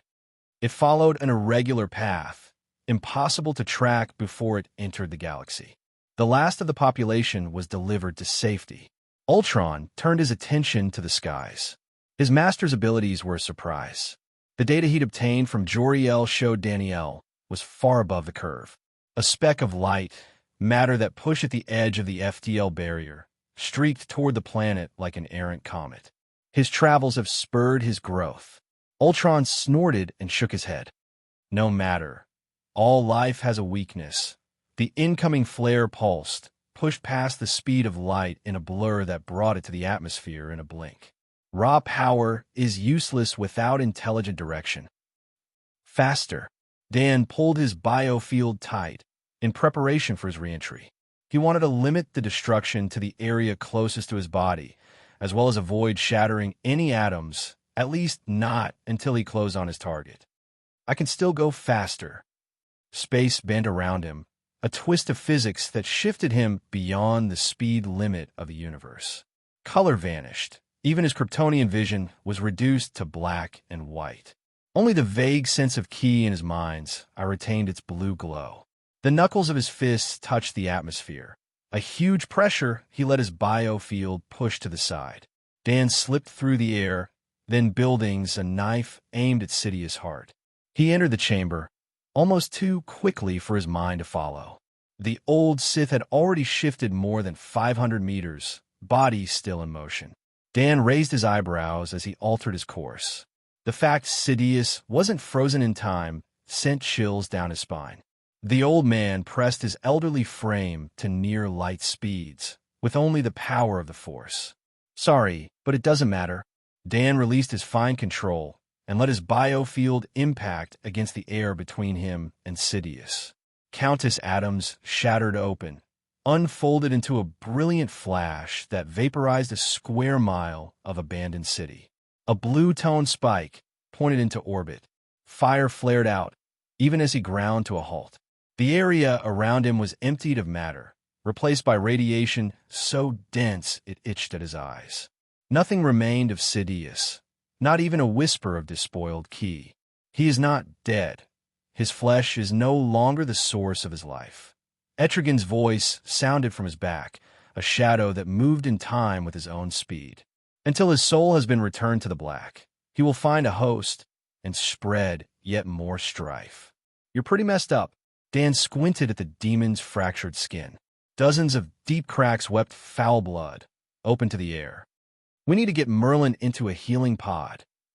Dan shifted his focus until he heard Doom's deep tones. The man had beaten him to the punch.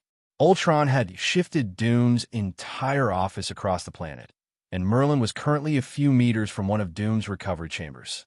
A sigh of relief passed his lips as the system notice vanished. The wizard's life was out of danger. He turned back to Etrigan. If Sidious isn't dead from that, I'm not sure I have the power to kill him right now. Dan looked at his fists. Eventually, his power would reach a level beyond absurdity. For now, he couldn't reach out and crush a soul in his hands. I am injured, or I would have prevented his escape. Etrigan shrugged, black eyes touched with a hint of hunger. I will hunt the galaxy for his back heart, as soon as I'm back in shape. Dan rubbed at his temples. Palpatine's escape was destined to come back and bite him. The Sith had returned in the canon as well, seated at the head of a new dark empire. He doubted Etrigan would find the Sith. Not before Sidious was ready to try his luck against them for a second time. You can look around. I'll send you a list of planets that I know he has, or will, use as a base, Dan frowned.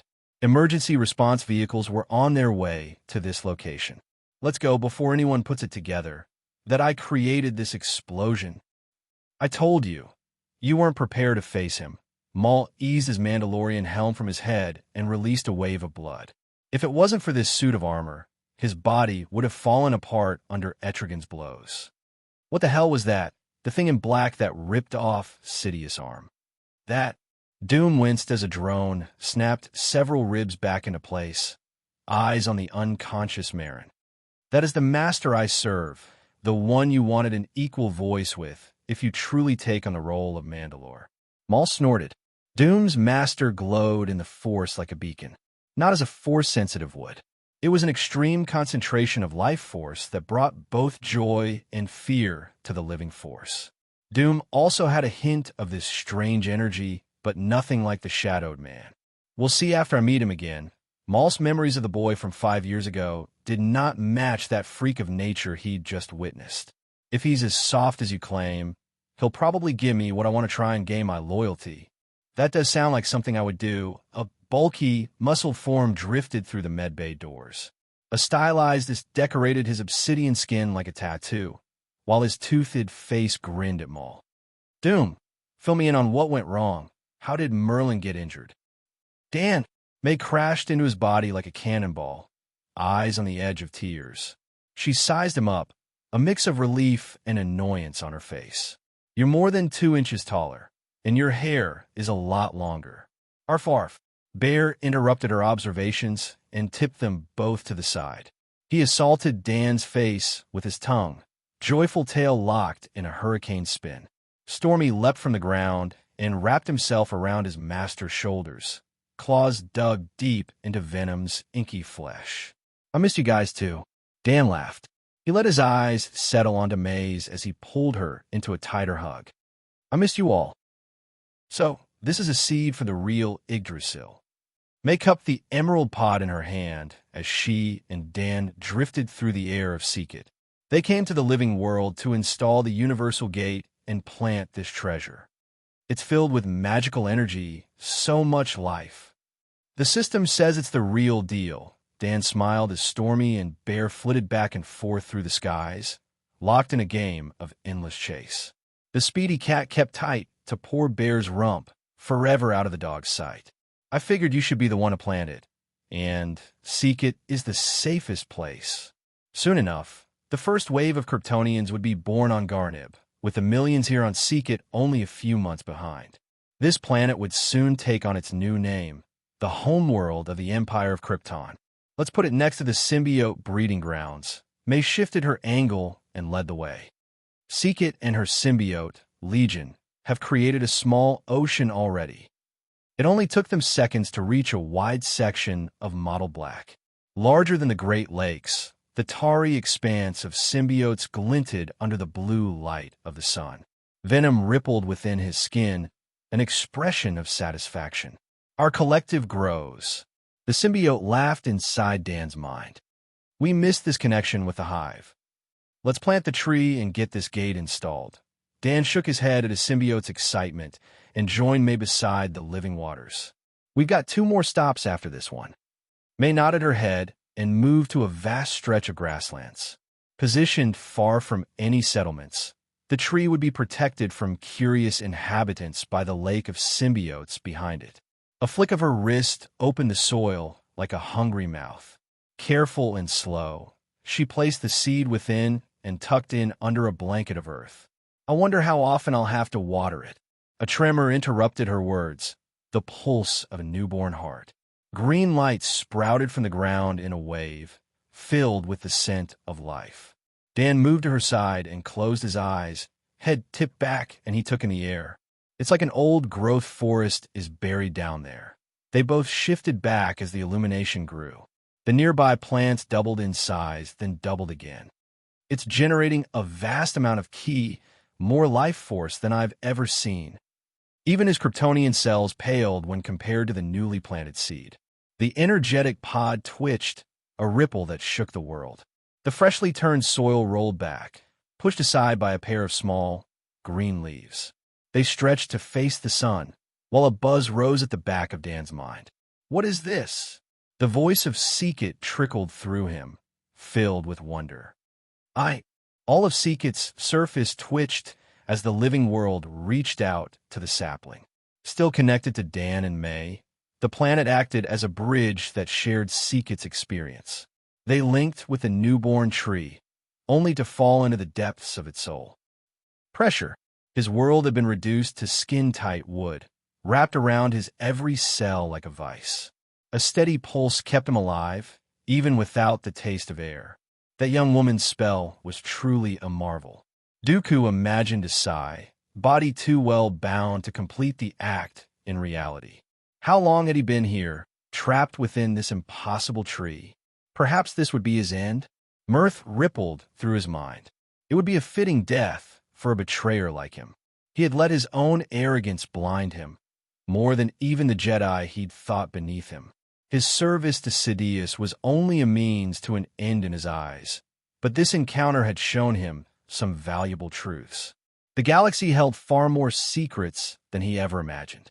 Hidden behind the constant noise of the Sith and Jedi, there was a far greater power. That woman and her master. Force users that could command it like it was their own. I hope she returns soon. Dooku settled in and let himself drift toward a state of emptiness. The boy with her would leave him to rot, perhaps, but the girl would not. At least this place is comfortable enough for meditation. HAA. Goku bent back, just beneath Alan's meaty fist. Teeth displayed in a grin, the young Scion pivoted at the waist and delivered a side kick to the larger man. HMF. Alan grunted, eyes bright. The kick only shifted him back a half step, but he used the momentum to spin. A quick move sank the alien to one knee. His own leg extended into Goku's face. The Scion rocketed into the reinforced wall of Alan's training space. He sank to the floor, eyes unfocused as he lay back, exhausted.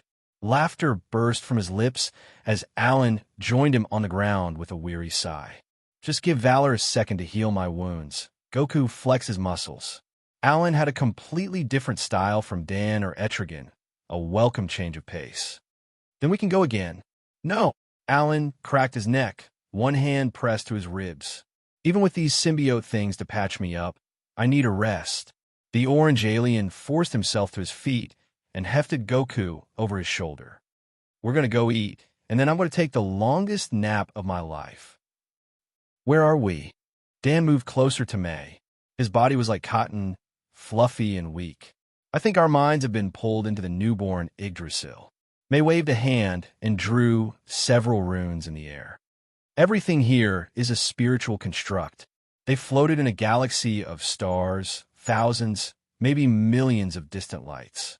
Arranged in a spiral, they carved lazy paths through space, locked into orbit around the largest tree Dan had ever seen. Larger than the center of an average galaxy, it extended its branches to every sun within reach. Silver-green leaves and golden bark, it sang a song of life and peace. A new branch extended, headed toward a familiar world below their feet. Seekit's orange-green surface trembled as the celestial tree reached out and brushed its leaves across the planet. In the wake of its touch, new life was born. Vast silver forests, filled with the sounds of creation. A new child is born. Space rippled as a woman's voice whispered with impossible volume. A seedling far from home. A burst of light flowed from the distant tree like a stream. It washed through Dan and May, a healing tide, channeled into Seekit below. The energy brought a relaxation of the spirit, a balm to the soul. Grow strong, little one. The vision of the tree began to fade. Only the woman's voice held on to clarity. You have rooted yourself in a dangerous... That was... Dan rubbed his eyes as the vision of the galactic world tree faded to stardust. The strange energy it had gifted Seekit, and the saplings still tingled through his cells. Forests from the vision had appeared around them. Mighty silver oaks. They even sprouted from the depths of the symbiote ocean, great pillars of wood that stood well above the surface. Amazing! May walked toward the sapling. It had grown over 10 feet tall and still inched higher. I think that was the real Yggdrasil, the origin of that seed. Maybe. A slight frown touched Dan's lips. He actually didn't really know where the system got his rewards from. System. All rewards are pulled from the cosmic chaos. Items are seized the moment before they would have naturally been destroyed. Summons are given a choice at the moment of their deaths.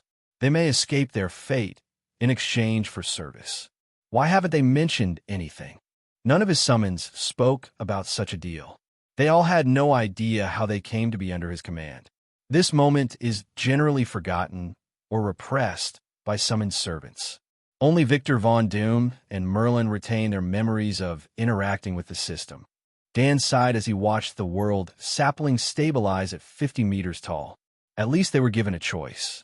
It wasn't a fair one, but it was better than he'd thought. He would probably choose service over death, in the off chance he got a master willing to free him. Look, it already is little, unripe fruits. May floated into the branches for a closer look. She brushed her fingers over their firm, pearl-white skin. I bet they'll be delicious when they're ready to harvest. Probably. Dan laughed and shook his head. They would have to find a willing test subject before either of them tried the things. But that's a problem for future U.S. Dan rose into the sky and whistled for Bear and Stormy. Let's go set up the gate and collect the count. Then I need to have words with a certain slime. We're going to test these symbiotes in the field. Thetis flexed his hand, still unfamiliar with the sensation of the venom clone on his skin. Alan, Goku and I are going to engage an isolated Viltrumite, with the rest of you in reserve on the scout ship. He let his eyes travel over Robot and Adam Eve until they settled on Mark. Your job is to jump in and pull us out if we become overwhelmed. Mark opened his mouth to speak, but nodded instead. He set his shoulders, clearly interested in the actual combat. Goku leaned in and sized up the older teen, a glint of interest in his eyes. We should spar once the mission is done. The Scion patted Mark on the shoulder and staggered the boy to the side. You look like someone who wants to fight. Focus, Goku. Eve sighed. Dan had left her a difficult task. Goku obeyed her every order, but he also acted on impulse, too often to be trusted alone. This is going to be a difficult battle, so pay attention to the briefing. All right. Goku's face cramped as he turned back to Thetis.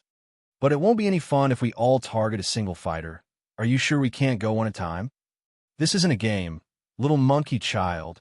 Thetis rubbed his temples. We will be set against one of Viltrum's best warriors. You are not ready to face conquest alone. Is he really strong? Goku leaned forward, a light in his eyes. So far, none of you guys are as powerful as my friend Etrigan. Be that as it may, Thetis sliced a hand through the air to silence the Scion. For this first battle, we shall work as a team, understood? Goku looked to Eve, who nodded her head. The young Scion heaved a dramatic sigh and also nodded his agreement. All right, Goku thumped his fist together. But I still think it's a waste of a perfectly good fight. He has returned. A smiling mask turned to face the stars. How was that possible? A seconded, veiled figure, confusion etched into her mask, tilted her head. The thing inside him, it carried him back. A sad face sighed, before a mask of anger interrupted her. We should have killed him. Now even the world walls cannot hold him. The heated woman balled her hands into fists. Be calm, sisters. A black-robed priestess, her mask a picture of serenity, raised her hands and silenced the others. The relic will be charged again soon, and we shall try again. Silence drifted over the group of 5, united in their interest in the skies above. 10 eyes stared unblinking, each filled with a similar image. An obsidian-skinned figure, stylized S on his chest. He descended toward the surface of a forbidden world, smug satisfaction on his face. The Force reached out, whispered, sweet promises of rest, relief from his burdens and pain. Existence had turned on him. For a brief moment, he stood at the doorway to his dreams, a precipice that he'd longed to cross. Now, he slinked through the void like a worm, barely alive. I will return, reclaim what is mine. Sidious consciousness flared, an overflow of wrath as he pictured the man in black. Everything you love will burn. He would claim new flesh, something strong enough to hold until he found a worthy vessel. The bases he'd constructed for emergencies were best left abandoned. This foe had many servants. The machine intelligence would likely find his trail if he retreated to familiar ground. When I return, none shall dare to stand against my... Sidious paused, a new voice in the undertones of his mind. The quietest whisper, they painted a detailed picture in his mind. Who are you? He stood on a lush, green world. Peaceful animals waddled into clear rivers, a utopia of life and balance. Sidious flexed a pair of reborn hands, the body of his youth. A laugh carried on the wind, a note that drew his focus to a strange scene. A woman in white, seated in a wondrous courtyard. One hand trailed into the fountain beside her, while her face lay hidden behind a veil of hair. Sidious took a step forward. If the woman hadn't triggered a warning from his core, he would have rushed to the Blackwaters. This was a Force nexus, stronger in the dark side than anything from legend. I am the mother. The woman raised her head and let her hair fall aside. An abomination, more mouth than face, creaked open in an unstable laugh. Come, child, we have much to discuss and all the time in the world. A creak of wood, the light touch of cool night air. Count Dooku opened his eyes and found the smile of the girl who'd imprisoned him. A bulky figure in black floated behind her, a lighthouse in the Force. Whatever the man was, his life force was endless. Is it time for my end, or do I get to meet the master of your order? Dooku wiggled his shoulders, but stopped as his eyes took in the empty sky around him. This tree of yours is larger than I expected. Yeah, Padme is a bit upset about it. May gave a short laugh as she rubbed the back of her neck. A flick of her hand drew the Count's attention to the man at her side. This is my husband, Danielle. We're not here to kill you, but we do have an offer for you. I've opened a new kind of Force collage, a place where the gifted can truly enhance their knowledge. Dan floated forward and revealed a youthful face beneath his strange suit. Our master and a few others have already joined, and I have a good line on many students across the galaxy. Dan's eyes flashed with a hidden light, some kind of energy Dooku didn't understand. In fact, I hope to recruit your former Padawan, Qui-Gon Jinn. He's still on our homeworld, in discussion with Vergeer about joining the New Order. Qui-Gon and Vergeer. Dooku's face turned thoughtful. He had intended to recruit his old apprentice himself, so the idea of pulling him into the fold brought a smile to his lips. I'll reserve judgment until after I've met the young Miss Master, but I'm willing to visit your homeworld and join Vergeer in turning Qui-Gon from the Jedi's cause. My master is currently occupied, but I'll take you to Garnib, and we can await his return together. May smiled and pointed to the sky above, where Gladius' 2-kilometer bulk drifted down from orbit. Dan has other business, so we'll take my ship. Get up here, Mgul. Dan drifted into the atmosphere of the Great Slime's world. It was time to get answers. I want to know everything you know about the storm that abducted me, or you in this world are destined for the sun. Mingle's comments, before Dan was teleported to a different universe, were enough to know the slime held information on his attacker. Without his system, he might have been trapped in that alternate reality forever. The silver ocean below twisted into a spire, a rise of a familiar giant. How have you returned? Mingle's voice shook the skies, confusion and shock on his massive face. The sisters and their master evicted you from reality. You're too frail to have returned on your own. I've got my ways. Dan laughed as he floated in front of the giant's head, wrapped in a thick layer of deep blue ki. He descended to the ground with a pulse of his biofield, a wave of force that divided the ocean of Mungul's silver toned cells. Now get talking. Time is running out for this planet. Feet planted into the corroded rock, Dan let his biofield wrap the world in a halo of blue flame. A slight push, and the sun above doubled in size. The temperature skyrocketed. Atmosphere transformed into a medieval forge. Mungul's waters trembled, his giant avatar reduced to half its size under the harsh light. You cannot kill me, even if you purify this world in the fires of a star. Mungul bubbled a laugh that shook the globe under Dan's feet. The oceans of the world retreated, until a great sphere of the purest silver towered above the eroded mountains. This body is less than the trimmings of my hair. Its destruction changes nothing. Fine by me, Dan shrugged. Mungul was a threat to all of life. Even if his words were true, the death of this body would still slow its actions in the galaxy. Another push of his feet, and Dan detached his aura from the planet, headed into space. Mungul and his world tumbled toward the sun, even as the slime reached toward the heavens. Not a chance. A flash of blue, twin lines of superheated energy, carved Mungul's tentacle into chunks that rained back down to the ground. I assume you've got some remnants hidden away in the dark corners of the galaxy, but every cell on that world is destined to burn. Dan waited until the desolate planet sank into the star. A coronal ejection of fire that washed over his body like a gentle rain. It was impossible to interrogate the strange life form that was Mungul. If it didn't want to talk, then this was the best course of action.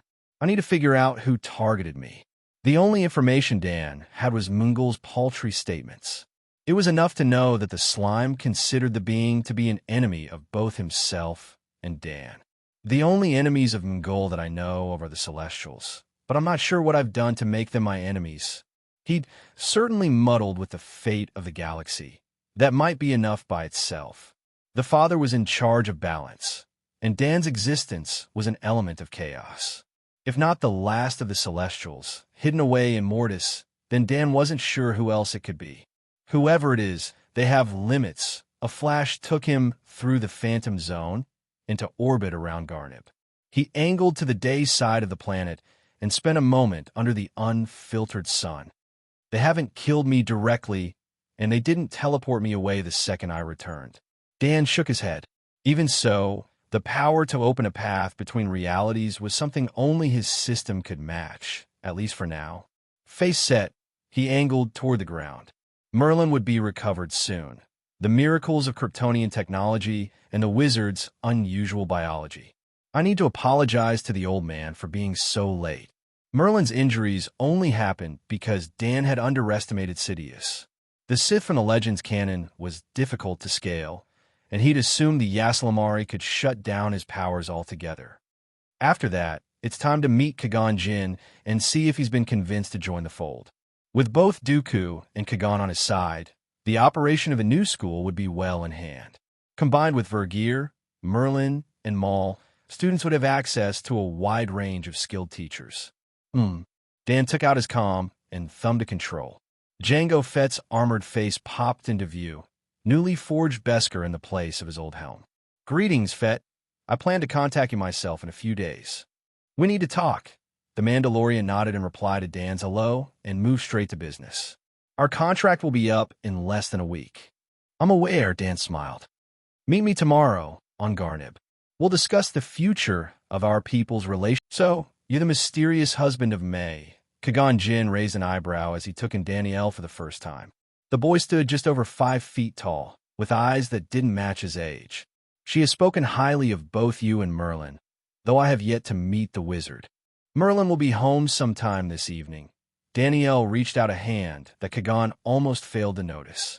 The young Kryptonian's body was a lighthouse in the Force, bright enough to bring Qui-Gon's eyes to a squint. But I'd like to talk with you before he pulls you off for some esoteric conversation. Qui-Gon smiled and shook the boy's hand. Both May and Dan behaved like full-grown adults, perhaps an oddity of their race. Either way, it was strange to look at an overgrown 10-year-old with the eyes of an old man. I assume you'd like to sell me on your new Force order as well? The Jedi Master shook his head and gave a soft laugh. Master Vergear, Master Dooku, you seem intent on poaching talent from the Jedi. I am. Dan returned the smile and waved for Kagan to follow him. The Jedi have done their best, but you've seen the results of binding the order to the Republic. Dan led them through the maze of the fortress halls until they stood before a sealed door. Krypton will bring a tide of change, an upswell that the Jedi cannot hope to balance. The doorway irised opened to reveal a large, open-air coliseum. Kagan hesitated on the threshold, eyes locked onto a tall figure in the center of the stadium. Freshly healed scars created a spider web over the brute's midnight black skin, white teeth bared in a wide grin. The creature raised a hand in greeting, empty gaze on the Jedi. A new face, another magician to join the troop? A flicker brought the humanoid shadow to Danielle's side, curiosity on its face as it appraised Kagan. This magi is different, a difficult one to dupe. We're not duping anyone. Danielle sighed as he waved between the demonic being and the Jedi Master. Etrigan, this is Kagan Jinn. I brought him here to show him our sparring match. My wounds are healed enough to put on your show. Etrigan snorted and rolled his scarred shoulders. But this Jedi isn't one to be intimidated by your poor counterblows. Your friend is correct. Kagan squinted at Danielle. If this was an attempt at intimidation, stop stirring the pot. Etrigan, I'm not trying to scare anyone. Dan laughed as he shooed the demon toward the center of the Colosseum. I want you to be the first Jedi to understand what a civilization of Kryptonians actually means for the galaxy. A ripple of concentrated life force spilled from beneath Danielle's skin, a deep blue aura that glinted like a midnight sky. The strange biological armor, the same that Kagan had witnessed on May, spilled from the boy and increased his size to match the demon he faced. All of my people will become as strong as I am now. Danielle's voice came with a pressure, the shadow of a sun that loomed at the Jedi's back. Can the Jedi maintain the peace when the sons and daughters of Krypton step into their power? Danielle vanished from Qui-Gon's perceptions, replaced by an explosive crack. The Jedi's eyes flicked to the side. Etrigan had raised a fist, pressed against Danielle's to catch the high-speed attack. What will the Jedi do if my people take a stand against the rest of the galaxy as conquerors? Blue flame erupted from Danielle's eyes, deflected from Etrigan's face by a sheet of gray smoke. Merlin's magic can create what the Jedi were meant to be, a true power for light and balance. Qui-Gon's eyes widened as Etrigan traded blows with Dan. Each one sounded, louder than thunder, sonic attacks that he used the Force to ward away. He believed Master Dooku's words about May's strength, but this was something different. Raw, physical might without the need for the Force. Our new order needs someone like you, Master Kagan. Danielle halted his display and floated to the ground. His suit slipped back under his skin, and the bright-eyed youth returned. Your nature can temper the others, even your old master, to keep the order on the right path. I'm not sure any Force order could keep your people in check, if they're all as powerful as this. Kagan let the peace of the light side wash away his fear. The Kryptonians were a race of gods. How could anyone hope to contain them if they went rogue? I have a solution to that as well. Dan withdrew a small vial from his belt and held it forward for Kagan to examine. We can't produce more just yet, but this serum can convert any species into a perfect hybrid of their original race and my own. A gentle toss, and the clear glass, filled with yellow liquid, landed in the Jedi Master's hands. You can convert other races into your own. Kagan gave the vial in his hands a long stare, before he turned his attention back to Danielle. Why would you give this to me, Master Yoda? Yoda is the strongest of the Jedi, but he's lost to the dogma that strangles his order. Dan shook his head and gestured to Kagan. Of all the Jedi alive today, you're the most worthy of the power that serum can bring. The young Kryptonian's eyes flickered and a smile bloomed on his face. You hold on to that. Think about if you'll use it. It's time for you to meet Merlin, and another guest has just arrived that I need to attend to. So that's conquest. Goku rolled his shoulders, hands balled into fists. Even from across a star system, the brutish man's aura weighed heavy on his shoulders. Are you sure I can't test him by myself? Absolutely certain, you useless monkey. Thetis shook his head, fully covered in one of Venom's clones. The only reason we even chose a target with so much power is because Conquest is almost always alone. He may still be too much for Alan and yourself to handle. He's noticed us. Alan gestured toward the scarred Viltrumite, who had shifted his course to connect with their own. Remember the plan? Goku, we go together. The alien's words were lost on the Scion. Goku thumped his fists together and launched into a bull rush, aimed to connect with their enemy's charge. The plan, Goku. Alan darted after the youth. Speed pushed to full. 5 years has come and gone. Django tapped a fist into his palm, seated across from Dan in one of the fortress's many courtyards. You've helped rebuild the Mandalorians, but the deal between us is done. The Mandalorian turned to face a decorative sculpture, the design of a long-dead artist of old Krypton. It's time I retired. Maybe took on some low-effort work and hunted bounties for pleasure. You've earned a break. The Mandalorians can handle themselves. Dan nodded to the reluctant Mandalore. If Dan hadn't killed Pre Vizsla, Django wouldn't have stayed this long. I hear the cloners on Kamino will have high-paying, easy work for someone like you. Dan tossed Django a data pad. Before you run off to hunt easy money, make sure you collect your bonus. The Mandalorian scanned the list of materials before his eyes settled onto the last object on the list. He raised an eyebrow under his helm and raised the manifest up. You finally finished her. Django's body vibrated, a thrum of excitement that loosened a snort from Dan's nose. That we have. Dan laughed as the Mandalorian jumped to his feet, halfway to the door. The first Phantom Drive-equipped starship to leave Kryptonian hands. The Mandalar was already gone, headed for the landing bay that held his vessel. Dan had repaired and upgraded the Slave One, refitted with a few advances from Krypton. Touched by the Allspark, the ship was now alive. It would serve the Mandalorian, while guarding the secrets of its construction. I can finally take a breath. Dan let himself sink into his cushioned seat in the center of the courtyard. He needed time to decompress. Next on the list will be the newborn Kryptonians. I need to get Doom to choose a few Mandalorians for long-term employment. Django had run off, and Dan was too lazy to catch him. Doom would calm the man to learn the best candidates for the training of Krypton's next generation. He planned for every Genesis-born Kryptonian to study under both Mandalorian teachers and members of Merlin School. Both groups had valuable techniques for mental defense. Combined together, they would make the general population almost immune to mind magic. Important, since Palpatine was free in the galaxy. Dan tapped his foot on the crystalline floor. I might wait to call Doom. The man was busy on Coruscant. The disappearance of the Chancellor had left a Zoid, one the industrious senator was eager to exploit. For now, I think I'll go take a nap around the sun. His body was fine, but his brain needed room to think. The battle with Sidious had exposed his inexperience. Omniman's memories helped, but he lacked the on-hand effort needed to control his power.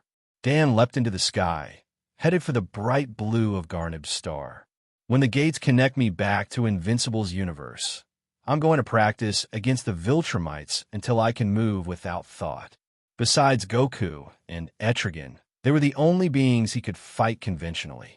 Everyone else was either a force entity or too squishy for him to bother.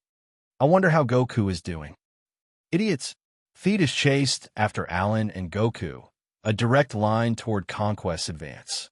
The pair raced to be the first to engage, plans forgotten as the Scion youth roared out a challenge. The scarred Viltrumite ignored the provocation, his single eye cautious as he took in the three warriors. As soon as his gaze touched Thetis, the skin of Conquest's neck and face burned red.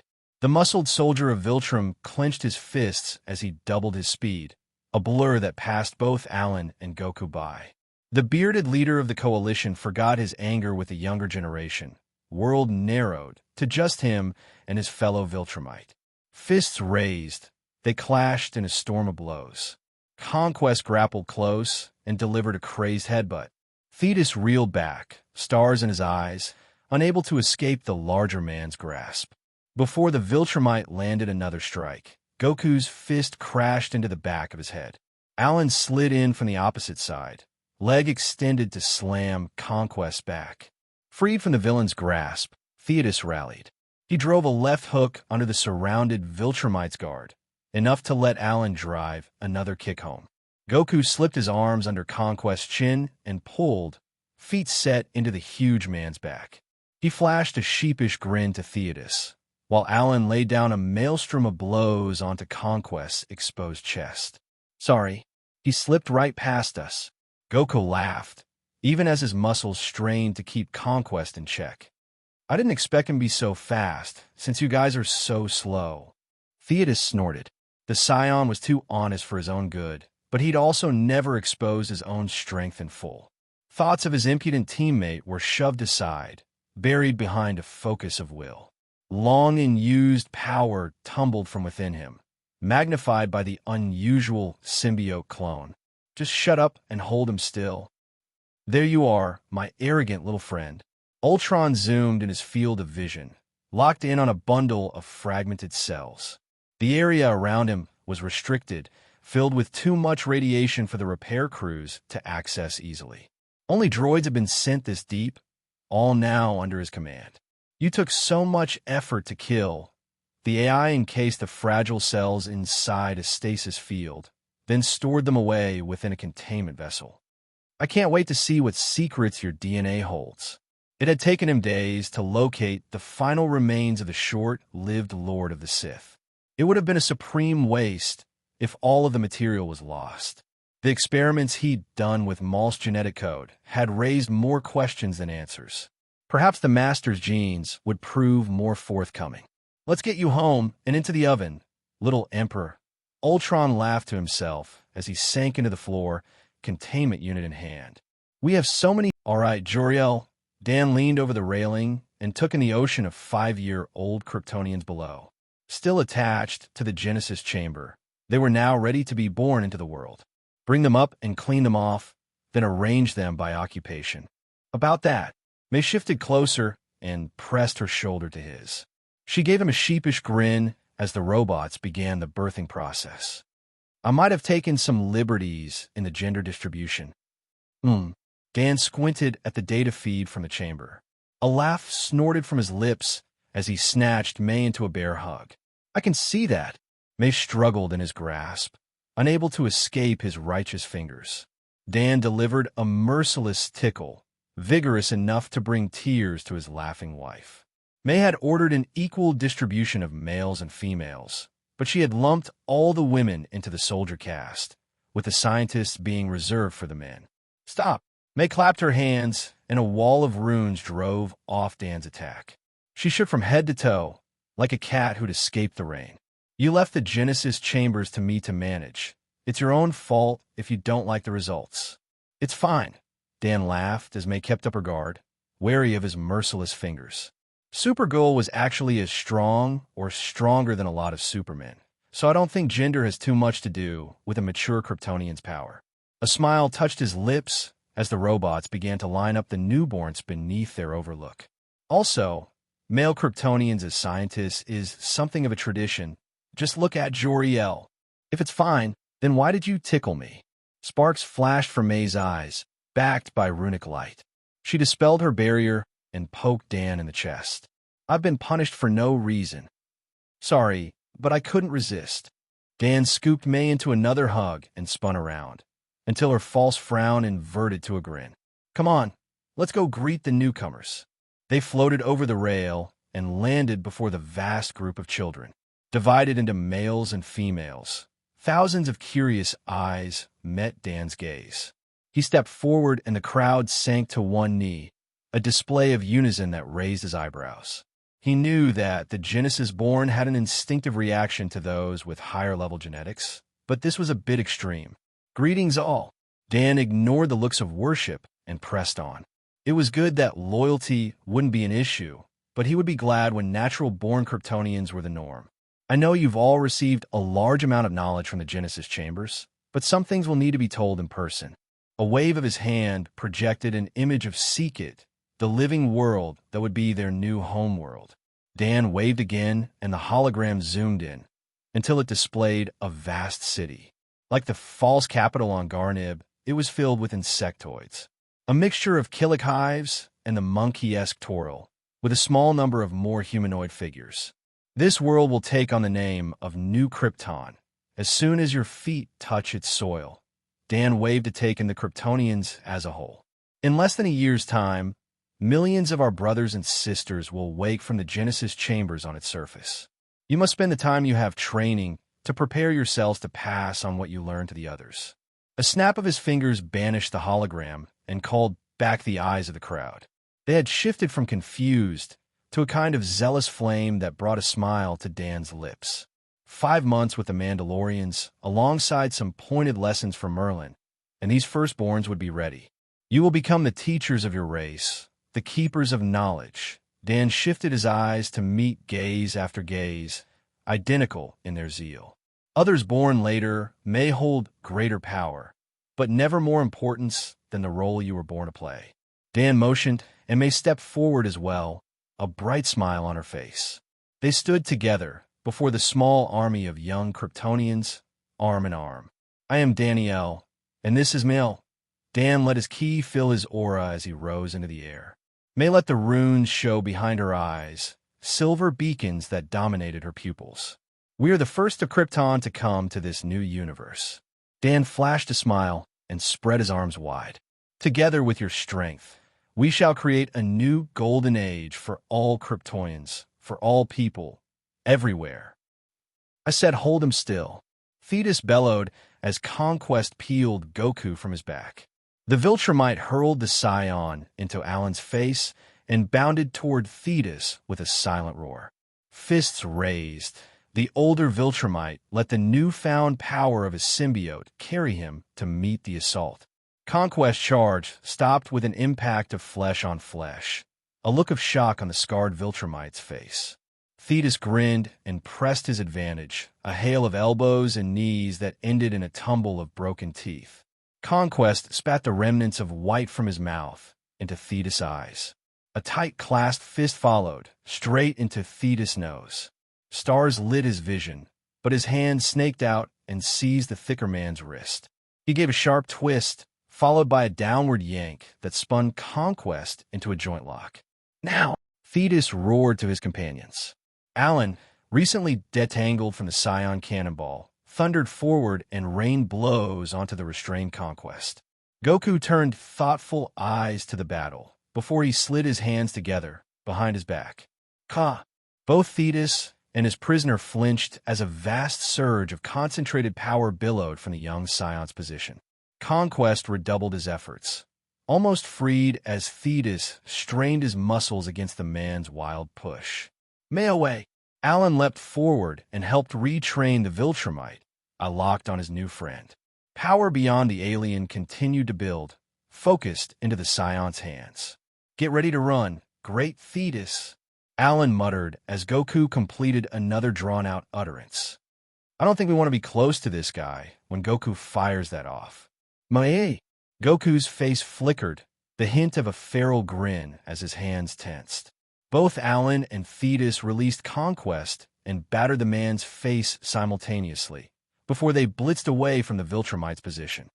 Ha-ia! Space turned blue, marked by a pillar of light birthed from the Scion's hands. Conquest shook off his injuries and pushed himself to the side, fear in his eyes. Goku simply grinned, a twist of his arms, and the beam tracked his target. Conquest screamed in horror as a wave of energy washed over him, hot enough to rival the sun. Framed by the light, his figure hunkered down, shoulders turned to take the blow. Why are there so many Killiks on board? Dan glanced around the vessel's hulls, every inch of which were packed with countless varieties of Killiks, as well as a healthy number of Toril. Some had actually disembarked to make room for all the new Kryptonians. Gladius was lonely, since I spend most of my time on Garnib. May laughed as Dan brushed a scarab from his hair. I thought the unity of the hive minds would be nice for her. Fair enough, Dan sighed as he levitated free of the floor. He valued the Killiks and their current and future contributions to the Empire, but he didn't want them crawling over his skin. Let's make this a quick trip. I want the newborn's education to begin as soon as possible. Sure. May rolled her eyes and picked up the fallen scarab. She patted the inquisitive insect and set it on her shoulder. But you'll have to get more comfortable with the insect races eventually, or they'll end up as second-class citizens. Both of our behaviors will be mirrored by the others. Dan followed May's gaze. The female Kryptonians had followed May's example and interacted peaceably with the insectoids, while the males had mimicked Dan. They respected the Killik's space, but actively sought to avoid contact. All right, Dan sighed and waved to halt May's truth. He settled to the ground and ignored the insects. But it's hard to shake the old human phobias. Dan stopped, eyes pulled to a point above his head and beyond the hull of the ship. The material shifted until it became transparent, but he had no time to celebrate the birth of another power. Highlighted in space like a hungry dragon, a familiar storm charged towards them. No time to get clear. Dan dropped to one knee and pressed his hand to the floor. Venom poured from under his skin, and their fuse key merged into his aura. Midnight blue enveloped the Gladius hull, a barrier against the turbulence to come. What? May managed to get the word out before Gladius itself sounded the alarm into their minds. It raised shields to add to the defense and spun up the Phantom Drive. The storm is back. The drive won't be ready in time, Dan ground out as he tapped his reserves to add more power to his biofield. Divert everything to the shields and have everyone brace. May nodded and closed her eyes. The hall lights dimmed to nothing as Gladius gave everything to defense. Just in time as the storm enveloped the ship, Dan staggered, hands pressed tight to the organic floor. A ship was a different beast to protect than his own body. Hold on. May's hands spiraled through the air, a creation of runes that expanded into a barrier. A flick of her fingers, and it enveloped the Gladius, another layer of protection that relieved the tension in Dan's shoulders. Thanks. Dan nodded to May, eyes on the rainbow of light outside the hull. Keep it up. The last time was rough, but quick. A final crash of force stole his breath, followed by a release of pressure. Dan sighed as a system notice confirmed their transport.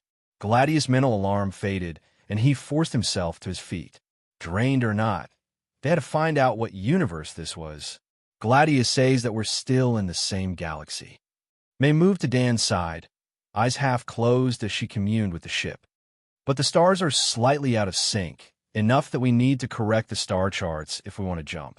The same galaxy with different star positions. Dan frowned. Some kind of alternate Star Wars universe, perhaps. System. The user has transitioned into another parallel universe. This universe is closer to our origin point, a temporally stunted reality many thousands of years behind our own. A universe set in the past. Dan turned to peer through the hull of the ship, a twinge of pleasure as he used his X-ray vision. A dense patch of galactic space greeted him, filled with nebulae and stars. We must be close to the core. Let's scan this system while the galaxy map is realigned. All right. May nodded, still in communion with Gladius. It looks like a barren system. Wait. Her eyes flickered as Gladius increased the data stream. One planet has a vast amount of life, hidden below the surface. She waved a hand and Gladius projected a luminous, golden-toned world. Featureless, save for the ravines that ran like cracks, barren mud that had long been baked harder than stone. Dan blinked as a fuzzy memory from his human life surfaced. He turned and found the planet with his own eyes, dazzled by the ocean of ki within. This is the wellspring. A thrum ran under his skin as a complicated twist of emotions played out in his heart. He now had an idea about who was responsible for these cross-universal journeys. This place is the home world of the Metachlorians, the intelligent microscopic life forms that connect other living things to the Force. Dan squinted, but the distance was too far for his newborn X-ray vision to manage. It's also the home of the Force priestesses, the 5 faces of the cosmic force. Dan let venom slip back under his skin. It was better to meet these beings without aggression. The majority of the 5 represented darker aspects of the Force, with only one each to side with light and neutrality. He knew very little about their origins, only that Kagan and eventually Yoda would train under their care. Let's leave the ship in a safe orbit around the star and go down to say hello. Dan rolled his shoulders as May shifted the Gladius through space. The priestesses he'd read about were not violent, and he wanted some answers that only they could give. Just us. Dan glanced at the Killiks all around them. I don't want them to take hold of the more susceptible of our crew. Killiks had an affinity for the Force and Force users themselves. If they connected one to their hive, the whole collective would take on an obedience to the joined Force-sensitive. The Toro were probably safe to bring, but he had yet to design them a space suit or grant them symbiotes. Already, May opened her eyes and reached out to Dan. Gladius will be safe here, and she'll jump as soon as she can to a different system. Dan smiled and clasped May's hand, headed toward the shuttle bay. If he was right about his speculations, he might have a solution if the priestesses in his home universe were willing to sit down and talk. This place reminds me of Seek-It. May and Dan stepped from the scout ship, symbiotes hidden under their skin. Except that Seek-It is singular. The mental field here is composed of so many different minds. I suppose it's similar, Dan nodded. The wellspring was an oddity that none in the galaxy understood, except, perhaps, the Force priestesses who called the planet home. Let's descend below and see if we can't find our hosts. They slipped beneath the cracked surface, through the waves of light that rose from the depths. A few moments of travel, and they entered an impossible landscape. The planet was hollow, coreless. The vast space within was filled with countless islands, all held in the air on the golden light that emanated from the center of the chamber. Beautiful, May drifted forward, wreathed in golden streamers. Each island held a dense cluster of plant life, filled with an interconnected reservoir of ki. I feel like this might have been a good place to plant Yggdrasil in our own universe. Maybe, Dan nodded as he inspected the depths of the chamber. Midi-chlorians were supposedly neutral, but they also followed the will of the Force. But this place is under the control of the cosmic force, and I'm not sure it's a big fan of ours. Not a fan of yours, maybe. May laughed as she followed Dan toward the largest island within the planet. That storm ignored me the first time, and this time Gladius only got sucked along because you were on board. Fair enough, I suppose, Dan smiled back at his wife. May was also never harassed by the Star Weirds. Hopefully the priestesses can tell us why. Why tell you something that should be clear to all? A voice rose from the shadow, filled with confusion, as Dan and May touched down onto the verdant grass. The Force cannot touch you, like it can the others. You are guarded by the abomination that shares your soul. 5 masked figures emerged from the void.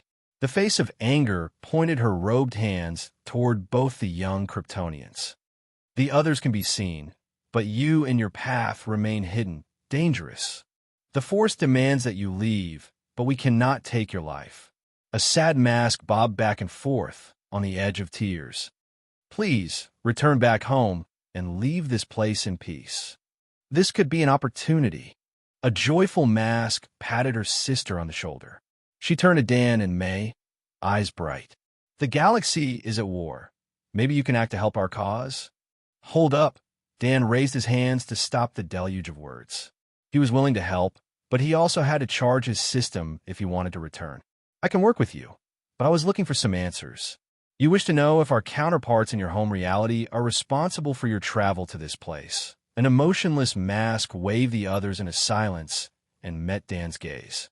She raised her hand and twisted the light around them, crafted it into the image of a clockwork structure. Wrapped around a quasar, the sight of the thing raised the hair on Dan's neck.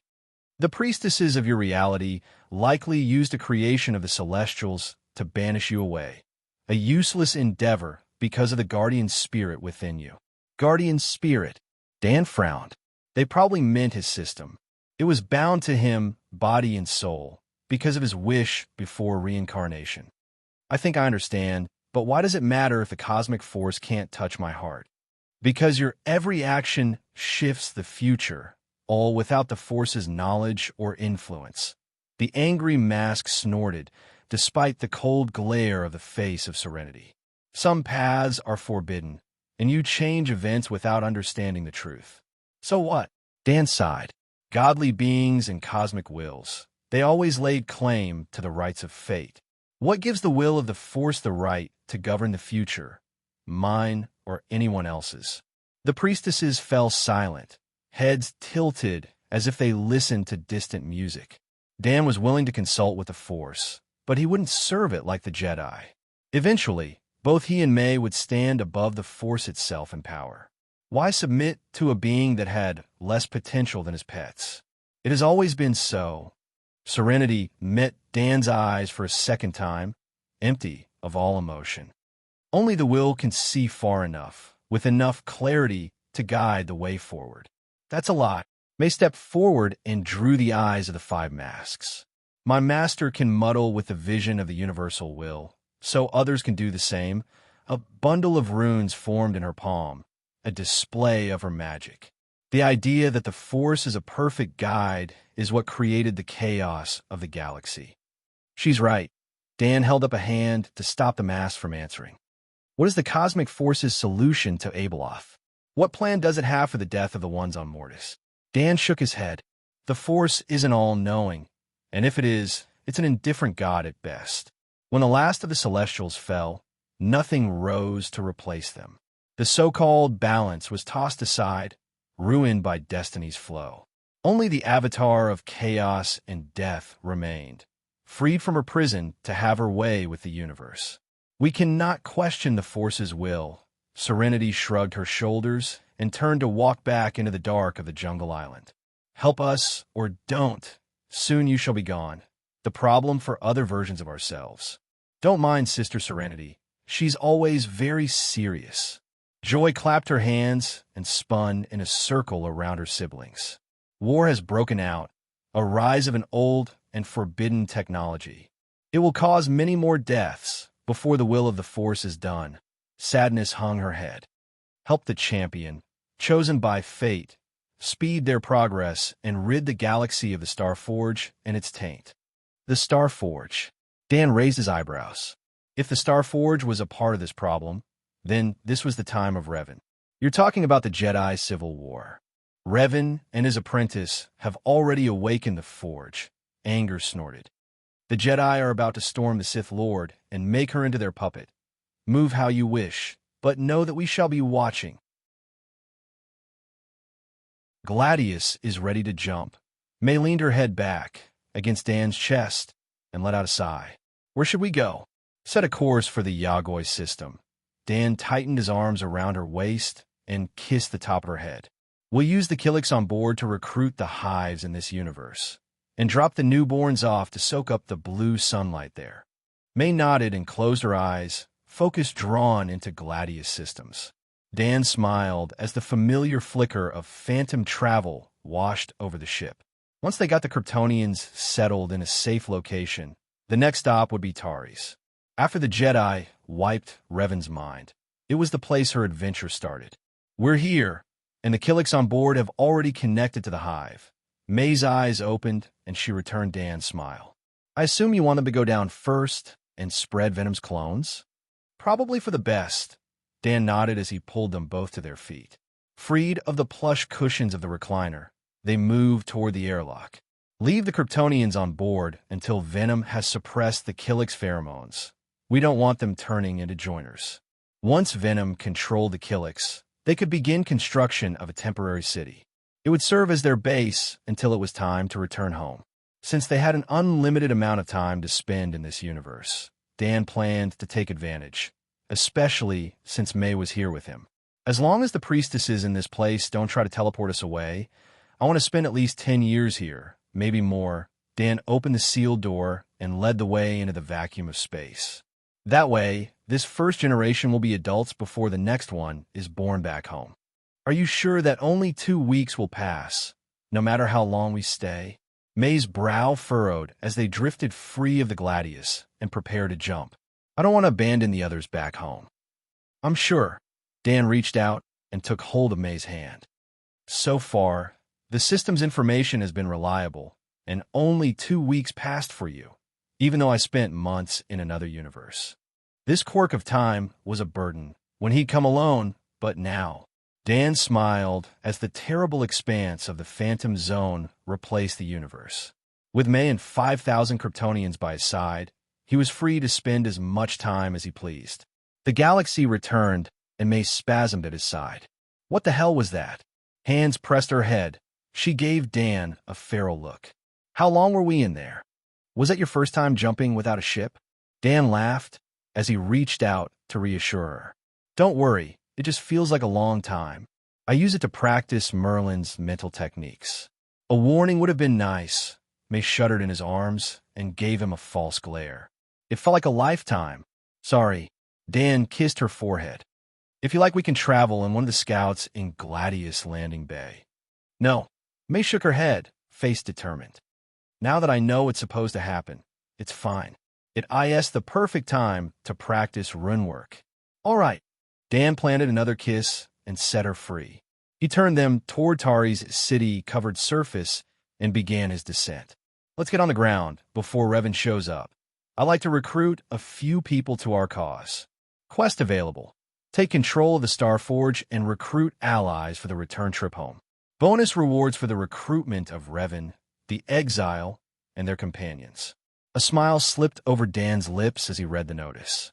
His system knew his mind well. Not all of Revan's companions were Force-sensitive, but the Exile's followers were a different story. If he was going to bum around this universe for 10 or more years, he might as well fill out the roster for his new Force order back home. The Starforge would be a nice gift for Ultron, another celestial toy for the AI to study. This place smells. May wrinkled her nose, a frown on her lips. It's even worse than Coruscant, rotten and diseased. That's probably the Rakhals. Dan sniffed at the foul, polluted air. The plague runs rampant in the Undercity. Millions of souls converted into mindless Sith abominations. Darth Malak would bring a cure to the disease when he occupied the world in search of the Jedi Bastila. He would also bombard the planet into ruin when he failed to find her. Dan flexed his fingers as they descended onto a pedestrian skyway, masked by the cover of night. Revan's Sith apprentice would be in for a surprise when Dan ripped his fleet apart. It's too bad Ultron isn't here. May snorted, a futile attempt to clear the smell from her nose. He could probably quarantine the infected areas without much trouble on a planet like this.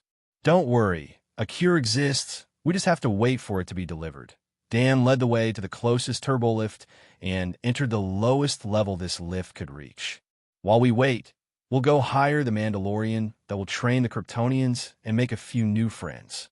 Okay, but I don't want to live here long-term. May sighed as the smell grew stronger with each meter the lift descended. A wave of moist odor poured in as the door opened to reveal the lower city. The faster we're off this planet, the better. Dan nodded as he walked from the turbolift.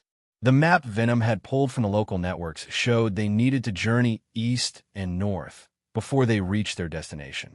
Javiar's Cantina, local watering hole and hangout of Canderous Ordo, Mission Veo, and the Wookiee Ale Bar.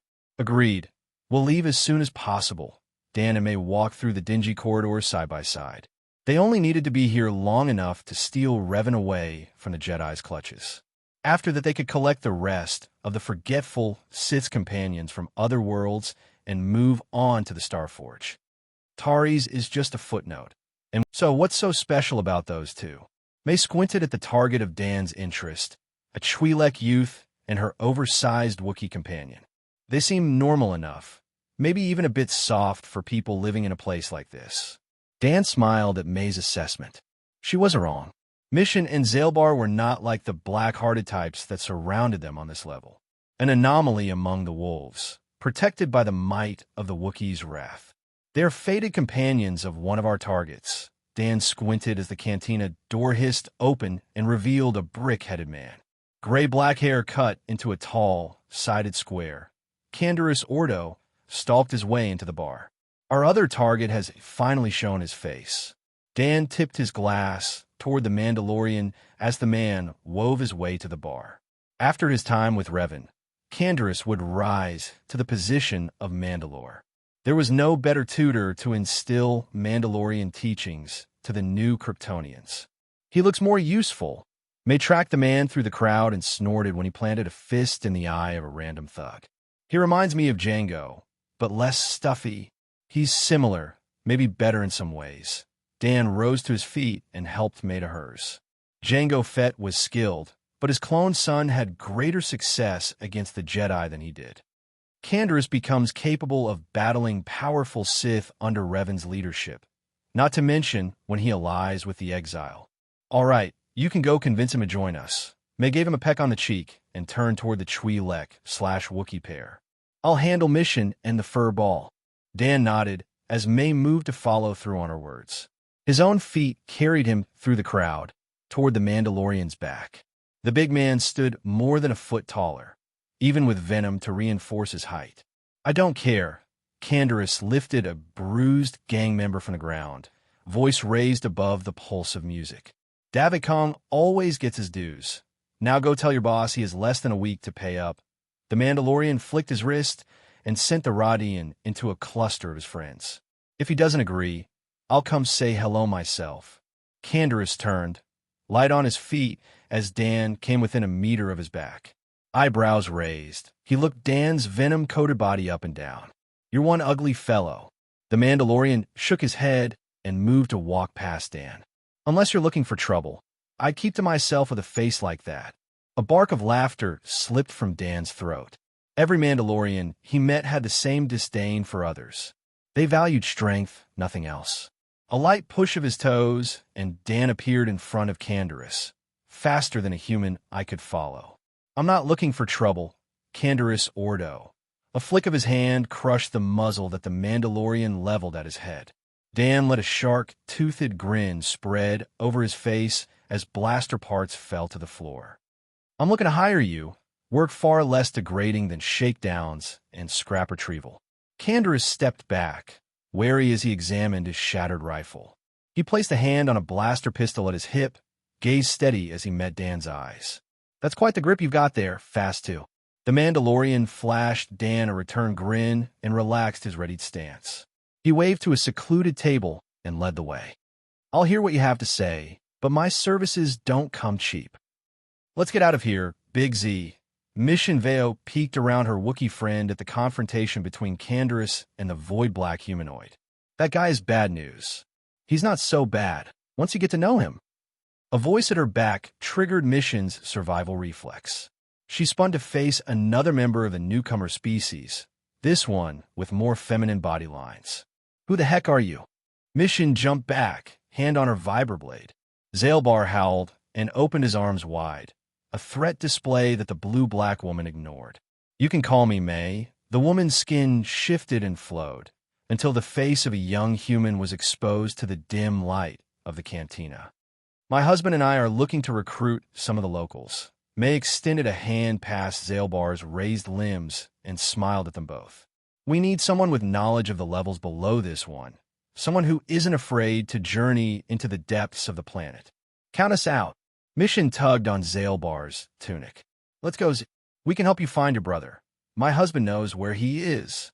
May's words halted the Twi'lek in her tracks and earned a deep growl from Zaelbar.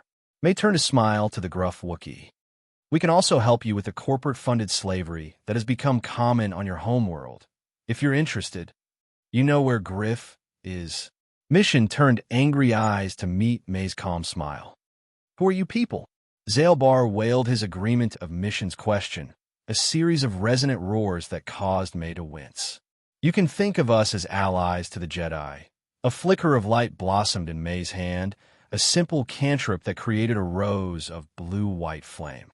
We're here to find allies for our work, but we're also invested in improving the conditions in the lower levels here on Taris. Mission waved Zaelbar to silence, face pinched. Her eyes darted around them at the worn, bedraggled patrons of the dingy cantina. It would be a dream come true. If you're not lying, the young Twi'lek bit her lip and placed a hand on Zaelbar's arm. Do you really know where Griff is? I haven't heard from him in so long. Dan does. May nodded, her smile brighter than ever. She motioned for them to take a seat and led by example. Once he's finished his talk with the Mandalorian, hopefully they can both... You want me to train a bunch of kids? Canderous gave Dan a look of vague disinterest. I'm not a babysitter. These children are special. Dan smiled at the Mandalorian's response and withdrew venom from his face. I'm only 10 years old, but I could walk through all of Mandalore with brute force alone. Canderous frowned at Dan's bold statement. Eyes narrowed. His fingers drummed on the table between them, some tune Dan didn't recognize. You're fast, I'll give you that. Strong, too. The Mandalorian leaned back and shook his head. But you're crazy if you think a single person can stand against the combined might of my people. Revan did, and so can I. Dan resisted the urge to grin as Canderous stiffened. But I've got no interest in the task, and the fallen Jedi did the job well enough. Those are brave words. Canderous lurched to his feet and drove a fist toward Dan's indifferent face. A single finger held the Mandalorian's attack in place. What? I see you'll need some convincing. Dan wrapped his fingers around the man's wrist and gave a feral grin. A push of his willpower and venom prepared jump. Let's take a trip, shall we? Canderous' mouth opened in a silent wail as the phantom zone swallowed them both. They emerged in the upper atmosphere of the moon of Endor. Before Dan could wrap the Mandalorian in a venom clone, the man tilted to the side and vomited. Sorry about that. Dan winced at the liquor-heavy reek and released the symbiote clone to clean the man up. It looks like the direct jumps are harder on humans than I expected. What was that place? Canderous shuddered, unconcerned that he was held kilometers above the ground. We spent years there. Just a temporal illusion. Dan patted the man on the shoulder with his free hand and hauled the man into space with the other. That organic suit will let you breathe in space. Now, come with me. Faster than the man could complain, Dan accelerated toward one of the uninhabited planets in the system. He settled Canderous into a stable orbit around the sun that had a clear view and left the dismayed Mando adrift in space. Hey, wait! Canderous ground his teeth as he failed to catch hold of Dan. You can't leave me here. Relax. Dan laughed as he floated toward the planet ahead. I told you I brought you here to show you something, so just sit tight and watch. A blue tint entered his biofield as Dan accelerated at the rocky, airless world. This time his test wasn't about control. He would use this display to see how much damage he could actually do to an unprotected world. The planet's surface rushed to greet him, ignored as he smashed past its embrace. Rock gave way to magma, a warm tingle on his skin. Dan carried on, speed maxed as he punched through the other side of the world and back into space. The ground behind him heaved, torn upwards by the remnants of his momentum. A cascade of moon-sized projectiles that leapt free of their parent world and into the solar system. Dan surveyed the damage as he arced back toward the horrified Mandalorian.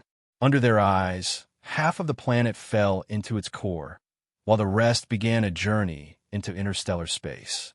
Reduced to a molten, malformed lump, the world would take centuries to settle and cool. Dan slapped Canderous on the shoulder and gave the man a vaguely wicked grin. So what say you? Dan's words snapped Canderous from his stupor, a flinch that sent him into a spin. A flick of his biofield steadied the man and turned him to face Dan. Still think I couldn't take on the might of Mandalore on my own? No, but I do wonder why you'd even want someone like me to train your people. Canderous clenched and unclenched his fists, eyes drawn back to the ruined planet. This kind of power, what good are the teachings of Mandalore to you? Dan pulled the man closer and gripped his shoulder, ready to jump once more. The man's thoughts were somewhat valid, but that line of thinking was the downfall of many supermen. Brute force and overwhelming might are all well and good, until you meet someone with equal strength. Brace yourself to jump. Dan pulled them through the phantom zone and into orbit around Yagoi. The Mando shuddered, but fared better than his first trip. I want all of my people to be able to use their strength to its fullest. A big part of that is training before they come into their power. What kind of enemies do you think you'll find to match power like yours? Canderous shook himself and squinted at the planet below. Lush green bathed in pure blue sunlight, covered in countless mountainous hills. With power like that, you might as well be a god. Gods can die, Usually at the hands of other gods, Dan snorted. Kryptonians were powerful, but they were not alone. Many races had absurd limits, or no limit at all to their growth. If my people ever encounter such a foe, I want them to be ready, not killed by their own hubris. Hubris, huh? Canderous barked out a laugh. He turned to face Dan and extended a hand. My people know a lot about the backlash that can bring. The pair shook and a Mandalorian waved to the planet below. Now, is this place going to be another display of your power, or is it the home of the kids you want taught? It's the temporary base for our operations in this galaxy. Dan pulled the man into the atmosphere and angled toward the only artificial structures on the planet. I'll introduce you to the group, but after that you'll be on your own for a while. He had business to finish on Taris. After that was a trip around the galaxy to collect a few stray companions. Then it was time to visit the Starforge. Yuhani and Jolie Bindo would be more than useful in the future, and HK-47 had to be acquired.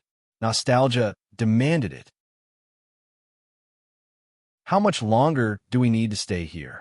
May sighed as she sipped her drink.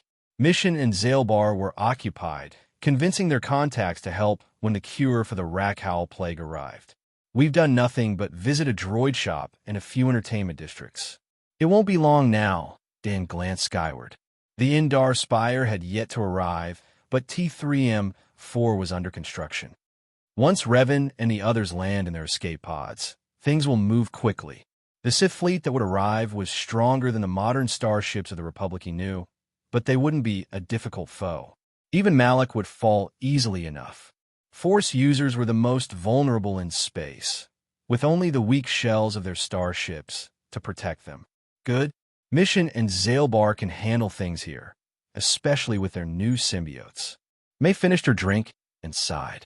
Their underworld buddies can mass-produce the cure you steal from the Sith, while we move on to a less toxic-smelling place. It's time. Dan smiled at the sky beyond the layers of city above their heads. The Indar Spire had jumped from hyperspace, headed toward a stable orbit. I'm going to get into position. You should do the same. May nodded and rose to her feet. A quick kiss, and they separated. She would head lower, to the Undercity where Bastila's escape pod would land. Dan was headed up to the freedom of space. Once Revan left the Spire, he would say hello to the so-called Lord of the Sith. Malak barely deserved the title, but he did well enough for himself, despite his general lack of power. Dan accelerated free of the atmosphere and settled himself into the shadow of a broken-down space station. Minutes slipped by until a cane of flashes blossomed around the planet. Dozens of escort vessels, alongside several carriers, emerged from hyperspace. Alongside a wedge-shaped, round-edged Star Destroyer, they bombarded the Old Republic ships around Taris without hesitation. Without the Jedi, even the Old Republic is pretty useless. Dan sighed as the majority of the Republic's fleet vanished under Sith guns. Only the Spire remained intact, targeted for boarding. Bastila's battle meditation has the same drawbacks as Palpatine's. Without it, the soldiers can't coordinate at all. Eventually, the last escape pod launched, and Malak's flagship obliterated the Indar Spire. Dan rolled his shoulder and drifted from cover. That was his cue. It was time to act. He didn't bother with his key as he accelerated toward the clustered Sith vessels. It would be overkill, a waste of power. Let's see. A quick scan found the serum he needed, stored aboard Malak's ship. Looks like the rest of you can go first. Dan blitzed through the fleet, faster than the pilots could react. A battering ram that turned fighters into scrap and severed larger ships in two. In seconds, only the Leviathan remained. Malak's interdictor Star Destroyer floated alone amongst the remnants of the Sith battle fleet, guns silent as if shocked to stillness. Now, for the main event. Dan speared through the side of the flagship. Twin lines of red melted over the wound in the hull and halted the loss of atmosphere. A glance showed him the storage lab, 3 levels below. Another burst of heat vision and a molten hole opened to his destination. Dan ignored the blaster fire of Sith soldiers and scooped up a dozen vials of the Rakhowl cure. Another pulse from his eyes carved a path straight to the bridge, a gaping wound that opened at a startled Malik's feet. The Sith Lord backflipped away as Dan rose from below into a rain of blaster fire. That won't work. Dan waved a hand, and his biofield slammed over the bridge like the tides. Normal soldiers collapsed to the ground, while Malik was forced to one knee. Even that lightsaber on your waist won't help you, Alec. Darth Malik's brow tightened in fury at the mention of his former name. The voice box on his throat erupted in a mechanical snarl as he forced himself to his feet. Lightsaber ignited. He advanced toward Dan despite the pressure of the biofield. You remind me of another Force user I know. Dan smiled as Darth Malik closed, lightsaber raised strike. Darth Maul had similar abilities. Your physical power is very impressive for a Sith. Dan blurred forward and grabbed hold of Malik's wrists in a single hand. The other held the Sith's weapon, fingers wrapped around the crimson blade. Even without ki, a standard lightsaber like this couldn't reach his skin. But it's nowhere near enough, I'm afraid. Dan angled his body, a headbutt that dropped Malik to his knees. A flick of his fingers sent a symbiote clone into the man's flesh. I'll give you a choice. Dan released the Sith's arms and held up a finger. Either you join me, and the symbiote I injected you with will monitor your loyalty, or... Dan curled his raised hand into a fist and smiled. Your story ends here, you decide. Malik trembled, a mixture of rage and fear that battled within the Sith's eyes. He raised his head, but was interrupted before he could speak. This one has no loyalty in his heart, not even ground fertile enough to plant the seed. Venom's symbiote rose to the surface and shackled Malik's body. His worlds have no meaning. He has already chosen betrayal. Too bad, Dan sighed. Darth Maul had proven useful and obedient enough. The small schemes and plots of the former Sith were harmless, focused on the creation of his own little empire. You could have lived forever. Dan's fist blurred and Malik's body turned to hypersonic vapor, a stream of blood that pierced the hull of the ship and into the vacuum of space. He'd never liked Malik, but the man was talented enough. He shook his head at the waist and accelerated through the already crippled ship. Problem solved. Dan emerged from the explosion and cruised toward Tari's surface. May had probably rounded up the crash survivors. Now all that remained was to convince them to join his cause. Let's go meet Lady Revan and her kidnapper Bastila Shan. Who the hell are you people? Karth Onasai gaped at the sky, where fragments of the Sith Armada still fell like rain. The group stood on an upper-level walkway, a gathering among many who were interested in the morbid display. How could the entire Sith fleet just detonate like that? Regardless of the why, we are grateful. Bastila's tone failed to match her words, filled with arrogance and righteous privilege. Now, we need only secure transport off this world. She glanced at the sky. I sense the death of a powerful darkness. I believe Dark Malak has fallen. My husband should have taken care of everything in orbit. May smiled at the overly assertive woman. The Jedi had tried many times to place herself in command of the rescue of the others. Once he returns, we can summon our ship to pick us up. Excellent. Bastila glanced at the brainwashed Revan, who stood beside Karth and gawked at the rain of debris. We must go to Danton. The council there must be informed of the changes here. We'll figure out. May rolled her eyes. The plan did have them visiting Danton, but not right away. First, Revan needed to get her memories back, so they could recruit the real her, not the puppet created by the Jedi. Look there, she pointed to the sky, where a familiar black streak swooped down from above. Dan is here already. The group focused on the rapid approach of the blur that May called her husband. Dan reached them in a blink, without even a gust of wind to disturb the onlookers. The shark-toothed mask withdrew to reveal a fresh-faced youth. Greetings, everyone. Dan looked each new arrival in the eyes, before he settled his gaze onto Revan. If everyone's ready, it's about time we got off this rock. Dan squinted into the distance and smiled. Mission and Zailbar are on their way with T3, so once they arrive I'll hand over the Rakhal serum, and we can leave. Rakhal serum? Bastila tilted her head and drew Dan's gaze from the brainwashed Revan. Something to do with the plague in the lower levels? A cure, May nodded. 3 of our agents will remain behind and work with the locals to produce enough for everyone. You have a cure for the Rakhowl plague? The Jedi tightened her hands into fists, eyes bright. You could save millions on Taris alone, more if we can get it to the Jedi for galaxy-wide distribution. I'll bring a vial along when we leave. Dan withdrew a thin, glass tube from Venom's surface. We'll give it to the Jedi when we visit Danton. I still want to know how you destroyed that Sith fleet. Karth stepped forward, brow furrowed.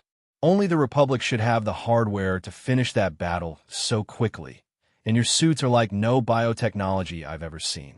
We are Venom, not some piece of clothing. Venom formed a small face on Dan's shoulder and snarled at Karth. Our power is greater than your limited brain can understand. Play nice, Venom, Dan snorted. Venom normally ignored comments about him, but something about Karth must rub him the wrong way. To answer your question, I destroyed the fleet on my own. Dan turned from the dubious soldier and walked toward a turbo lift. The door opened as he approached, and Mission's group stepped into the light of the moon. He withdrew a large handful of vials and handed them off to the Twi'lek and her companions. We'll be back in a month, probably less, with your brother in hand. Dan waved the group off as they re-entered the lift, serum in hand. You can stay here as long as you like. Just use the comm link we gave you when the plague is under control if you want to join us off-world. I'll hold you to that. Mission smiled, eyes focused on the cure she carried. If you're not back in a month, I'll head to Tatooine and find Griff myself. Dan laughed as the turbolift closed. Even though Mission wasn't force-sensitive, her talents with people made her a valuable asset. Her knowledge of the underworld would also serve Krypton well, since enterprises like the Exchange still needed to be dealt with back home. He turned back to the others and met May's eyes with a question. Gladius is on her way. May smiled and walked to his side. She'll send a scout to pick us up in less than a minute. Perfect. Dan pecked her on the forehead before he returned his gaze to the 3 confused humans. Our ship is rather large, so I don't think Taris would appreciate it if she entered the atmosphere herself. A thrum of Kryptonian engines followed his words as a scout vessel dropped from the sky, landing bay already open. May opened her arms and waved the group forward toward the waiting ship. Let's go, before the locals try to stop us from leaving. May led the way onto the scout. Taris had strict policies regarding landings and departures, policies they planned to completely ignore. They can't stop us, but it's better to avoid them altogether. The ramp slipped closed as the last member of the group stepped aboard. The scout rose, thrusters at full as it carried them toward the Gladius and away from the incoming security vessels. A short trip brought them within sight of Gladius, a view that brought a curse from Karth's lips. That ship is bigger than anything under the Republic's control. Karth shook his head, as if he could dispel some kind of illusion. She must be 10 kilometers long. 18 and counting, actually. May laughed as the scout glided into one of the many docking bays on the Gladius hull. She's still a baby, but one day she'll be the biggest creature I have. Creature? Wait. Bastila tore her eyes from the viewport and squinted at May. You have a bigger vessel than this under your command? Not really a vessel. May tapped her chin, thoughtful. The space worm was more like a small world or mobile fortress. More like a massive pet. Come on. Dan waved to gather the group's attention. His eyes flicked to Revan before he motioned in the direction of the ramp. We'll get everyone to their quarters. You can rest before we get to Danton. Why have him rest on board? May sent Gladius into an easy course through the system, away from Taris Star. We could be at Tatooine by now. I want to give them some time to relax. Dan wrapped his arms around May from behind and rested his chin on the top of her head. Revan's mind is still in chaos. She'll be certain to have a nightmare about her past. I'd like you to offer to help her when she wakes. I can probably open up some of her memories. May leaned against Dan's chest, still focused on her interface with Gladius. But you're the one who specializes in mind magic. You could probably help her remember everything. I could. Dan shrugged his shoulders, careful not to break May's concentration. But the time she spends without those memories helps her gain a new perspective on her actions. The Revan that emerged from Malik's betrayal and the Jedi's plot was a different person. Light or dark, she abandoned her ambitions against the Republic. Revan took a new path, one that succeeded in bringing about the downfall of a hidden Sith Empire. It still seems a bit shady, May snorted as she opened her eyes. Gladius could handle the rest on her own until they needed to jump. The Jedi might have taken her memories, but were the ones keeping them from her at this point. That's true. Dan released May, enough to let her spin and face him. He pressed his forehead to hers and smiled. But if the Jedi had their way, she'd never remember, and our method will still get her memories back faster than if we did nothing. May rolled her eyes and thumped her head against his, an action that forced a grin on his lips. She frowned, hands pressed to her skull in mock horror. You, in your thick head. She rubbed her bruised forehead and glared into Dan's eyes. How would you like it if someone held the keys to your memories, but refused to give you everything? I suppose I might resent them. Dan sighed. May was right. It was the moral choice to return Revan's memories in full. However, he and May had the benefit of a kind of foresight. But I know how this story plays out, and Revan really does benefit from her amnesia. All right. May returned her hands to his shoulders and rested her head against his chest. But it still feels off, like we're playing God or something. They drifted into silence. Dan held May in his arms as he gazed past Gladius Hull into the dense starfields around them. A lot of their decisions, now and in the future, would be similar to this one. They had to walk a balance between serving their interests and the interests of the people they would one day rule. No one can stop us but us, Dan muttered. May didn't respond, her breath slow and regular, asleep. I need to pay more attention to the choices I'm making. Unless it's necessary to protect the future I want to build, I should do my best for the people around me. It cost him nothing beyond a bit of his now infinite time to be more conscious and less reactive. His mind was fast enough to double and triple think any choice he made, but his natural inclinations let him slip into old habits. These people might have been characters to him in his past life, but they were living, breathing beings as well. Dan settled in and did a mental review of all his plans for the future. Not just a search for shady moral choices that could be avoided, but a hunt for any imperfections in his reasoning. He wanted to build a utopia in the future, and his path would touch the lives of trillions in his home galaxy alone. Time ticked on, until a soft alarm broke his concentration. An alert. Revan had left her quarters and was currently in one of the meditation spaces. May yawned and silenced the noise with a wave. Looks like a time for me to put on a show. She disentangled from Dan's grasp and stretched her arms above her head. How many of her memories should I try to release? Dan followed May and rose to his feet. He placed his hands on her waist and raised her into the air. A gentle spin returned her to the plush lounger. He gave her a kiss on the forehead and stretched his own back. I'll go. Dan gave his wife a smile as he moved toward the door. You might have been right. Revan's real goal was always the destruction of the hidden Sith Empire. Even if we return all her memories now, she'll likely listen to reason if we show her what we can do. Sound good? May returned his smile and cuddled deeper into the cushions. Bring a blanket when you come back. Will do.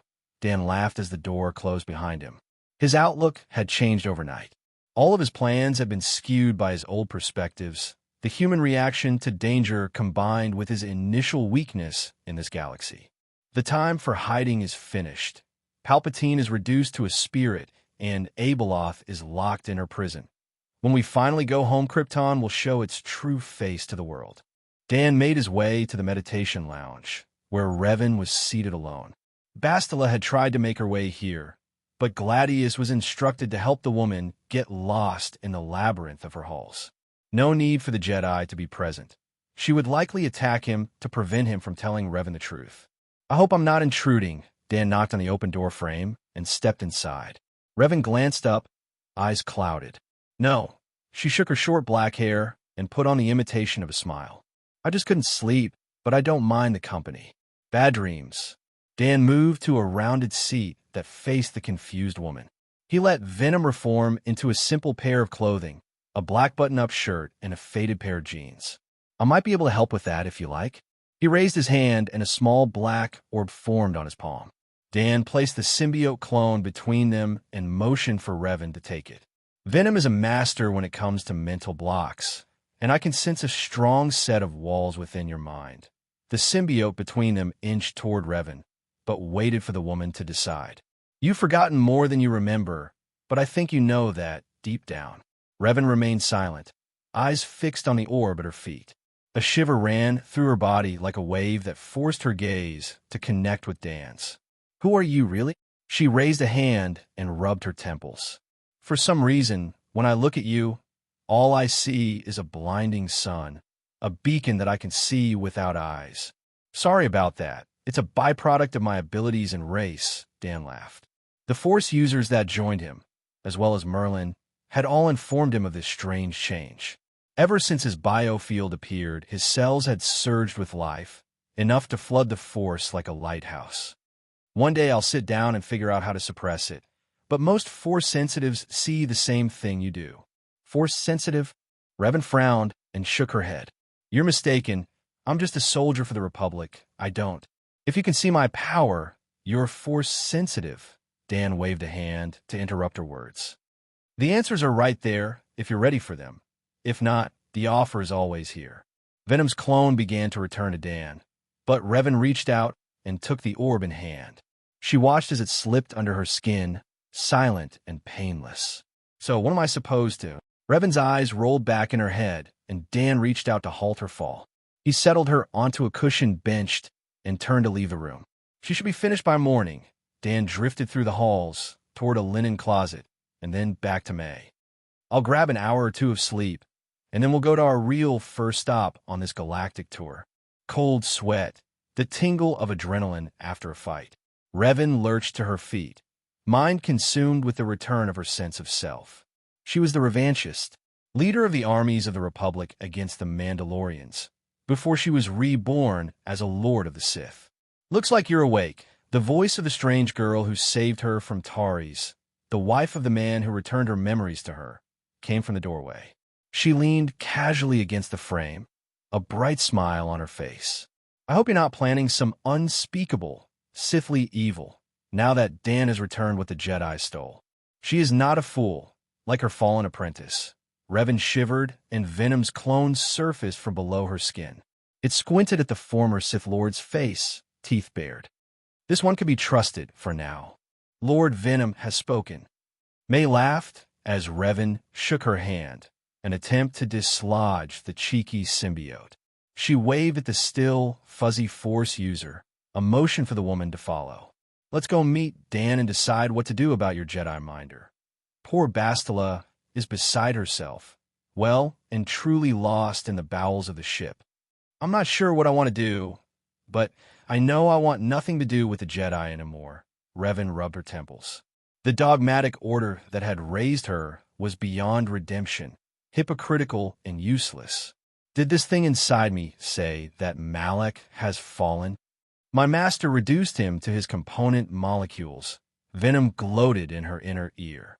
He was not to be trusted, a fool who couldn't see beyond the waters of a shaded pond. Dan destroyed his vessel over Taris. May nodded as they worked their way to the bridge. I'm sorry that he betrayed you, though it seems pretty par for the course with Sith. Revan followed in silence.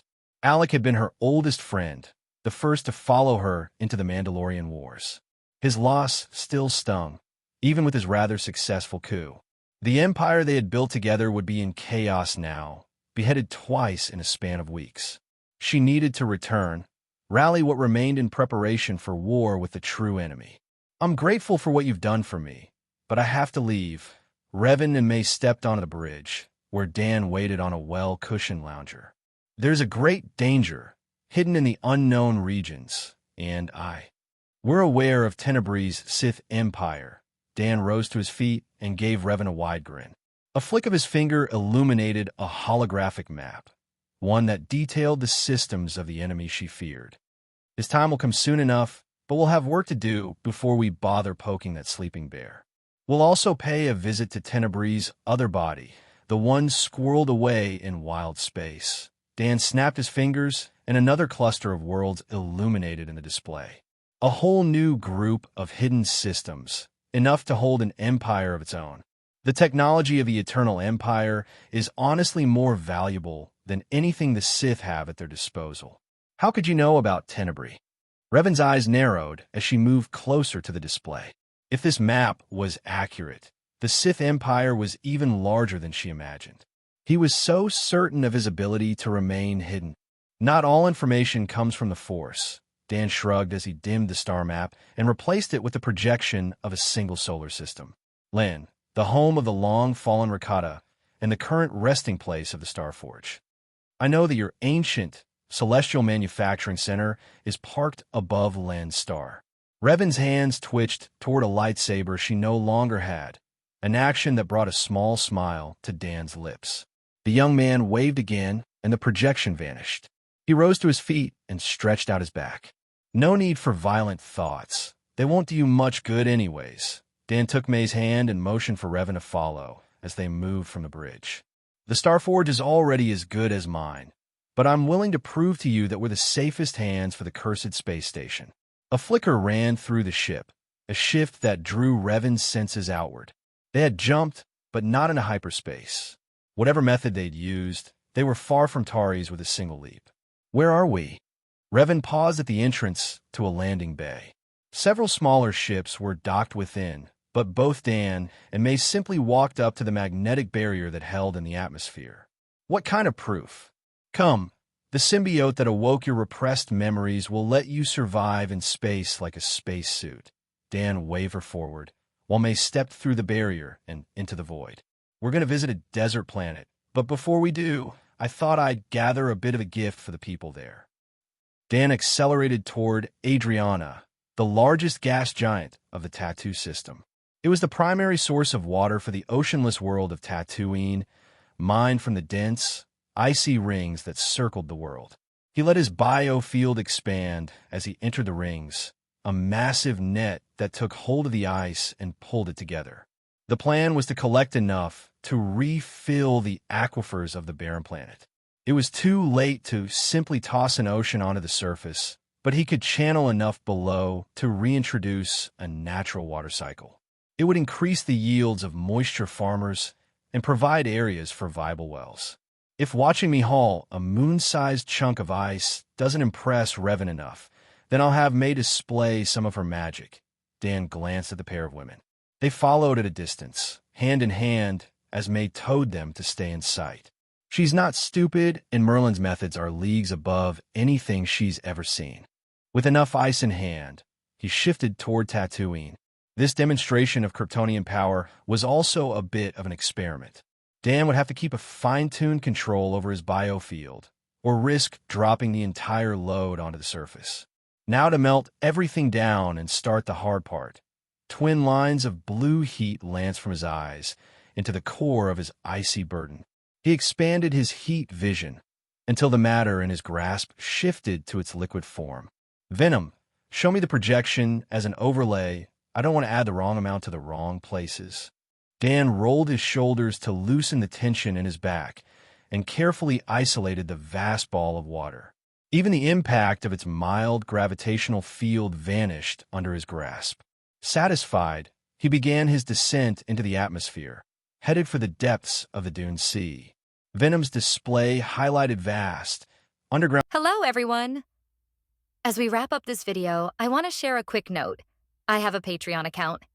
If you'd like to support me and enjoy on-demand audiobooks, you can become a Patreon member.